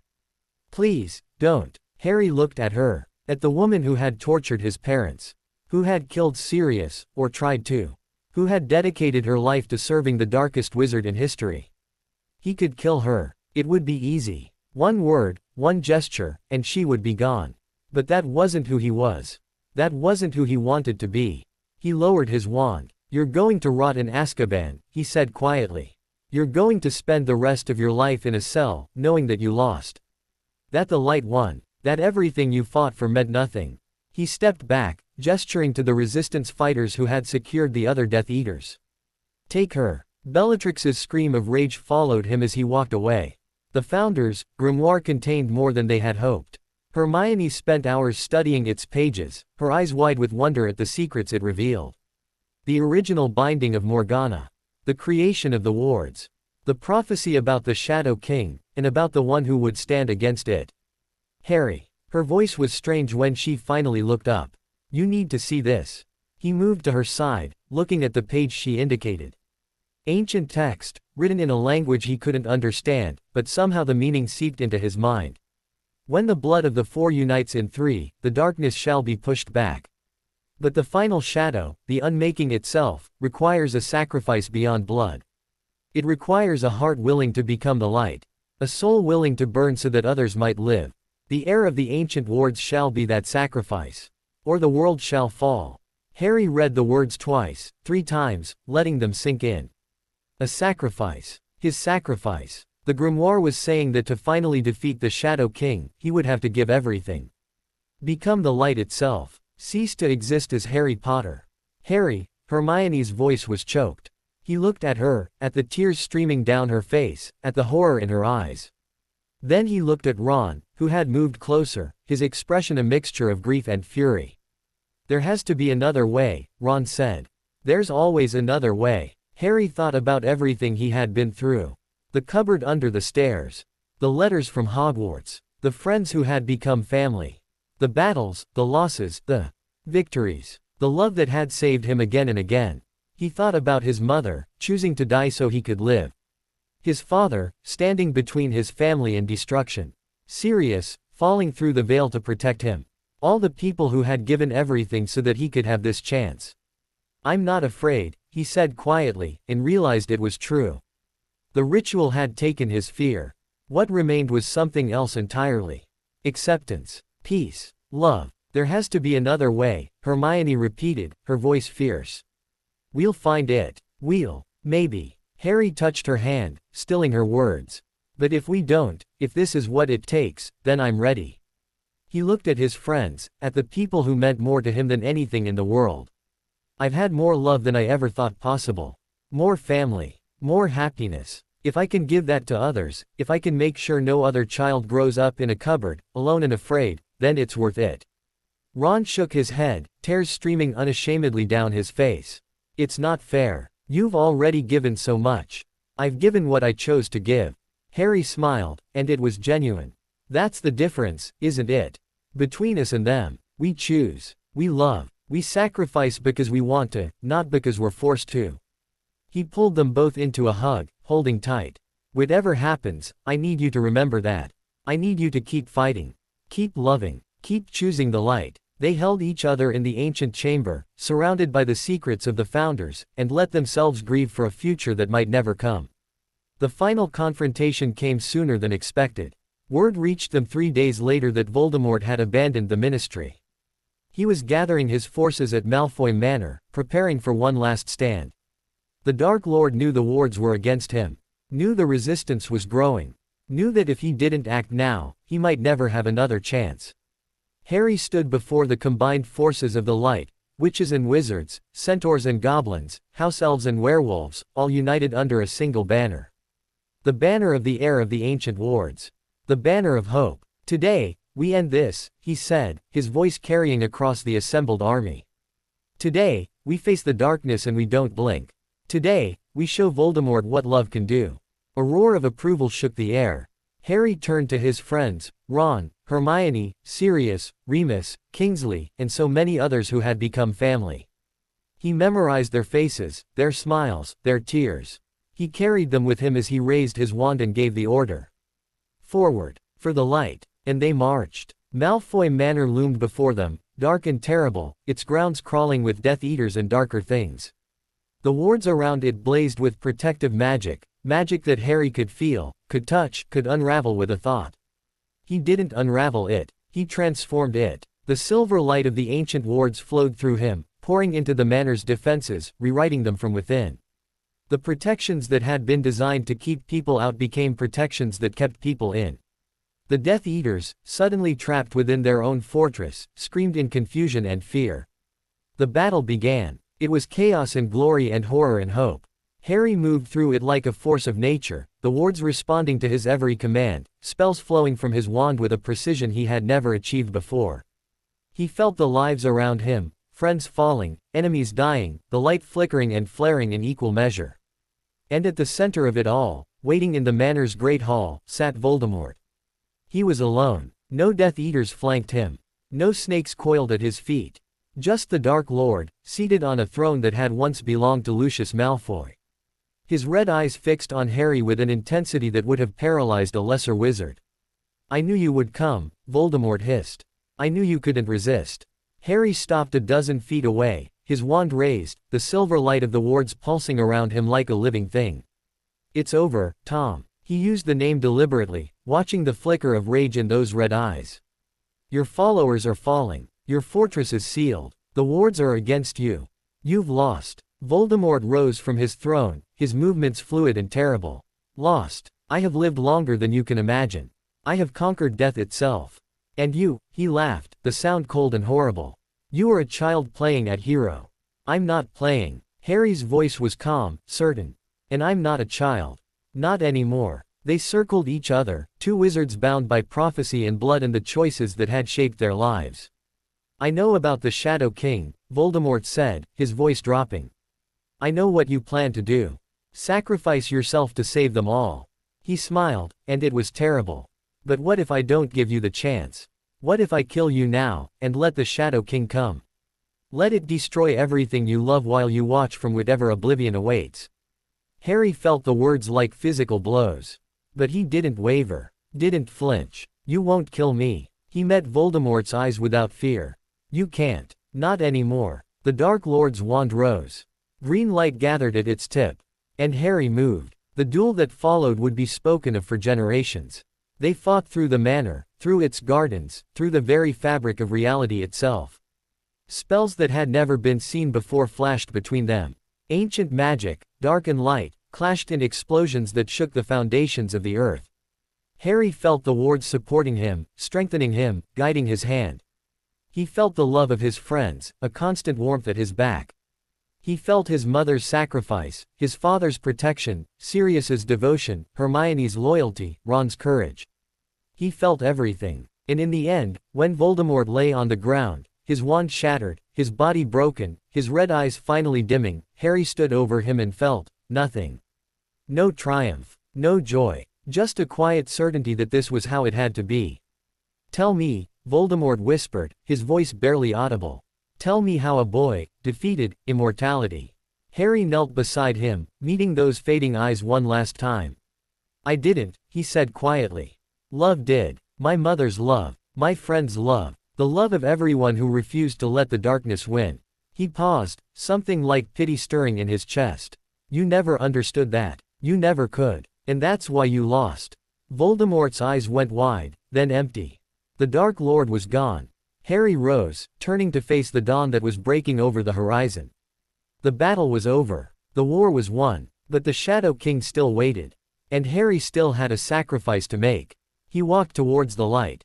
The dawn painted the sky in shades of gold and rose as Harry walked away from Malfoy Manor. Behind him, the sounds of battle faded into silence. The Death Eaters who remained were being rounded up, their Dark Lord dead, their cause lost. The Resistance fighters were tending to their wounded, embracing their comrades, beginning the long process of healing.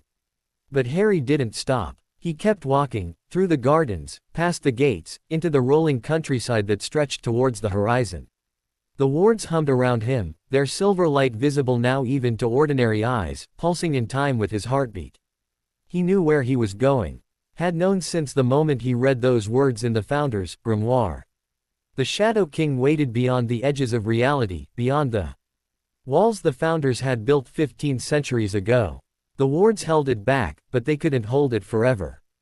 Eventually, it would break through. Eventually, the darkness would come. Unless someone stood in its way. Unless someone became the wall. Harry walked for hours, the sun climbing higher, the countryside giving way to hills, then mountains, then places that didn't quite exist on any map. The wards guided him, showing him the path, preparing him for what was to come. He thought about his life as he walked. The cupboard under the stairs. The first letter from Hogwarts. The sorting hat, hesitating between Gryffindor and Slytherin. The friends who had become family. The battles, the losses, the victories. The love that had saved him again and again. He thought about his mother, choosing to die so he could live. His father, standing between his family and destruction. Sirius, falling through the veil to protect him. All the people who had given everything so that he could have this chance. And now it was his turn. The path ended at a circle of stones, older than the one at the Haven, older than the one in the forest, older than anything human. These stones had been raised before the founders, before Merlin, before magic itself had taken the shape that witches and wizards knew. They marked the thinnest place between worlds, the point where the wards were strongest and weakest at the same time. Harry stepped into the circle. The world changed. He stood in a vast emptiness, gray and formless, stretching in all directions without end. No sky, no ground, no horizon. Just the gray, and the silence, and the thing that waited at its center. The Shadow King. It had no shape Harry could comprehend. It shifted and flowed, darkness given form, hunger given consciousness. It was older than the stars, older than time, older than anything that lived and breathed and loved. It was the end of all things, the final silence, the last darkness. And it was beautiful, in a way that hurt to look at. You have come. Its voice was not a voice. It was the absence of sound, the hole where sound should be. The little heir, the living ward, the sacrifice. Harry stood before it, small and human and utterly unafraid. The ritual had taken his fear. What remained was something else entirely. I've come, he said quietly.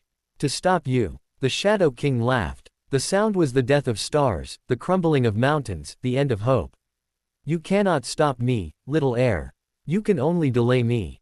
As the founders delayed me. As all the little lights have delayed me since the beginning. It shifted, flowed, came closer without moving. But delay is not victory. And eventually, all delays end. Harry nodded. He had known this. Known that his sacrifice wouldn't be permanent, that the Shadow King would eventually break through no matter what he did. But that wasn't the point. The point was the time he would buy. The years, the decades, the centuries of light that would exist because he chose to stand in the darkness. I'm not trying to defeat you, he said. I'm trying to give them a chance. A chance to grow stronger. A chance to find another way. A chance to live. And you think your little life is worth that chance? Harry thought about Ron, laughing over a chessboard. Hermione, her nose buried in a book. Sirius, gray eyes bright with love. The Weasleys, loud and warm and full of joy. All the people who had filled his life with light. Yes, he said. I do. He raised his arms, and the silver light of the wards poured through him, brighter than the sun, warmer than any fire. He felt himself dissolving, fragmenting, becoming something vast and terrible and beautiful. He felt the hills of Britain, the rivers, the stones. He felt Hogwarts, standing strong against the night. He felt the people he loved, going about their lives, unaware of the battle being fought in a dimension they couldn't see.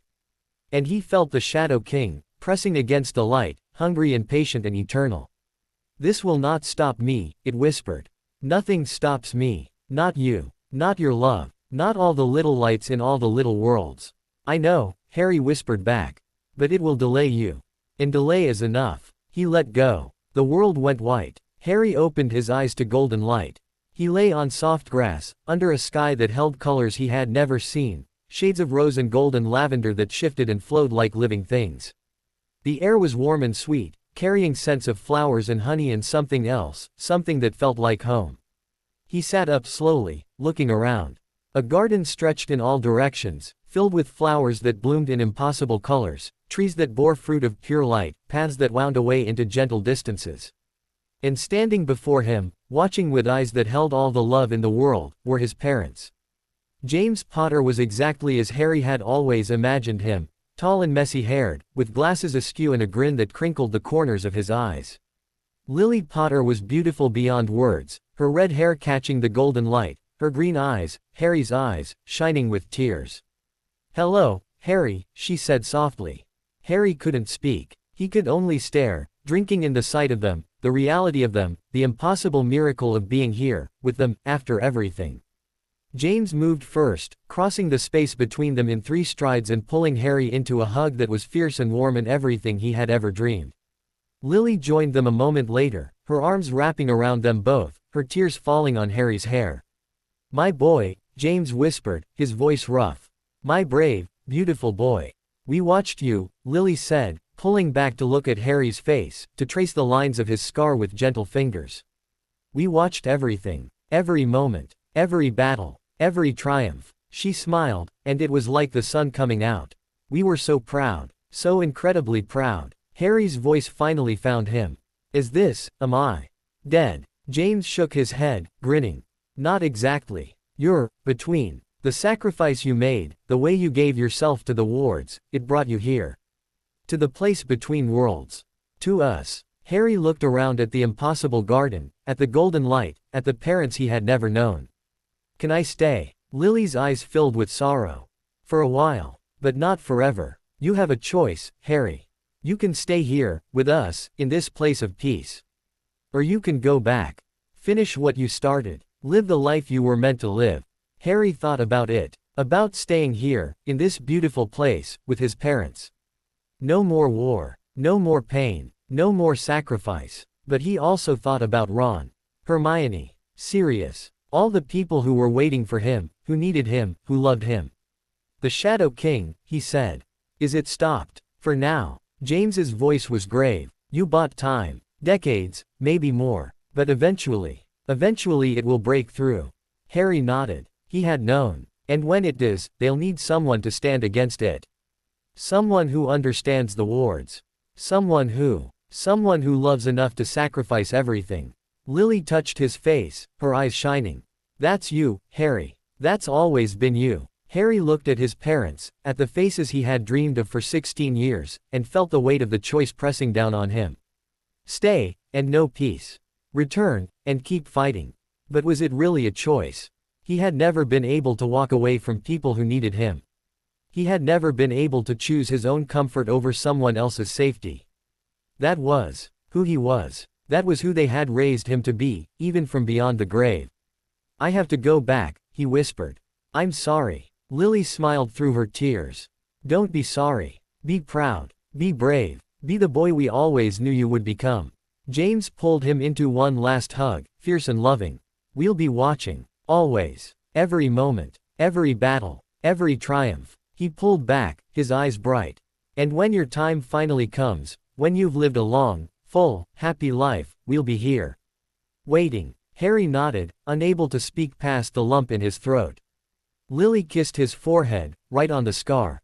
"We love you, Harry. Always have. Always will." The golden light swelled, wrapped around him, lifted him up. And Harry fell. He woke to pain. Every muscle screamed. Every bone ached. His head pounded like someone was using it for drum practice. But beneath the pain, beneath the exhaustion, beneath everything, he felt something else. The wards. Stronger than ever. Flowing through him, around him, part of him. He was the air, the living anchor. The boy who had stared into the darkness and refused to blink. And he was alive. "Harry." Hermione's voice, choked with tears. "Harry, can you hear me?" He forced his eyes open. Hermione's face swam into view, tear-streaked and radiant with joy. Behind her, Ron's grinning face appeared, his eyes red but his smile wide. "You bloody idiot," Ron said, his voice rough. "You absolute bloody idiot. Don't you ever do that again." Harry tried to smile, but his face wasn't cooperating. "Did it work? Did it work?" Hermione's laugh was half sob. "The wards are stronger than they've ever been. The Shadow King's been pushed back so far we can't even feel it anymore. You did it, Harry. You saved everyone." Harry closed his eyes, letting the words wash over him. He had done it. He had bought them time. Decades, maybe more. Time to prepare, to grow, to find another way. Time to live. Sirius appeared, pushing through the crowd of faces that had gathered. His gray eyes were wild with relief and fear and love, and when he pulled Harry into a hug, it was so tight Harry thought his ribs might crack. "Never again," Sirius whispered fiercely. "You hear me? Never again." Harry hugged him back, weak as he was. "I hear you." The weeks that followed were a blur of recovery and celebration. Harry's body healed slowly, the strain of his sacrifice leaving marks that even magic couldn't fully erase. But his spirit soared. He was alive. His friends were alive. The war was over. The ministry was rebuilt, this time with safeguards that made it harder for darkness to take root from within. Kingsley Shacklebolt was elected minister by an overwhelming majority, his integrity and courage known to all. The Death Eaters who survived faced justice in trials that were fair and transparent. And Harry finally got to rest. He spent long days at the Burrow, surrounded by Weasleys and laughter and the best food he had ever tasted. He spent quiet evenings with Sirius, talking about his parents, about the future, about all the things they had never had time to discuss. He spent lazy afternoons with Ron and Hermione, just being together, no battles to fight, no prophecies to fulfill. It was strange at first, this peace. He kept waiting for the other shoe to drop, for some new threat to emerge, for the darkness to return. But as weeks turned into months, and months into a year, he slowly learned to trust it. To relax into it. To believe that maybe, just maybe, he deserved this. The letter came on a gray November morning, nearly a year after the final battle. Harry was at Grimmauld Place, helping Sirius organize the mountain of junk that had accumulated over decades of neglect. Creature had been surprisingly helpful since the war, his loyalty to Harry outweighing his ancient prejudices, but there was still plenty of work to do. The owl was unfamiliar, a sleek barn owl with intelligent eyes and a scroll tied to its leg. Harry untied it, puzzled, and unrolled the parchment. His breath caught. Harry, there is something you need to see. Something about your mother. About her sacrifice. About what it truly meant. Come to the Haven. Alone. Eldrita. Harry stared at the words, his heart pounding. His mother. After everything, after all the battles and sacrifices and revelations, there was still more to learn. Sirius appeared beside him, reading over his shoulder.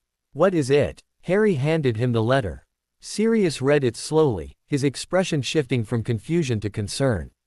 Do you trust her? Sirius asked. With my life. Harry paused. She's given me nothing but truth since the beginning. Sirius nodded slowly. Then go. But be careful. He gripped Harry's shoulder. And come back. You hear me? Whatever you find, whatever you learn, come back. Harry promised. The Haven hadn't changed. The ancient stones still hummed with power. The corridors still twisted in ways that defied logic. The circular chamber where Harry had first learned to feel the wards still stood open to the sky. But Eldrita was different. She stood at the center of the circle, her silver hair catching the pale November light, her ancient eyes fixed on Harry with an expression he couldn't read. Behind her, almost hidden in the shadows, stood Morgana. You came, Eldrita said softly. I wasn't sure you would. Harry moved into the circle, the stones welcoming him as they always had. You said it was about my mother. Eldrita nodded slowly. It is. But not in the way you think. She gestured for him to sit, and he lowered himself onto the ancient grass. Morgana moved closer, her ice-chip eyes soft with something that might have been compassion. Your mother's sacrifice saved you, Eldrita began. You know that. You've always known that. But what you don't know, what no one has ever told you, is that her sacrifice was not complete. Harry frowned. What do you mean? Morgana spoke for the first time, her voice gentle. Lily Potter gave her life for you. That act of love created a protection that has shielded you for 17 years. But love this powerful does not simply end. It lingers. It waits. It hopes. Eldrita nodded. Your mother's love is still in the wards, Harry. Not just her sacrifice, her consciousness, her soul. The magic of the ancient protection caught her as she passed, held onto her, wove her into the fabric of the wards themselves. Harry's heart stopped. You're saying, we're saying your mother is alive. Morgana's voice was barely above a whisper. Not as she was. Not fully. But a part of her, the purest part, the part that loved you more than anything, has been waiting in the wards for 17 years. Waiting for you to become strong enough to find her. The world tilted. Harry gripped the grass beneath his hands, trying to ground himself in something real. His mother. Alive. In the wards. Waiting. Can I? His voice broke. Can I see her? Eldrita and Morgana exchanged glances. It was Morgana who answered. We can try. But there are no guarantees. She may not remember. She may not recognize you. 17 years is a long time, even for a soul held in love. Harry didn't hesitate. Try, please. Eldrita moved closer, her weathered hand reaching for his. Morgana took his other hand, her cool fingers wrapping around his. Together, the three of them formed a circle within the circle, their magic flowing together, reaching out through the wards. Lily, Eldrita called silently. Lily Potter, your son is here. He wants to see you. For a long moment, nothing happened. The silver threads of the wards pulsed gently, carrying the call into every corner of the ancient magic. Then, slowly, a light began to form. It started as a shimmer, a warmth, a presence that Harry felt before he saw. It grew stronger, brighter, more defined, until finally it coalesced into a shape. A woman's shape. A familiar shape. Red hair. Green eyes. A smile that held all the love in the world. "Mum," Harry whispered. Lily Potter reached out, her translucent hand brushing his cheek. She was insubstantial, barely there, a ghost made of light and love and ancient magic. But she was real. She was here. "My baby," she breathed, her voice like wind through leaves. "My brave, beautiful baby. I've waited so long to hold you." Harry reached up, covering her hand with his own. He couldn't feel her, not really, but he could feel her presence, her love, her joy at seeing him. "I don't understand," he whispered. "How? Why?" "Love," Lily said simply. "Love is the oldest magic, Harry. Stronger than death. Stronger than anything." She smiled, and it was like looking into the sun. "When I died for you, a part of me refused to leave. Refused to let go." The wards caught that part, held onto it, kept it safe until you were ready. Harry's tears fell freely now. "I've missed you. Every day. Every single day. And I've watched you." Lily's voice was soft with wonder. "Every moment. Every battle. Every triumph. I was so proud, Harry. So incredibly proud." She paused, her eyes searching his face. "You've become everything I hoped you would be. Brave and kind and full of love. Your father would be," her voice caught. "Your father would be so proud." "Dad," Harry's voice broke. "Is he?" Lily shook her head gently. "James passed beyond, as most souls do. But he knows, Harry. He knows what you've become. He watches through my eyes, feels through my heart. We're both so proud." Harry closed his eyes, letting her words wash over him. His mother. Here. With him. After 17 years of longing, of grief, of aching emptiness where she should have been. "I don't want to lose you again," he whispered. Lily's hand, insubstantial as it was, seemed to press more firmly against his cheek. "You won't. Not really. I'll always be in the wards, Harry. Always watching. Always loving. Always waiting." She smiled, and it was radiant. "And when your time finally comes, when you've lived a long, full, happy life, I'll be here. Waiting to welcome you home." Harry opened his eyes, meeting her gaze. "Promise." "I promise." They stayed like that for a long time, mother and son, connected by magic and love and the unbreakable bond that had saved them both. Eventually, Lily's form began to fade, the light dimming, her presence withdrawing. "I have to go now," she whispered. "But I'll always be near. In the wind, in the rain, in the warmth of the sun. In every moment of love and courage and hope." She smiled one last time. "I love you, Harry. Always have. Always will." And she was gone. Harry sat in the circle, tears streaming down his face, his heart full to bursting. Eldrita and Morgana released his hands, stepping back to give him space. But he didn't feel alone. He felt her presence, faint but real, woven into the wards that surrounded him. His mother. Watching. Loving. Waiting. He looked up at the gray November sky, and for the first time in his life, he felt complete. He returned to Grimmauld Place as dusk fell, his eyes red but his heart light. Sirius was waiting on the front steps, his gray eyes searching Harry's face for answers. "Well," Harry sat beside him, looking out at the street that had once been so ordinary, so mundane, so completely separate from the magical world. "My mother's in the wards," he said quietly. "A part of her. The part that loved me. It's been there all along, waiting for me to find her." Sirius's breath caught. "Lily. She's not alive, not exactly. But present. Aware. Watching." Harry turned to look at his godfather, at the man who had loved his parents, who had raised him, who had given everything to protect him. "I got to talk to her, Sirius. After 17 years, I finally got to talk to my mum. Sirius's eyes filled with tears. He didn't try to hide them. What did she say? Harry smiled, and it was genuine. She said she was proud of me. That Dad was proud of me. That they've been watching all along. He paused, the warmth of that knowledge spreading through his chest. And she said she'll always be there. In the wards. Watching. Loving. Waiting. Sirius pulled him into a hug, fierce and trembling. I'm proud of you too, Harry. So proud. Your parents, they'd be, his voice broke. They'd be overjoyed. They sat together on the steps as the last light faded from the sky, two people bound by love and loss and the unbreakable bonds of family. And for the first time in his life, Harry felt like he had everything he had ever wanted.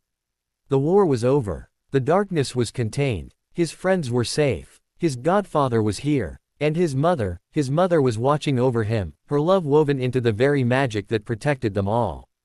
It was enough. More than enough. It was everything. Less than, end of thinking, greater than. The seasons turned, as seasons do, and Harry found himself embracing a life he had never dared to imagine. Spring brought flowers to the garden at Grimmauld Place, the first time the old house had seen blooms in decades. Harry worked alongside Sirius, planting and weeding and laughing at their mutual incompetence with anything green.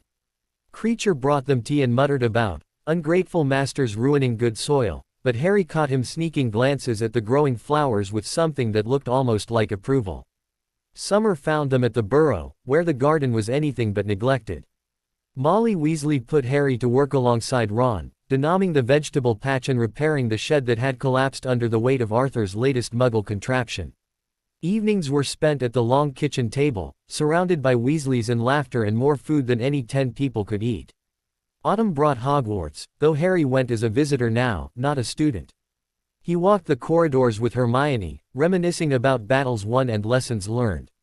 He sat in the Great Hall during meals, watching the new generation of students sort themselves into houses, wondering which of them would carry the weight of destiny as he had. And winter brought peace. The first anniversary of Voldemort's defeat fell on a gray December day. Harry stood at the edge of the Forbidden Forest, watching snow fall on the grounds of Hogwarts. The castle rose before him, ancient and beautiful, its windows glowing with warm light. Inside, students were celebrating, unaware of how close they had come to losing everything. Footsteps crunched in the snow behind him. Hermione appeared at his side, wrapped in a thick cloak, her cheeks pink with cold. Ron followed a moment later, his arm slipping around Hermione's waist as naturally as breathing. You're brooding, Ron observed. I'd recognize that look anywhere. Harry smiled, not denying it. Just thinking. About. Hermione prompted. Harry considered the question. About his mother, woven into the wards, watching over him always. About his father, waiting beyond, proud of the son he had never known. About Sirius, who had finally found peace. About the friends beside him, who had never wavered, never doubted, never given up. About how lucky I am, he said finally. About how different my life could have been. Ron snorted. Lucky. Mate, you've been hunted, possessed, tortured, and died at least once. That's not lucky, that's barmy. Harry laughed, the sound carrying across the snow. Fair point. But I'm also here, alive, with you too, with Sirius, with people who love me. He paused, watching his breath mist in the cold air. That's more than I ever thought I'd have. Hermione leaned against him, her head on his shoulder. You deserve it, Harry. All of it. They stood together, the three of them, watching the snow fall on Hogwarts. Behind them, the forest whispered with ancient magic. Before them, the castle glowed with warmth and life. And somewhere, in the silver threads of the wards that protected them all, a mother watched her son and smiled. The dream came that night, soft and warm and full of light. Harry stood in the garden where he had met his parents, the place between worlds. The colors were softer now, the light gentler, as if the place itself had settled into something more peaceful. Lily waited for him beneath a tree that bore fruit of pure gold. She looked more solid than before, more real, as if the time since their last meeting had strengthened her presence. Hello, my love, she said softly. Harry moved to her, drinking in the sight of her. Mum, I didn't know if I'd see you again. Always. She reached out, and this time, when her hand touched his cheek, he could feel it. Warmth, love, presence. The wards are part of me now, and you're part of the wards. We're connected, you and I. Always will be. Harry closed his eyes, leaning into her touch. I miss you. I know. Her voice was soft with understanding. But I'm not gone, Harry. Not really. I'm in every sunrise, every flower, every moment of joy you'll ever have. I'm in the love you feel for your friends, for Sirius, for the family you're building. She paused, and when she spoke again, there was something new in her voice. Excitement. Wonder. And I'm not the only one. Harry opened his eyes. What do you mean? Lily smiled, and it was radiant. Turn around, Harry. He turned. James stood behind him, as solid as Lily, as real as anything Harry had ever seen. His father, with his messy hair and his crooked glasses and his grin that crinkled the corners of his eyes. Dad, Harry breathed. James moved forward, pulling him into a hug that was warm and solid and everything Harry had ever dreamed. Hello, son. Took me long enough to get here, didn't it? Harry pulled back, staring at his father's face, memorizing every line, every detail. How? The wards, James explained. When you strengthened them, when you became their living anchor, you created a space. A place between. Your mother was already here, held by her love for you. And now, he grinned. Now I am too. Lily moved closer, wrapping her arms around them both. It won't be forever. Eventually, we'll have to move on. But for now, for as long as you need us, she smiled up at Harry, her green eyes bright with tears. We're here. Harry held them both, his parents, the people he had longed for his entire life. The garden glowed around them, warm and safe and full of love. When I was little, he whispered, I used to dream about this. About having you both. About being a family. James's voice was rough. We dreamed about you too, Harry. Every moment we had with you was precious. Every smile, every laugh, every tiny finger wrapped around ours. He pulled back, looking into Harry's eyes. We loved you from the moment we knew you existed. And we've never stopped. Lily nodded, tears streaming down her cheeks. Never. Not for a single second. Harry looked at his parents, at the love shining in their eyes, and felt something inside him finally, completely heal. The hole that had been there since he was 15 months old. The ache he had carried his whole life, filled with warmth and light and the certainty that he was loved. I love you, he said. Both of you. Always have. Always will. They held him, and he held them, and the garden held them all. He woke to sunlight streaming through his window. For a moment, he just lay there, letting the warmth wash over him. The dream was still with him, vivid and real, more than a dream. A visit. A gift. He reached out through the wards, feeling for that familiar presence. Both presences now. His mother and his father, woven into the ancient magic, watching over him always. Good morning, Harry, Lily's voice whispered in his mind.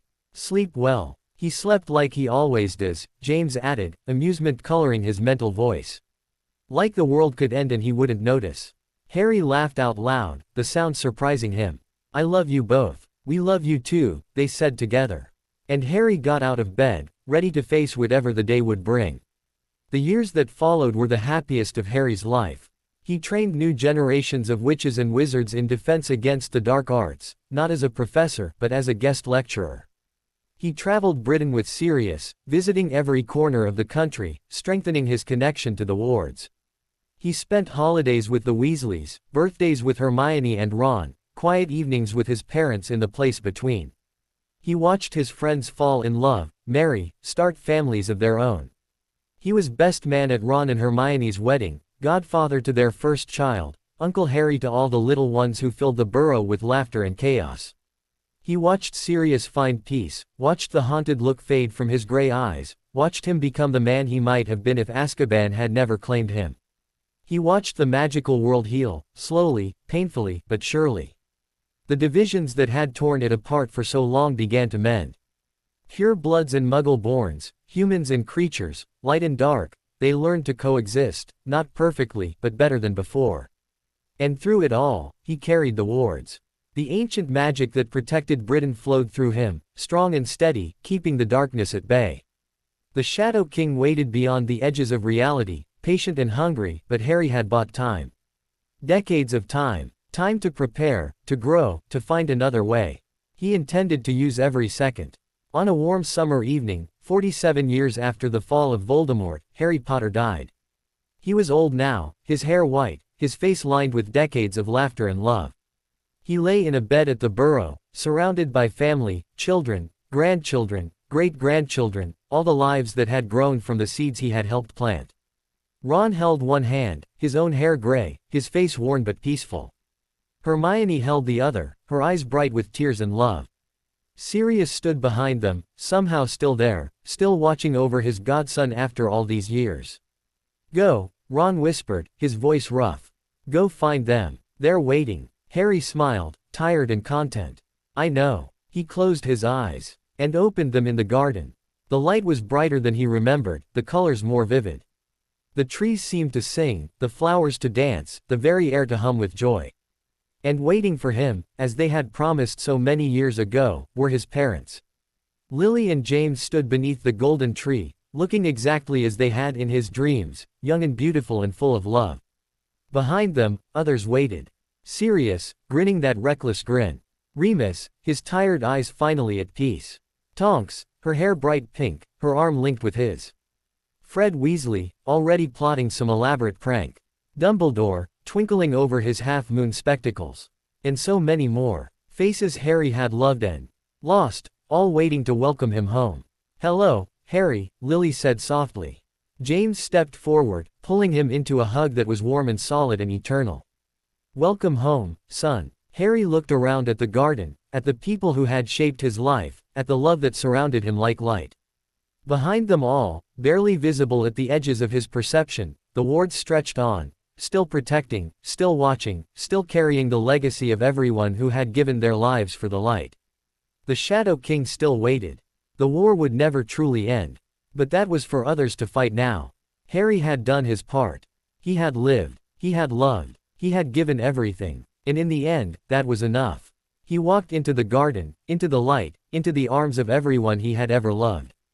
And for the first time in his life, Harry Potter was home. In the world beyond the garden, the wards hummed with ancient power, stronger than they had been in millennia. The era of the ancient wards had passed, but his legacy remained, woven into every thread of protection, every flicker of light, every moment of love that still burned bright against the darkness. The Shadow King waited. It would always wait. But the light waited too, patient and eternal, ready to rise again when the time came.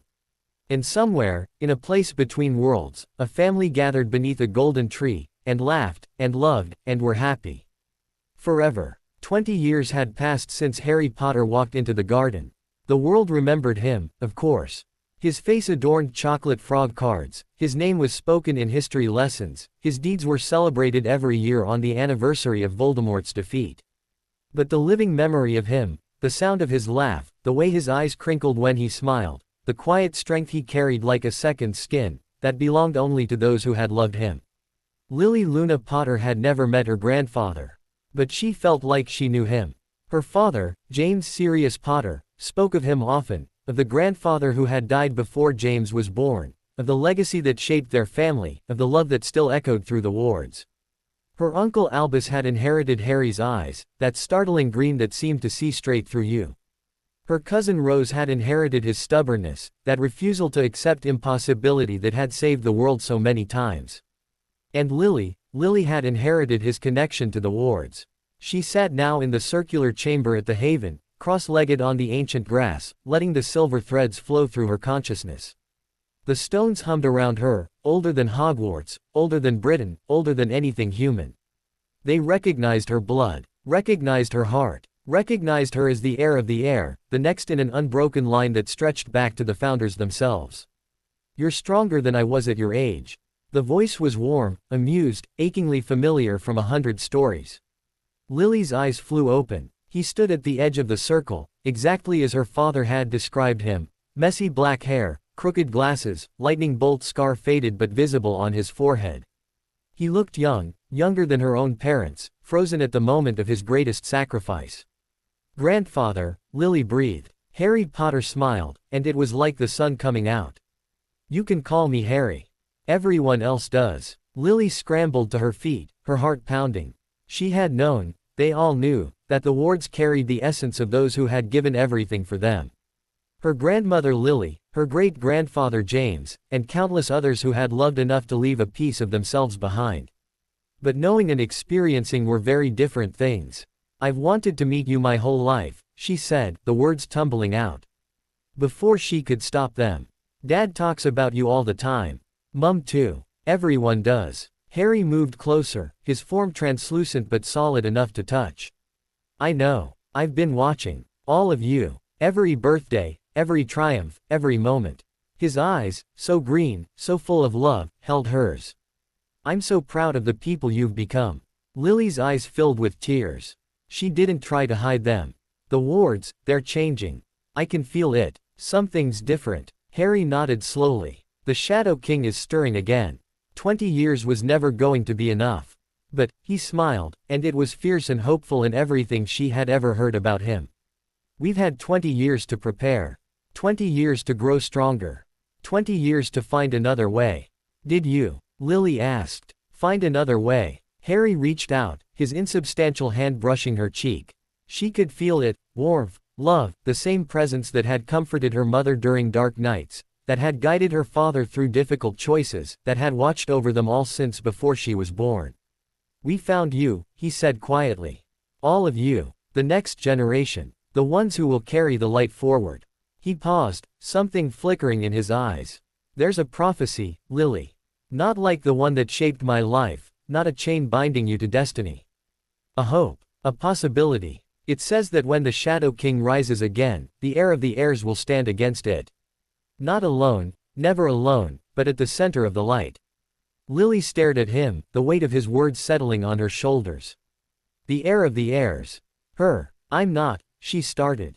"You're exactly what you need to be." Harry's voice was firm but gentle. "Brave, like your grandfather James. Clever, like your grandmother Hermione. Loyal, like your Uncle Ron. And full of love, he smiled. "Like all of us. Like the family that raised you. Like the world that needs you." Lily thought about her parents, her siblings, her cousins, her friends. She thought about Hogwarts, where she would return in the autumn for her 7th year. She thought about the wards, humming with ancient power, waiting for someone to guide them.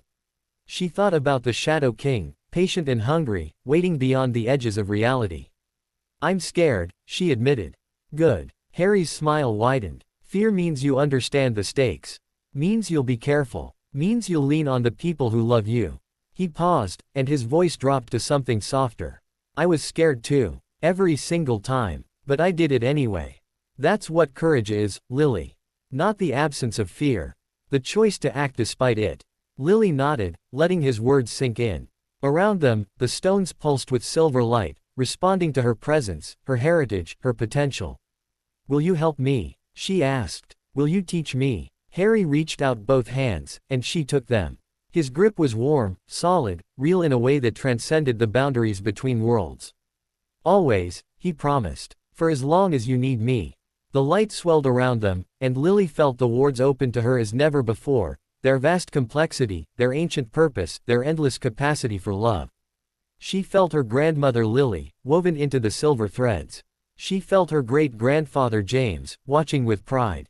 She felt the founders, distant but present, their hopes and dreams still alive after 15 centuries. And she felt the Shadow King, pressing against the edges of reality, patient and hungry and eternal.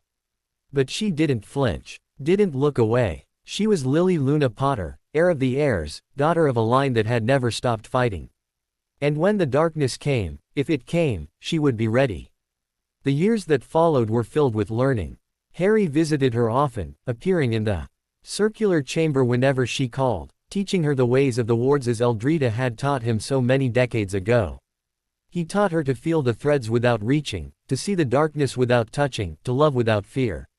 Her family noticed the change in her. The quiet confidence that settled around her like a cloak. The way she would stare into space, smiling at something no one else could see.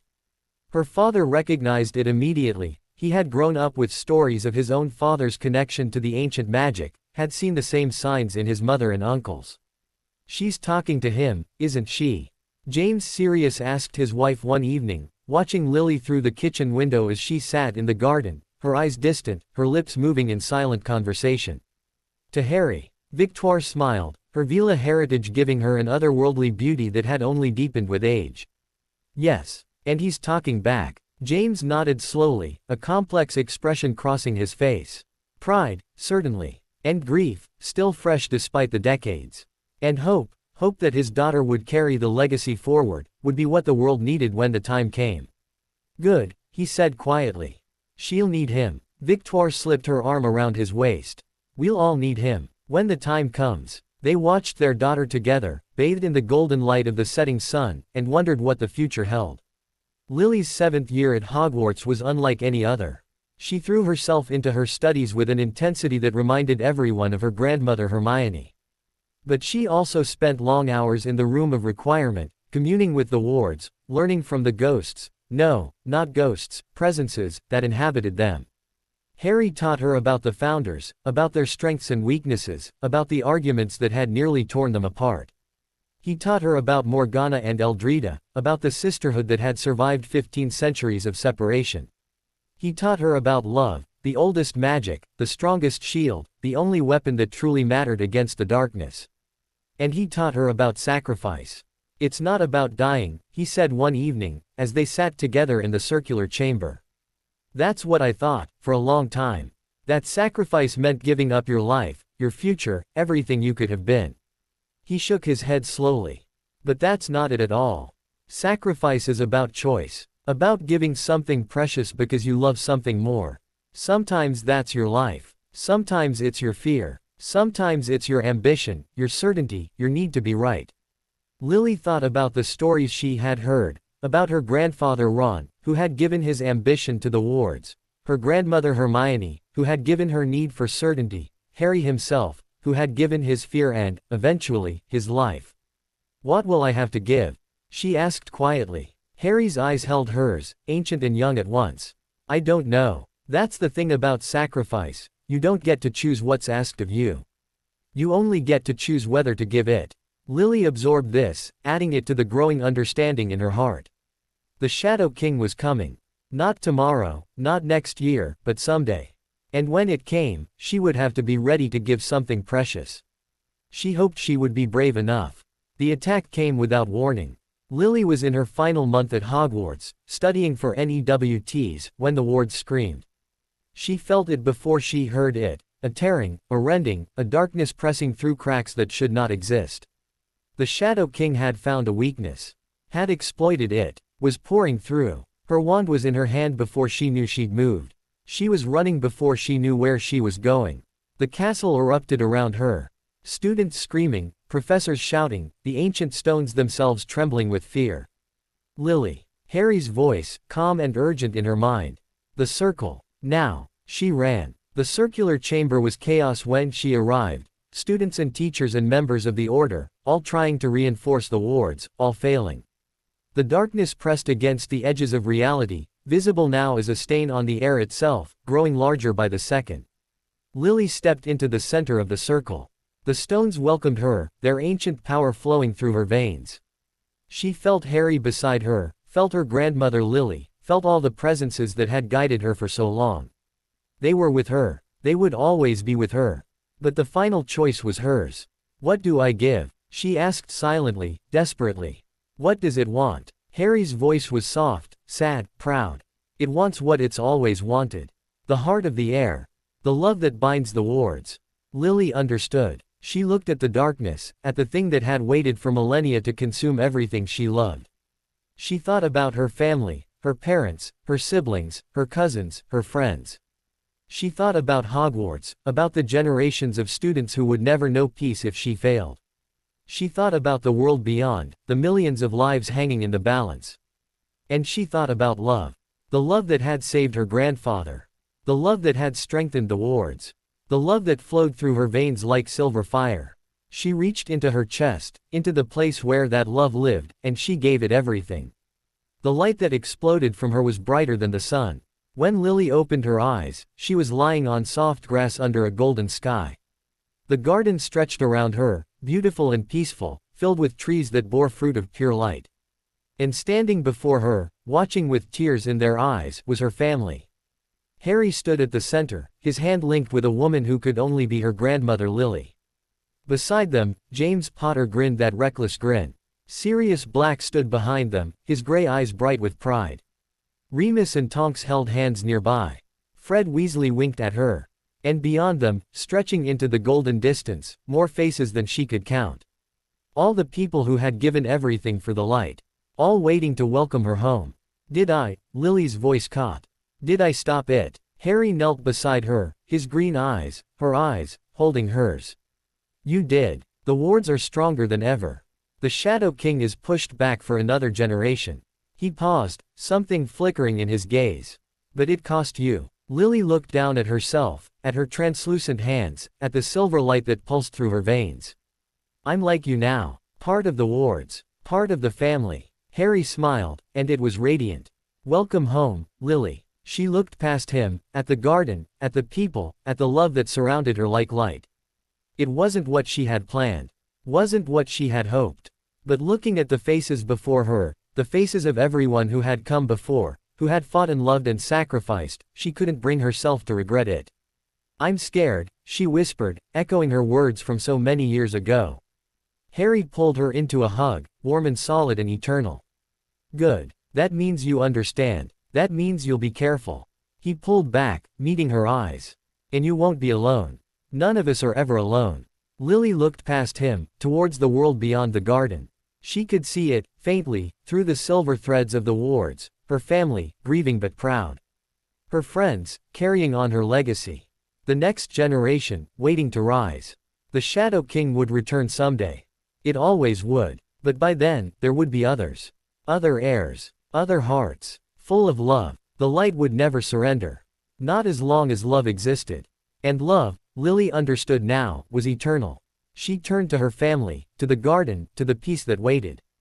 Harry's hand found hers. Lily's, her grandmother's, wrapped around her other hand. James moved closer, and Sirius, and all the others who had made this place their home. Come on, Harry said softly. There's someone I want you to meet. He led her deeper into the garden, towards a light that shone brighter than the rest. And Lily Luna Potter, heir of the heirs, walked into eternity surrounded by love. In the world beyond the garden, the wards hummed with new power. The sacrifice of the latest heir had strengthened them beyond measure, pushing back the darkness for another generation, another century, another age. The Shadow King waited. It would always wait. But the light waited too, patient and eternal, ready to rise again when the time came. And somewhere, in a place between worlds, a girl walked through a garden with her grandfather, and laughed, and loved, and was happy. Forever. The garden had changed. Lily noticed it first, the way the light seemed dimmer, the colors less vibrant, the golden trees drooping slightly as if weighed down by an unseen burden. The presences she had grown accustomed to, Harry, her grandmother Lily, the countless others who populated this place between worlds, moved with a new solemnity, their eyes often turned towards a horizon that shimmered with something that looked almost like darkness. He's coming again, Harry said quietly. They sat together beneath the golden tree, watching the light shift and flow across the eternal sky. The Shadow King. He never truly stops trying. Lily nodded, her hand finding his. She had been here for, time moved strangely in the garden. Months, years, centuries. It didn't matter. What mattered was the bond between them, the love that transcended death and dimension. But the wards are stronger now, she said. My sacrifice bought time. Harry's voice was gentle but honest. Decades, maybe. But the Shadow King is patient. Eternal. He will find another weakness. Another crack. Another way through. Lily looked towards that distant horizon, at the darkness that pulsed like a diseased heart. Then what do we do? Harry was silent for a long moment. When he spoke, his voice held something new, hope, yes, but also a weight of grief. There's a child, he said. Born 3 days ago, in the world beyond. A girl. She carries the blood of the heirs, not just one line, but all of them. Gryffindor, Ravenclaw, Hufflepuff, Slytherin. All 4, flowing together in her veins for the first time since the founders themselves. Lily's breath caught. The prophecy. The prophecy said the heir of the heirs would stand against the darkness. That was you, Lily.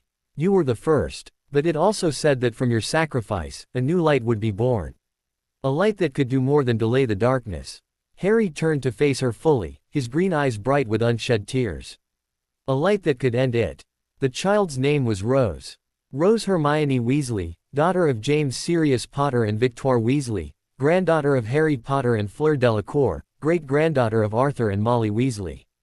She was born on a warm summer evening, with a tuft of red hair and eyes that would later shift to a startling shade of violet. From the moment of her birth, the wards sang. Harry felt it in the garden, a new harmony, a new strength, a new possibility. The silver threads that bound Britain together vibrated with a joy they had not known since the founders walked the earth. The Shadow King, pressing against the edges of reality, recoiled as if burned. "She's the one," Lily breathed, watching through the wards. As the baby was passed from arm to arm, surrounded by love. "She's really the one," Harry nodded slowly. "But she can't do it alone. None of us ever could." He turned to face the garden, where the presences of generations gathered, his parents, his friends, his family, all watching the same scene with the same hope. "We need to prepare her. Guide her. Love her. And when the time comes?" Lily asked. Harry's smile was sad but certain. "When the time comes, we'll be there. All of us. The way we were for you. The way we were for me." He paused, reaching out to touch her cheek. "That's what family does, Lily.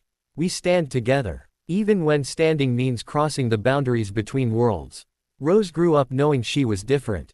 Not in the way her great-grandfather had been different, marked by prophecy and tragedy and the weight of destiny. No, Rose's difference was quieter. Deeper. She heard whispers in the wind, felt warmth in ancient stones, saw faces in the shimmer of sunlight on water. Her parents noticed, of course. James Sirius had grown up with stories of his father's connection to the wards, had watched his sister Lily walk the same path. He recognized the signs. "She's talking to them," he told Victoire one evening, watching Rose through the kitchen window as she sat in the garden, her lips moving in conversation with someone only she could see. "Him?" Victoire asked softly. James shook his head. "Them. All of them." He paused, something like awe in his voice. "She's connected to every Potter who ever lived. Every Weasley. Every love that ever strengthened the wards." Victoire moved closer, slipping her arm around his waist. "Is that normal?" James laughed, the sound warm and sad. "Nothing about this family has ever been normal. But it's right. It's what they need, what we all need, for what's coming." Rose met Harry when she was 7 years old. She had wandered into the garden behind the burrow, not the physical garden, but the place between, the realm where the wards were strongest and the boundaries thinnest. She hadn't meant to, she had simply followed a butterfly that shimmered with silver light, and suddenly the world shifted, and she was somewhere else entirely. He was waiting beneath the golden tree. "Hello, Rose," he said softly, and his smile was exactly as her father had described, warm and sad and full of love. Rose should have been afraid. She was 7, alone, in a place she didn't recognize with a stranger who looked like a ghost. But she felt only peace. Only recognition. Only love. "Grandfather," she breathed. Harry opened his arms, and she ran into them. The years that followed were filled with visits. Harry taught her as he had taught Lily, as Eldreda had taught him, to feel the wards without reaching, to see the darkness without touching, to love without fear. But Rose was different. Rose carried all 4 lines, all 4 legacies, all 4 hopes. The wards responded to her as they had responded to no one since the founders themselves. "She could do it," Lily said one day, watching Rose through the shimmering barrier between worlds. "She could actually end it." Harry nodded slowly. "But it will cost her. Everything, perhaps." Lily's hand found his. "Like it cost us. Worse." Harry's voice was heavy with grief. "The Shadow King isn't just darkness. It's absence. The end of everything. To destroy it, she would have to become something else entirely. Something beyond human. Beyond love." Lily was silent for a long moment. "Does she know?" "Not yet." Harry watched his granddaughter, so full of life, so full of light, and felt the weight of what was to come pressing down on him. "But she will. When she's ready." Rose's 16th birthday fell on a gray November day. She stood in the circular chamber at the Haven, the same chamber where Harry had first learned to feel the wards, where Lily had made her sacrifice, where generations of heirs had stood against the darkness. The stones hummed around her, ancient and welcoming, their silver light pulsing in time with her heartbeat. Harry appeared beside her, as he always did when she came here. "You're ready," he said quietly. "For the truth." Rose turned to face him, violet eyes steady. I've known for years that it would come to this. That I would have to choose. Harry nodded slowly. The prophecy didn't lie. You are the one who can end it. All 4 lines, flowing together, creating a power that hasn't existed since the founders. He paused, his voice dropping. But ending it will cost you, Rose. Everything you are. Everything you could become. Rose thought about her family, her parents, her siblings, her cousins, her friends. She thought about Hogwarts, about the laughter and learning and love that filled its ancient halls. She thought about the world beyond, the millions of lives hanging in the balance. She thought about love, the love that had saved her great-grandfather. The love that had strengthened the wards. The love that flowed through her veins like silver fire. I know, she said quietly. And I'm ready. The confrontation came on a night when the moon hung low and red. The Shadow King had found a new weakness, a new crack in the wards, a new way through. Darkness poured into Britain like poison into a wound, spreading through villages and towns, consuming everything it touched. Rose stood at the center of the circle, her family gathered around her, not just the living, but the dead as well. Harry was there, and Lily, and James, and Sirius, and all the generations of Potters and Weasleys who had given everything for the light. Behind them, in the world beyond, her parents fought alongside the Order, holding the darkness at bay, buying her time. Now, Harry said softly. Do it now. Rose closed her eyes. She reached deep inside herself, past the fear, past the doubt, past everything that made her human. She reached for the 4 lines that flowed through her blood, Gryffindor's courage, Ravenclaw's wisdom, Hufflepuff's loyalty, Slytherin's ambition. She reached for the love that had strengthened the wards for generations. She reached for the light that had never, ever surrendered. And she pulled. The silver light that exploded from her was brighter than anything the world had ever seen. It filled the circle, the haven, the wards, the world. It touched the darkness and the darkness screamed, not in rage, but in something that sounded almost like fear. You cannot destroy me, the Shadow King hissed. I am eternal. I am the end of all things. Rose's voice rang out, clear and certain. You're wrong. Love is eternal. Love is the beginning of all things. And love, she paused, pouring everything she was into the light. Love wins. The silver light intensified, consumed everything, became everything. And when it faded, the Shadow King was gone. Rose opened her eyes to golden light. The garden stretched around her, more beautiful than she had ever seen it, the colors brighter, the trees taller, the very air humming with joy. And standing before her, waiting with open arms, was her family. Harry stood at the center, tears streaming down his face. Lily held his hand, her own eyes bright. James and Sirius and Remus and Tonks and Fred and all the others crowded behind them, their faces radiant with pride and love. You did it, Harry whispered. You actually did it. Rose looked down at herself, at her translucent hands, at the silver light that pulsed through her veins. She was like them now. Part of the garden, part of the wards, part of the eternal light. I'm dead, she said. Quietly. No. Harry moved closer, pulling her into a hug. You're more than alive. You're eternal. Like us. Like love itself. He pulled back, meeting her eyes. The Shadow King is gone, Rose. Truly gone. Not delayed, not pushed back, destroyed. Because of you. Rose looked past him, towards the world beyond the garden. Through the shimmering barrier, she could see her family, her parents, her siblings, her friends, weeping with joy as the darkness lifted, as the light returned, as hope blossomed in every heart. They would grieve her. They would miss her. But they would also know that her sacrifice had saved them all. Can I visit them? She asked. Like you visited me. Harry smiled, and it was radiant. Whenever you want. For as long as they need you. He gestured to the garden, to the eternal light, to the family that surrounded them. That's what this place is, Rose. A home for the hearts that loved enough to give everything. A bridge between worlds. A promise that love never truly ends. Rose looked at the garden, at the golden trees and the silver light in the faces of everyone she had ever loved. She looked at the world beyond, at the family who would carry her memory forward. She looked at Harry, at her great-grandfather, at the boy who had started it all. Thank you, she whispered. For everything. Harry pulled her into another hug. No. Thank you. For finishing what we started. For proving that love really does win. He paused, and when he spoke again, his voice was thick with tears. I'm so proud of you, Rose. We all are. The garden glowed around them, warm and eternal and full of love. And somewhere, in the world beyond, the sun rose on a new day, a day without darkness, without fear, without the shadow that had haunted humanity since the beginning. The war was over. Love had won. In the garden between worlds, a girl sat beneath a golden tree, surrounded by family. Her name was Rose, and she had saved everything. Her great-grandfather sat beside her, his hand in hers, his eyes full of stars. Her great-grandmother Lily brought them tea that tasted like sunshine. Her great-great-grandfather James told jokes that made them all laugh. Sirius chased firebolts across the eternal sky. Remus and Tonks danced in the silver light. Fred set off fireworks that spelled, "Love wins," in letters of pure gold. And beyond the garden, in the world she had saved, her family lived and loved and carried her memory forward into generations yet unborn. The Shadow King was gone. The darkness was ended. The light was eternal. And love was everything. The world without the Shadow King was different. Not in ways that could be measured or mapped. The sun still rose, the seasons still turned, magic still flowed through the veins of those born to wield it. But there was a lightness now, a freedom, a sense that the weight that had pressed down on humanity since the beginning had finally been lifted. People felt it without understanding it. They laughed more easily, loved more deeply, hoped more boldly.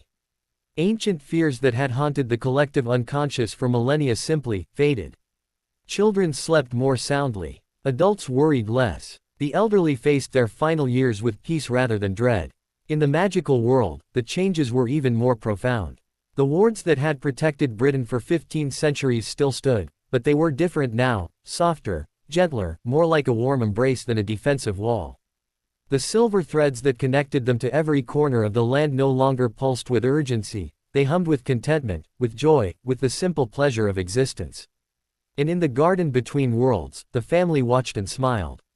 Rose had been there for 3 years now, or what passed for years in a place where time had no meaning. She had grown accustomed to the rhythm of this existence, the way the golden light shifted with the moods of those who inhabited it, the way laughter echoed longer than it should, the way love was not just felt but seen, visible as shimmering threads connecting everyone to everyone else.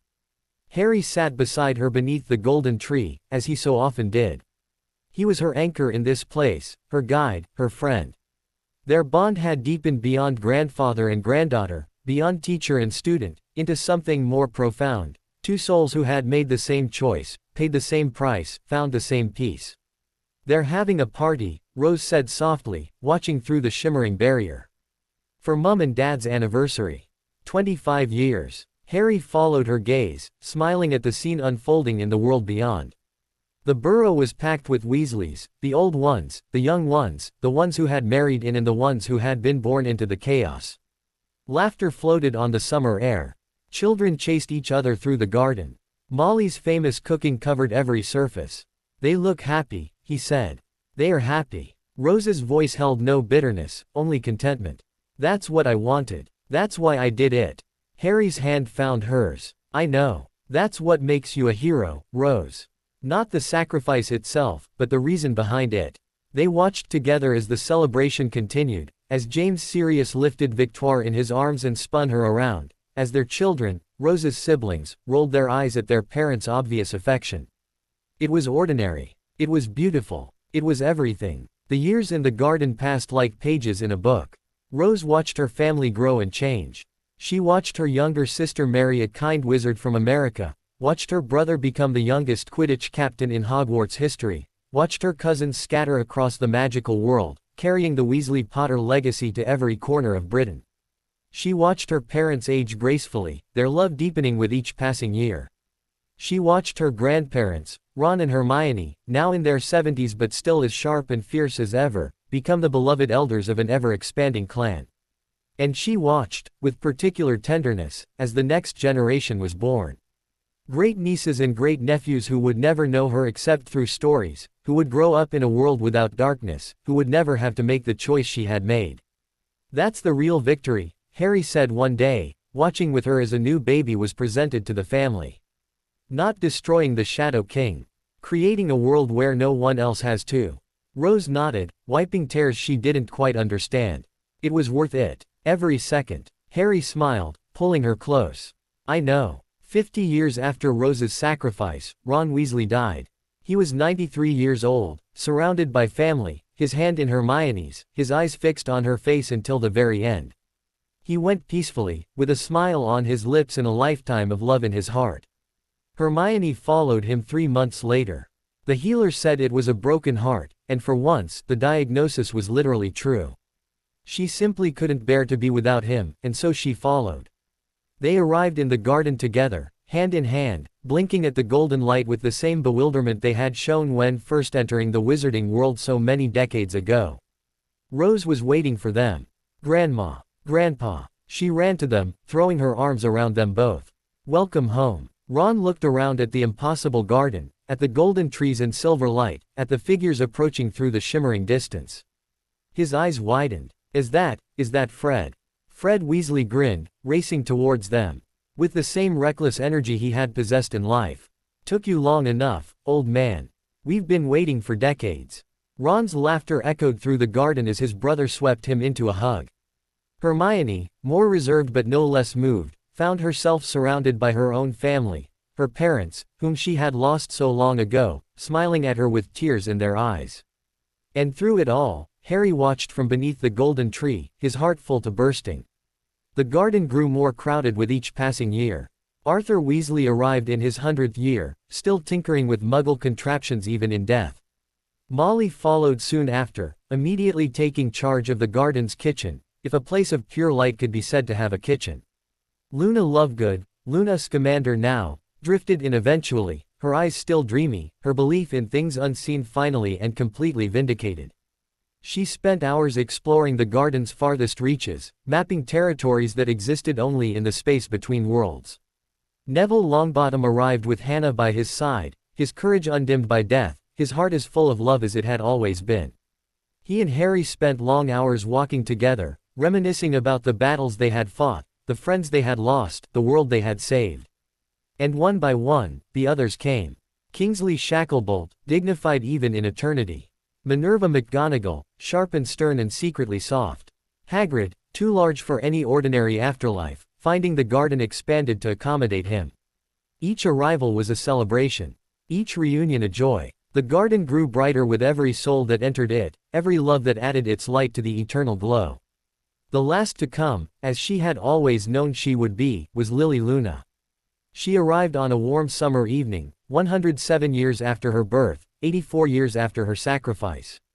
She came quietly, peacefully, surrounded by family who had never stopped loving her. Rose was there to meet her, as she had been for so many others. But this was different. This was her sister. Her other half. The one who had carried on after she was gone. Lily. Rose's voice broke on the name. Lily's eyes, still that startling green, filled with tears. Rose. I've missed you every single day. They held each other for a long time, two sisters reunited across the boundary of death, their love undimmed by decades of separation. Behind them, the garden glowed with welcome. Harry approached, his hand reaching out to touch Lily's shoulder. Welcome home, he said softly. Lily looked at him, at her grandfather, at the boy who had started it all. It's beautiful here, even more than I imagined. It gets better, Harry promised. Every time someone new arrives. Every time love adds to the light. Lily looked past him, at the garden stretching into eternity, at the faces of everyone she had ever loved waiting to welcome her. Her parents, her grandparents, her great-grandparents, her siblings, her friends, and at the center of it all, a golden tree that seemed to pulse with the very heart of existence. What happens now? She asked. Harry smiled, and it was the same smile that had greeted Rose so many decades ago, that had greeted Ron and Hermione, that had greeted every soul who found their way to this place. Now, he took her hand, drawing her towards the light. Now we live, eternally, together, in love. Lily let herself be led, her hand in her sister's, her heart full to bursting. Behind them, the garden welcomed her with open arms. And somewhere, in the world beyond, a new generation was being born, children who would never know darkness, who would grow up in a world of light, who would carry the legacy of love forward into centuries yet unborn. The Shadow King was gone. The war was over. Love had won. And it would keep winning, forever. In the garden between worlds, beneath a golden tree, a family gathered. Harry Potter sat at the center, surrounded by everyone he had ever loved, his parents, his friends, his children, his grandchildren, his great-grandchildren stretching into eternity. Rose sat at his right hand, her hand in his. Lily sat at his left, her head on his shoulder. Ron and Hermione held hands nearby, watching the eternal sunset with contented smiles. Sirius chased firebolts across the sky, James and Lily laughing at his antics. Fred set off fireworks that spelled, "We did it," in letters of pure gold. And beyond them all, beyond the garden, beyond the boundaries of existence itself, the light shone on, eternal, undimmed, victorious. The boy who lived had become the man who loved. And love, as it turned out, was everything. The garden had never been brighter. Harry stood beneath the golden tree, watching the light dance across faces he had loved for more than a century. His parents sat nearby, Lily's head on James's shoulder, their hands intertwined. Sirius chased Remus through the shimmering grass, both of them laughing like the teenagers they had never truly gotten to be. Fred and George, for George had finally arrived, 20 years after his twin, were attempting to enchant the golden fruit to explode on command, with predictably chaotic results. Ron and Hermione sat at a table that had materialized from nowhere, deep in an argument about the correct way to organize the garden's ever-expanding library. Ron's arguments were loud and emphatic, Hermione's were quiet and devastating. It was exactly as it had always been. Rose appeared at Harry's side, slipping her hand into his. "It's perfect," she said softly. "All of it." Harry nodded, squeezing her fingers. "It is. But it's about to get even better." Rose looked at him, curiosity in her violet eyes. "What do you mean?" Harry smiled, and it was the smile of someone who held a beautiful secret. "Watch." The shimmer at the edge of the garden began as a flicker, barely visible against the golden light. But it grew, slowly at first, then faster, until a figure emerged from the brilliance. She was young, no more than 25, with red hair that cascaded past her shoulders and eyes the color of the deepest ocean. She wore robes that seemed to shift between centuries, ancient and modern all at once. And on her forehead, barely visible, was a faint scar in the shape of a lightning bolt. Harry's breath caught. The woman looked around the garden, at the golden trees and silver light, at the faces staring back at her. Her eyes found Harry's, and something flickered in their depths. Recognition. Wonder. Love. "You're him," she whispered. "You're really him." Harry moved forward, his feet carrying him across the grass without conscious thought. "Who are you?" The woman smiled, and it was like watching the sun rise. "My name is Hope. Hope Lily Potter." She paused, her eyes searching his face. "I'm your great-great-great-granddaughter. And I've been looking for you my whole life." The garden gathered around as Hope told her story. She spoke of a world transformed by Rose's sacrifice, a world without the Shadow King, without ancient darkness, without the fear that had haunted humanity since the beginning. Magic flourished as never before. The divisions that had once torn the magical world apart had healed into something stronger. Pure bloods and muggle-borns, humans and creatures, light and shadow, all coexisted in a harmony that would have seemed impossible in Harry's time. But even in paradise, questions remained. "The founders," Hope said, her eyes finding Harry's. "They're not gone. Not entirely. Their magic is still woven into everything, the wards, the castle, the very land itself.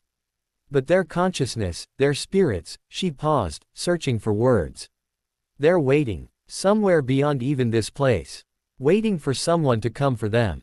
Harry's heart quickened. Come for them. Why? Hope's expression grew serious. Because they're trapped. Not like Morgana was trapped, not in pain or darkness. But they gave so much of themselves to the original binding that they lost the ability to move on. They exist in a place between, aware but unable to fully live. For 15 centuries, they've waited. Rose moved closer, her hand finding Harry's. Waited for what? Hope looked at her, at this ancestor who had sacrificed everything for the world she now inhabited. For someone who understands. Someone who carries all 4 lines, as you did.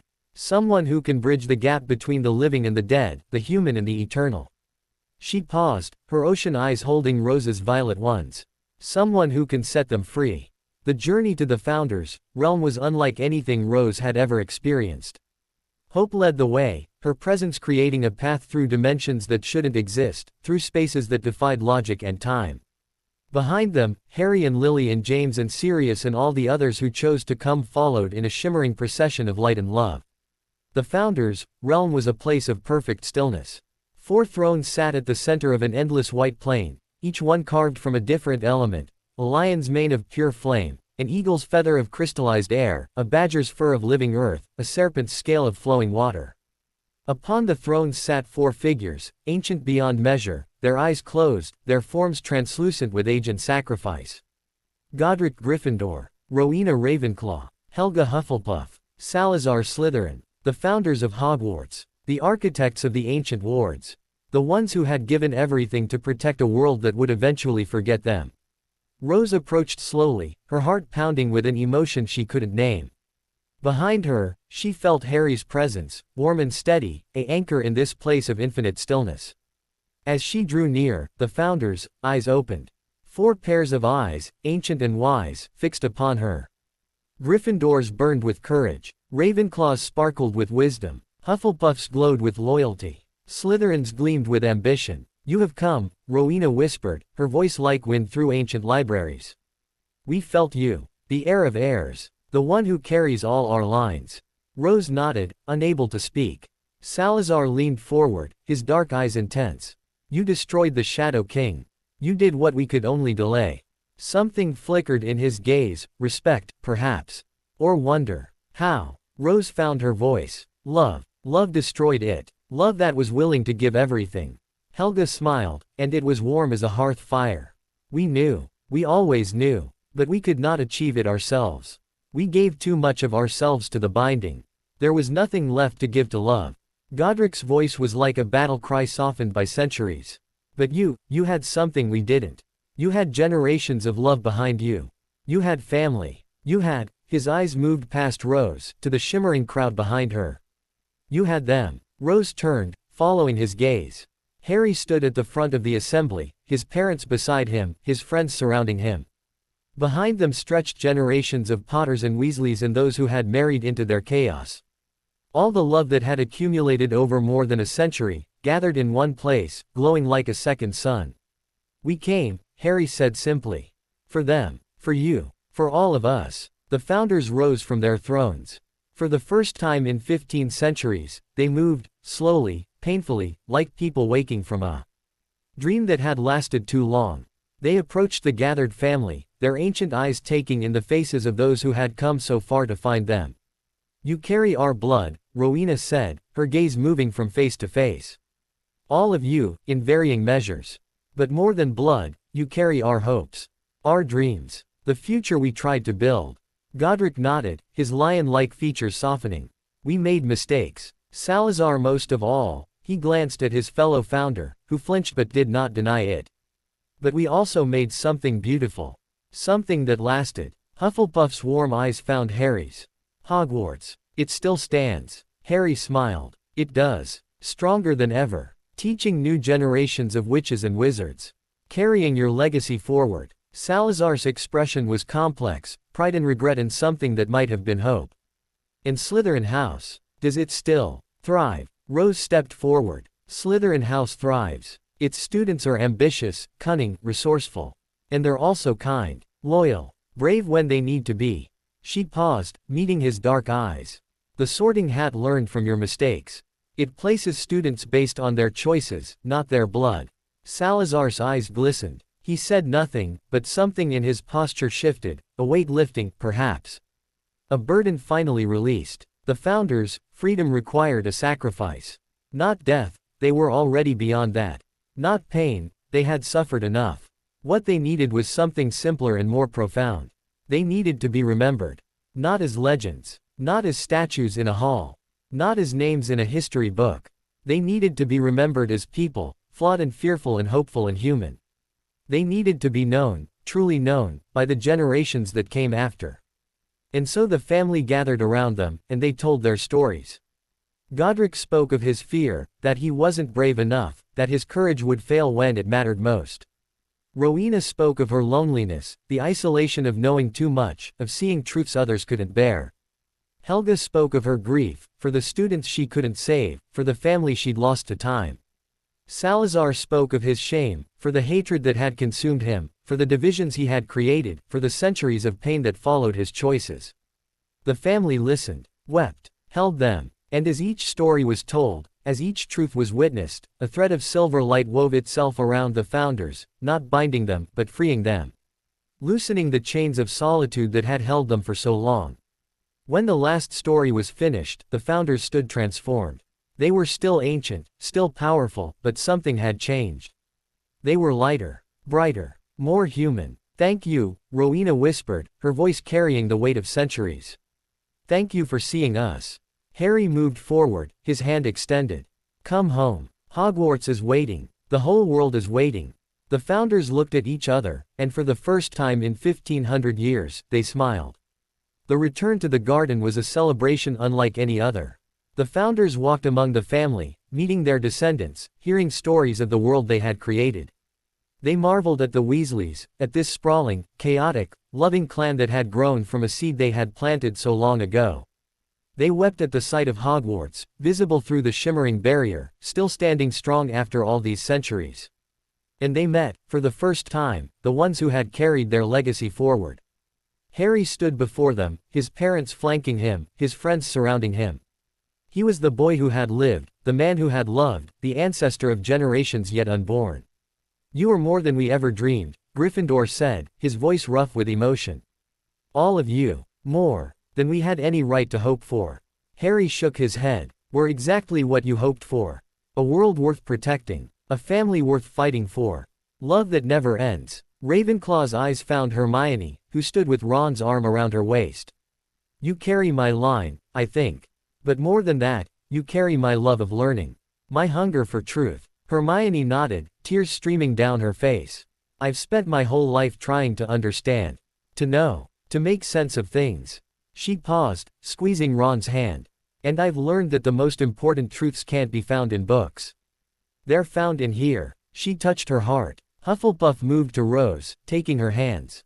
You gave everything for love. You are the truest Hufflepuff who ever lived." Rose smiled through her tears. "I learned from the best. From Helga Hufflepuff. From Harry Potter. From everyone who loved me enough to show me what matters." Slytherin stood apart, his dark eyes fixed on something in the distance. Rose approached him, her steps gentle. "You're thinking about the ones who used your name for evil," she said quietly. "About the blood purity movement. About Voldemort." Salazar flinched but didn't deny it. "My legacy is tainted. Poisoned by my own fears." Rose shook her head. "Your legacy is what we make of it. And we've made something beautiful. Slytherin House produces healers and teachers and leaders. It produces people who are ambitious for good, who use their cunning to help others, who are fiercely loyal to those they love." She paused, meeting his dark eyes. "That's your real legacy. Not the hatred. The strength." Salazar's eyes glistened. He said nothing, but he reached out and took her hand, and that was enough. The founders did not stay in the garden. They had a world to see, descendants to meet, centuries of history to absorb. But they promised to return, to visit, to become part of the eternal family that had grown from their original vision. And as they departed, walking towards the shimmering barrier that led to the world beyond, Harry felt something he had not felt in a very long time. Completion. The circle was closed. The founders were free. The Shadow King was gone. The family was together. Love had won, completely and finally and forever. He turned to face the garden, to face the thousands of souls who had gathered there, his parents, his friends, his children, his grandchildren, stretching into eternity. They were all watching him, their faces bright with joy and love and hope. "Well," Sirius said, appearing at his side with a grin. "That was impressive, even by our standards." Harry laughed, pulling his godfather into a hug. "It's not over, you know. It never really ends." Sirius pulled back, his gray eyes twinkling. "I know. That's the best part." The years in the garden blurred into an eternal now. New souls arrived regularly, the generations that followed, the ones who had lived and loved and eventually found their way home. Each arrival was a celebration, each reunion a joy, each new face a reminder that love never truly ended. Harry watched them all, his heart expanding with every addition. He watched his descendants grow up in the world beyond, then arrive here, greeted by ancestors they had only known through stories. He watched families reunite across centuries, the bonds of love transcending time and death. And through it all, he sat beneath the golden tree with the ones who mattered most. His parents, James and Lily, holding hands as they always did. His godfather, Sirius, still cracking jokes and chasing firebolts. His friends, Ron and Hermione, arguing about everything and nothing. His grandchildren, Rose and Lily, carrying the legacy forward. And so many others, too numerous to count, too precious to forget. One day, if days could be said to pass in this place, a new soul arrived. She was young, no more than 30, with dark hair and green eyes that were achingly familiar. She walked through the shimmering barrier and looked around the garden with wonder. Harry rose to meet her, his heart pounding with an emotion he couldn't name. "Hello," he said softly. "Welcome home." The woman looked at him, and recognition dawned in her eyes. You're Harry Potter." "The Harry Potter." Harry smiled. "That's me. And you are." She smiled, and it was like looking into a mirror. "My name is Lily. Lily Potter. I'm your great-great-great-great-granddaughter." She paused, something flickering in her green eyes. "I've been trying to find you my whole life. Through the wards, through the stories, through the love that's been passed down for generations." Harry opened his arms, and she stepped into them. "Welcome home, Lily," he whispered. "Welcome home." The garden stretched on forever, golden and beautiful and full of light. Beneath the eternal tree, a family gathered, Potters and Weasleys and those who had married into their chaos, stretching back to the founders and forward to generations yet unborn. They laughed and loved and lived, their joy echoing through dimensions, their love illuminating the darkness that no longer existed.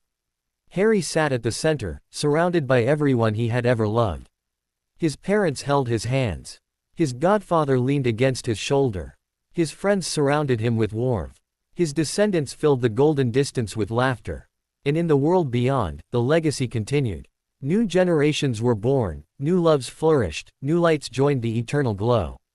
The Shadow King was gone. The darkness was ended. Love had won. Completely. Finally. Forever. Harry looked up at the golden sky, at the light that had no source and no end, and smiled. "This is it," he said softly. "This is everything." His mother's hand squeezed his. "It is. And it always will be." His father's voice joined hers. "Because of you. Because of us. Because of love." Sirius's grin flashed in the eternal light. Not bad for a boy who lived in a cupboard. Harry laughed, and the laughter echoed through the garden, through the dimensions, through the hearts of everyone who had ever loved and been loved in return. The boy who lived had become the man who loved. And love, as it turned out, was everything.